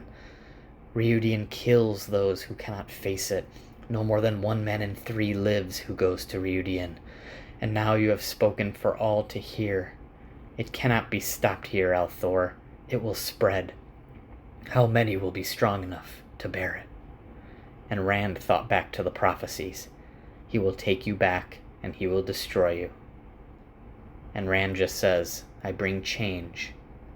Not peace, but turmoil. What will be, Rhuarc. I cannot change it. And he wonders, sadly, destruction follows on my heels everywhere. Will there ever be anywhere I do not tear apart? And Rhuarc just replies, what will be, will be. And Bael announces, Rand al'Thor is the Kara Karn. Rand al'Thor is he who comes with the dawn. Han speaks up, Rand al'Thor is he who comes with the dawn. Jiran, Rand al'Thor is he who comes with the dawn. And Arim, Rand al'Thor is he who comes with the dawn. And Rhuarc, Rand al'Thor is he who comes with the dawn. And quietly, so that even his voice didn't carry from the ledge, he added, and the light have mercy on us. There was a long silence, and Couladin grabs a spear and hurls it at Rand. Adolin leaps up, a spear point stabbed through the layered bullhide of her shield, and she swings her arm around, and pandemonium explodes through the canyon. Suddenly, the maidens of the spear go around Rand, forming a screen. Savannah grabs Couladin, hanging on his arm, trying to lead him and his men back away. Rand reaches out with Sidon, thinking, I have to stop this, and it flooded into him until he thought he would burst if he did not burn first, the filth of the taint spreading through him, curdling his bones. Thoughts floated on the outside. Cold thought. Water. Here, where water was so scarce, the Aiel always talked of water. Even in this dry air, there was some water. And he channeled. Not really knowing what he did, he reached out blindly. Lightning crackled above Alcair Dal. Wind rushed from every direction, howling across the lips of the canyon down the Aiel shouts. Wind, with minute traces of water, more and more, until something happened no man had ever seen there. A mist of rain began to fall. The wind above shrieked and swirled. Wild lightning streaked the skies, and the rain grew heavier and heavier to a driving downpour. Abruptly, the rain stopped hitting him. An invisible dome expanded around him, pushing Mat and the Tar Dot away. He could see Adolin from the outside pounding at this invisible wall, trying to force her way through to him. You utter fool! Playing games with these other fools, wasting all my planning and effort! Water dripped down his face as he turned to face Lanfear. Her silver-belted white dress was perfectly dry, the black waves of her hair untouched by a single raindrop among the silver stars and crescents. Those large black eyes stared at him furiously, anger twisting her beautiful face. I didn't expect you to reveal yourself yet, he said quietly. The power still filled him. He rode the buffeting torrents, holding on with a desperation he kept out of his voice. It was not necessary to pull in more, only to let it come till it seemed his bones would crisp to ash. He did not know if she could shield him while Sidon roared through him, but he let it fill him again against the possibility. I know you are not alone, Lanfear. Where is he? Lanfear's beautiful mouth tightened. I knew he would give himself away coming into your dream. I could have managed matters of his panic. I knew from the start, Rand broke in. I expected it from the day I left the Stone of Tyr. Out here, where anyone could see I was fixed on Rhuidean and the Aiel. Did you think I did not expect some of you to come after me? But the trap is mine, Lanfear, not yours. Where is he? The last came as a cold shout. Emotions skittered uncontrollably around the void that surrounded him, the emptiness that was not empty, the emptiness filled with the power. If you knew, why did you chase him away with all your talk of fulfilling destiny, of doing what has to be done? I brought Asmodean to teach you, but he was always one to leap to another plan if the first proved difficult. Now he thinks he found himself something better in Rhuidean, and he's off to take it while you stand here. Couladin, the Drakkar, all to hold your attention while he made sure. All my plans for nothing, because you must be stubborn. Do you have any idea what effort it will take to convince him again? It must be him. Demandred or Raven or Samael will kill you before teaching you to lift a hand, unless they have you bound like a dog at heel. Reudian.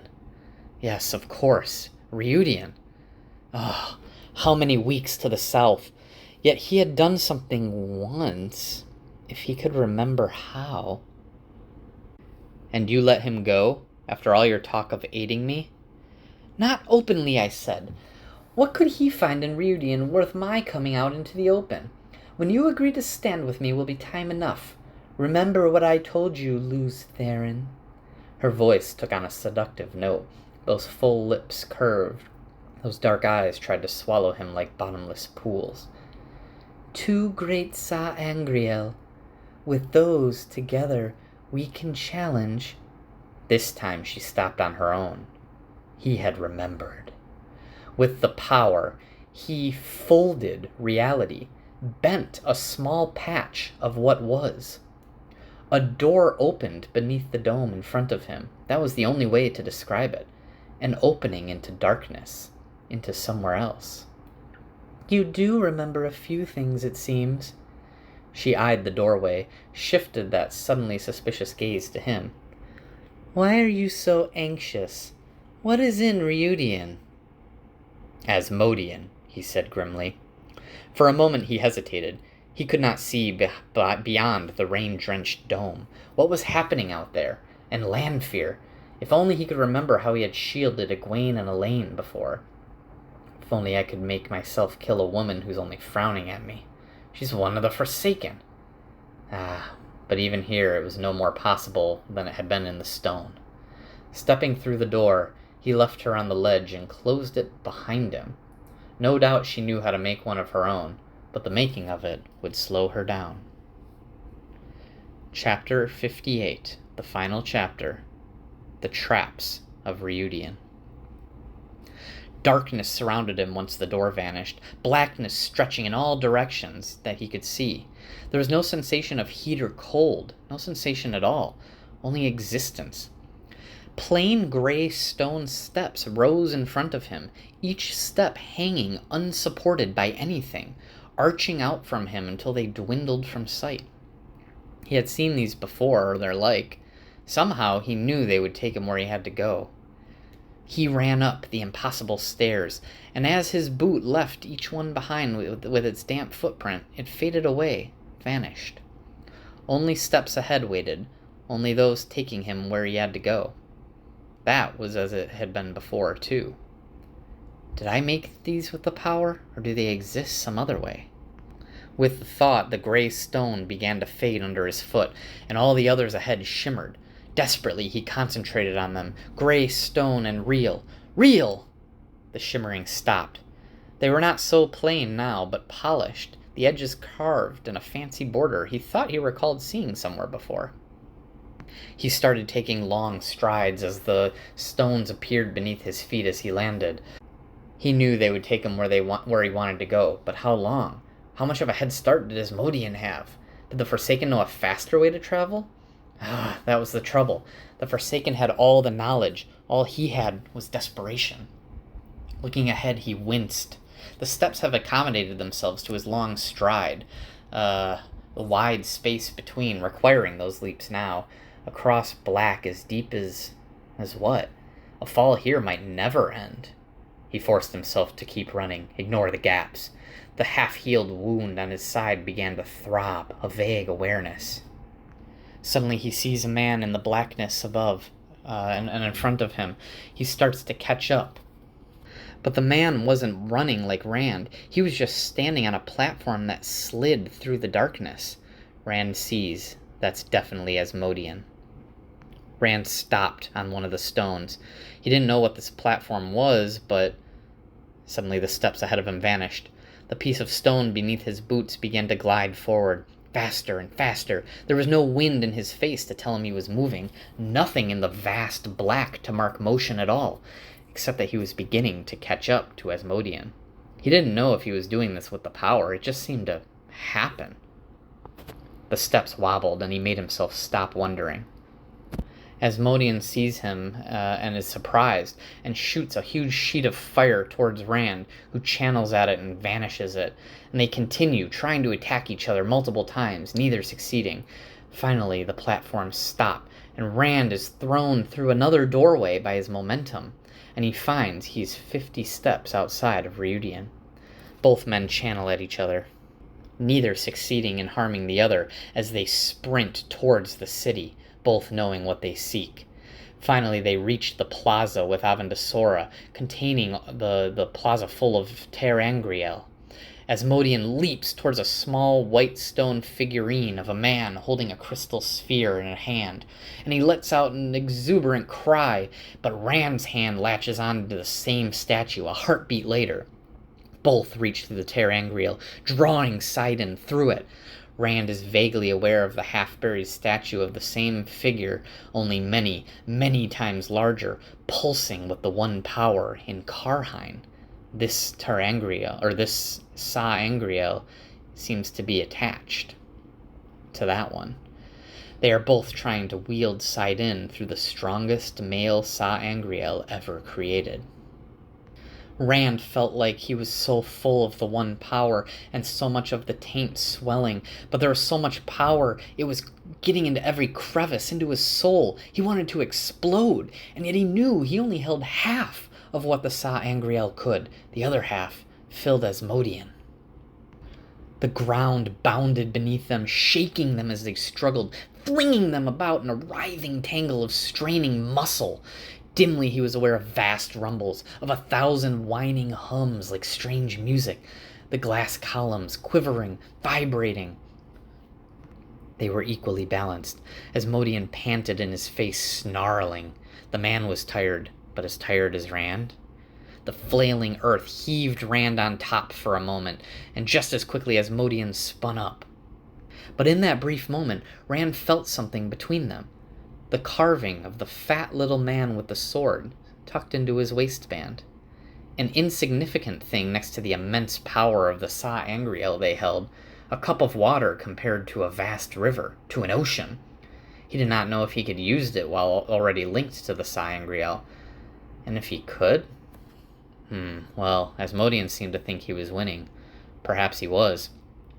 Rand's fingers trembled, weakening around the sa'angreal. And Rand thought back. He remembered black wires from the last male Forsaken he fought at the end of Book 1, coming out of him. And he saw these same wires from Asmodean in the blackness, but they weren't there now. But he thought of them. He imagined them. They have to be here. And they popped into existence. Rand could see them. And Asmodean frowned. Why was Rand so calm? Rand reached towards the small angreal in his waistband and got more of the one power flowing through him. It was like a bead compared to what he already had. But he knew this was his attack. He formed the one power like a sword of light and struck on one of these black wires. And Asmodean's eyes went wide, and he screamed a howl from the depths of horror. Like a gong, he quivered. And they collapsed. Rand lost his hold on Sidon, and the power left him.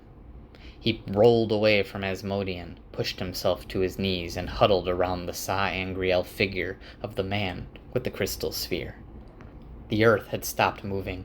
The glass columns stood, but Avendesora, that had lived 3,000 years in legend and truth, blazed like a torch. The plaza itself looked as if everything had been picked up and flung about by a mad giant, rubble everywhere. The dome of fog that had hidden Rhuidean for centuries dissipated. Harsh sunlight poured through. I destroy. Always I destroy. Light, will it ever end? Asmodean rolled over, found Rand holding the angreals, and started to crawl towards them. But Rand, realizing Rand can't even channel a spark right now, he was so exhausted. He did learn, though, to fight before he ever had to channel. And so he just lifted a fist and said, "Don't even think about it." Hate and fear glittered in Asmodean's eyes as he stopped where he was. I do like to see men fight, but you two can't even stand. Lanfear moved into Rand's view. You've made a thorough job of it. This place was shielded in some way. You didn't leave enough to say how, though. And she sees what Rand has. So that's what he was after. I thought they were all destroyed. Keep it. Certainly. To me, it's no more than a figurine. What you used was one of the two Sa'angreal I told you of. Did you feel the immensity of it? I have wondered what it would be like. With those, together, we can displace the great Lord of the Dark himself. We can lose Theron. Together! Help me! Asmodean crawled towards her. You don't know what he has done. You must help me. I would not come here if not for you. What has he done? Beaten you like a dog, and not half so well as you deserve. You were never meant for greatness, Asmodean, only to follow those who are great. Rand found the energy to stand. You, chosen, gave your souls to the Dark One. You let him attach himself to you.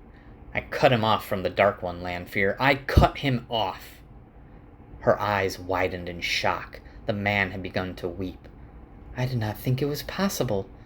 Why? Do you think to bring him to the light? You've changed nothing about him. He's still the same man who gave himself to the shadow in the first place, Rand agreed. You told me how little you'd chosen trust one another. How long could he keep it secret? How many of you would believe he didn't do it himself somehow? I'm glad you thought it impossible. Maybe the rest of you will too. You gave me the whole idea, Lanfear. A man to teach me how to control the power. But I won't be taught by a man linked to the Dark One. Now I don't have to be. He may be the same man, but he doesn't have much choice now, does he? He can stay and teach me, hope I win, help me win, or he can hope the rest of you don't take the excuse to turn on him. What do you think he'll choose? Asmodean stared wild-eyed at Rand, thrust out a hand towards Lanfear. They will believe you. You can tell them. I would not be here except for you. You must tell them. I am faithful to the great Lord of the Dark. Lanfear stared at Rand, too. For the first time he had ever seen, she looked uncertain.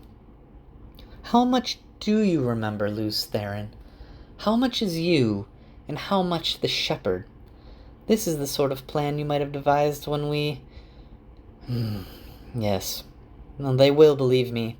When I tell them you, Asmodean, went over to Lews Therin, everyone knows you'll leap at whatever you think your best chance lies. There. She nodded to herself in satisfaction. Another present for you, Lews Therin. That shield I just wove on him with Saidar will allow a trickle through, enough for him to teach. It will dissipate with time, but he'll not be able to challenge you for months, and by that time he will have no choice but to remain with you. He was never very good at breaking through a shield. You must be willing to accept pain, and he never could. No! You cannot do this to me. Please, Mirren, please!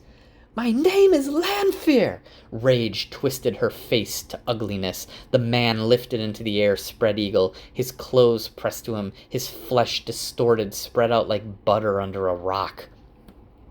Rand couldn't let her kill the man, but he was too tired to touch the source unaided. He could barely sense it. Instead, he reached out to the small Angriel in his waistband. It was a feeble flow, but he was too tired to pull more. He hurled it between the two Forsaken. A bar of white-hot fire, 10 feet tall, streaked between them, surrounded by arcing blue lightning, searing a pace-deep groove across the square. Melted earth and stone.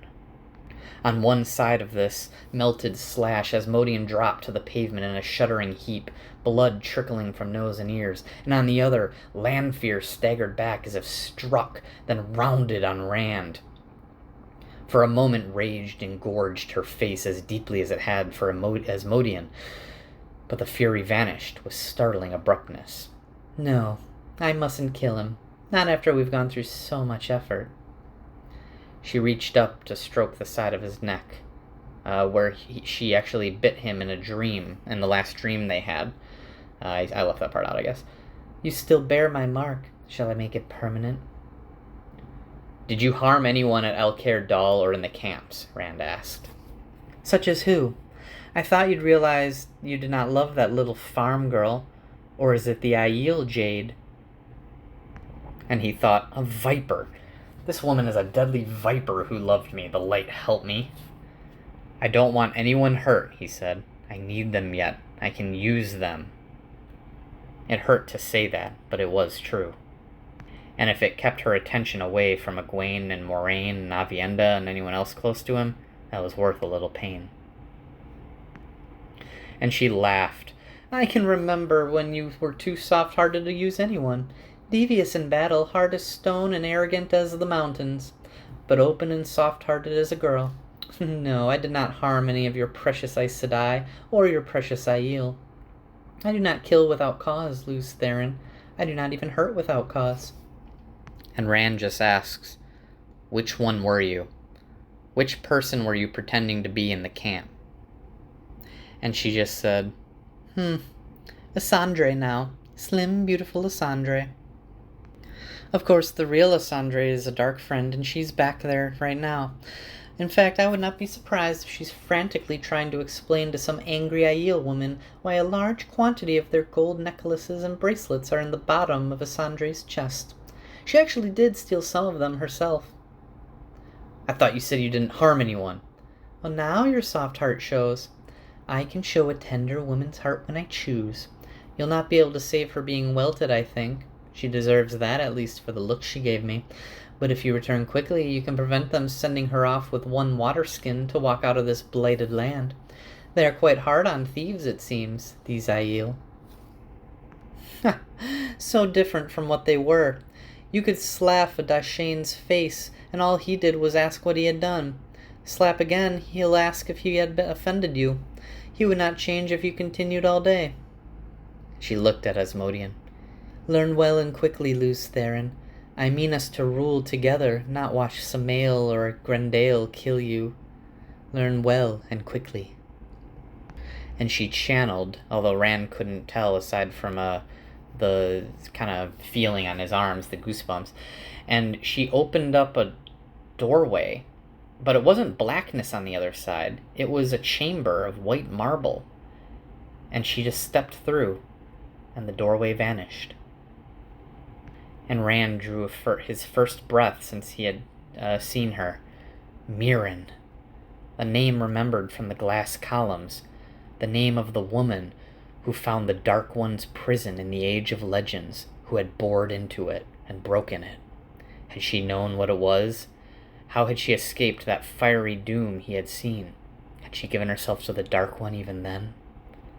Lanfear is the one that opened the prison of the Dark One 3,000 years ago. Well, long before that even. Asmodean then speaks up. It was my link to the Great Lord that allowed me to touch Sidon without going mad. All you have done is make me as vulnerable as you. I'm not a very good teacher. You might as well let me go. I don't know why she chose me. And Rand just says, because there isn't anyone else. Rand opens up a gateway of his own into that black void again, and he throws Asmodean on it. And he says, we need a name to call you by. I'm not calling you Asmodean, and you will be my teacher. And Asmodean says, well, I was Jason Natael, the Gleeman, before. And Rand says, good. Natael will be your name from now on. Gleeman to the Dragon Reborn. And the first thing I want to know is how to guard my dreams. And eventually, they arrive back in El Dal. The rain has stopped, and there's about a quarter of the Aiel missing. Rhuarc tells him the Shaido have gone with Savannah and Couladin. Everyone that remains acknowledge you as the Kara Karn. There are also some few groups of people from all the different clans. So, yeah, but mostly the Shaido. And not all went to join the Shaido. Some just left. I saw men throw away their spears and run, fleeing. And Rhuarc says, no Tardad left, none of my clan, and we are ready to go where you lead. And Rand just thought where he led. He was not done with the Shido, Couladin, or Savannah. Scanning the Aiel around the canyon, he could see shaken faces for all they had chosen to stay. What must those who had run be like? Yet the Aiel were only a means to an end. He had to remember that. I have to be even harder than they. His horse waited beside the ledge with Mats. Motioning Natail to stay close, Rand climbed into the saddle, coat-wrap bundle secure under his arms. He had taken the 2 stone figures, the male one, and then the female one that Lanfear didn't know was there. Rand looked back at the people on the ledge and said, it will be a long road back. Long and bloody. The Aiel faces did not change. Egwene half stretched out a hand toward him, eyes pained, but he ignored her. When the rest of the clan chiefs come, it begins. Rhuarc says, it began long ago. The question is where and how it ends. For that, Rand had no answer. Turning his dapple, he rode slowly across the canyon, surrounded by his peculiar Rytni. Aiel parted in front of him, staring, waiting. The night's cold was already coming on. And that is the end of Book 4, The Shadow Rising. Book 5 should go a lot quicker. I know Book 4 recording is significantly longer than any of the others. Book 5 should be a lot quicker than that. But Book 5 is amazing still too, and I love it. Well, I hope you enjoyed, love. One more, and then we get to Book 6. I love Book 6. I can't wait.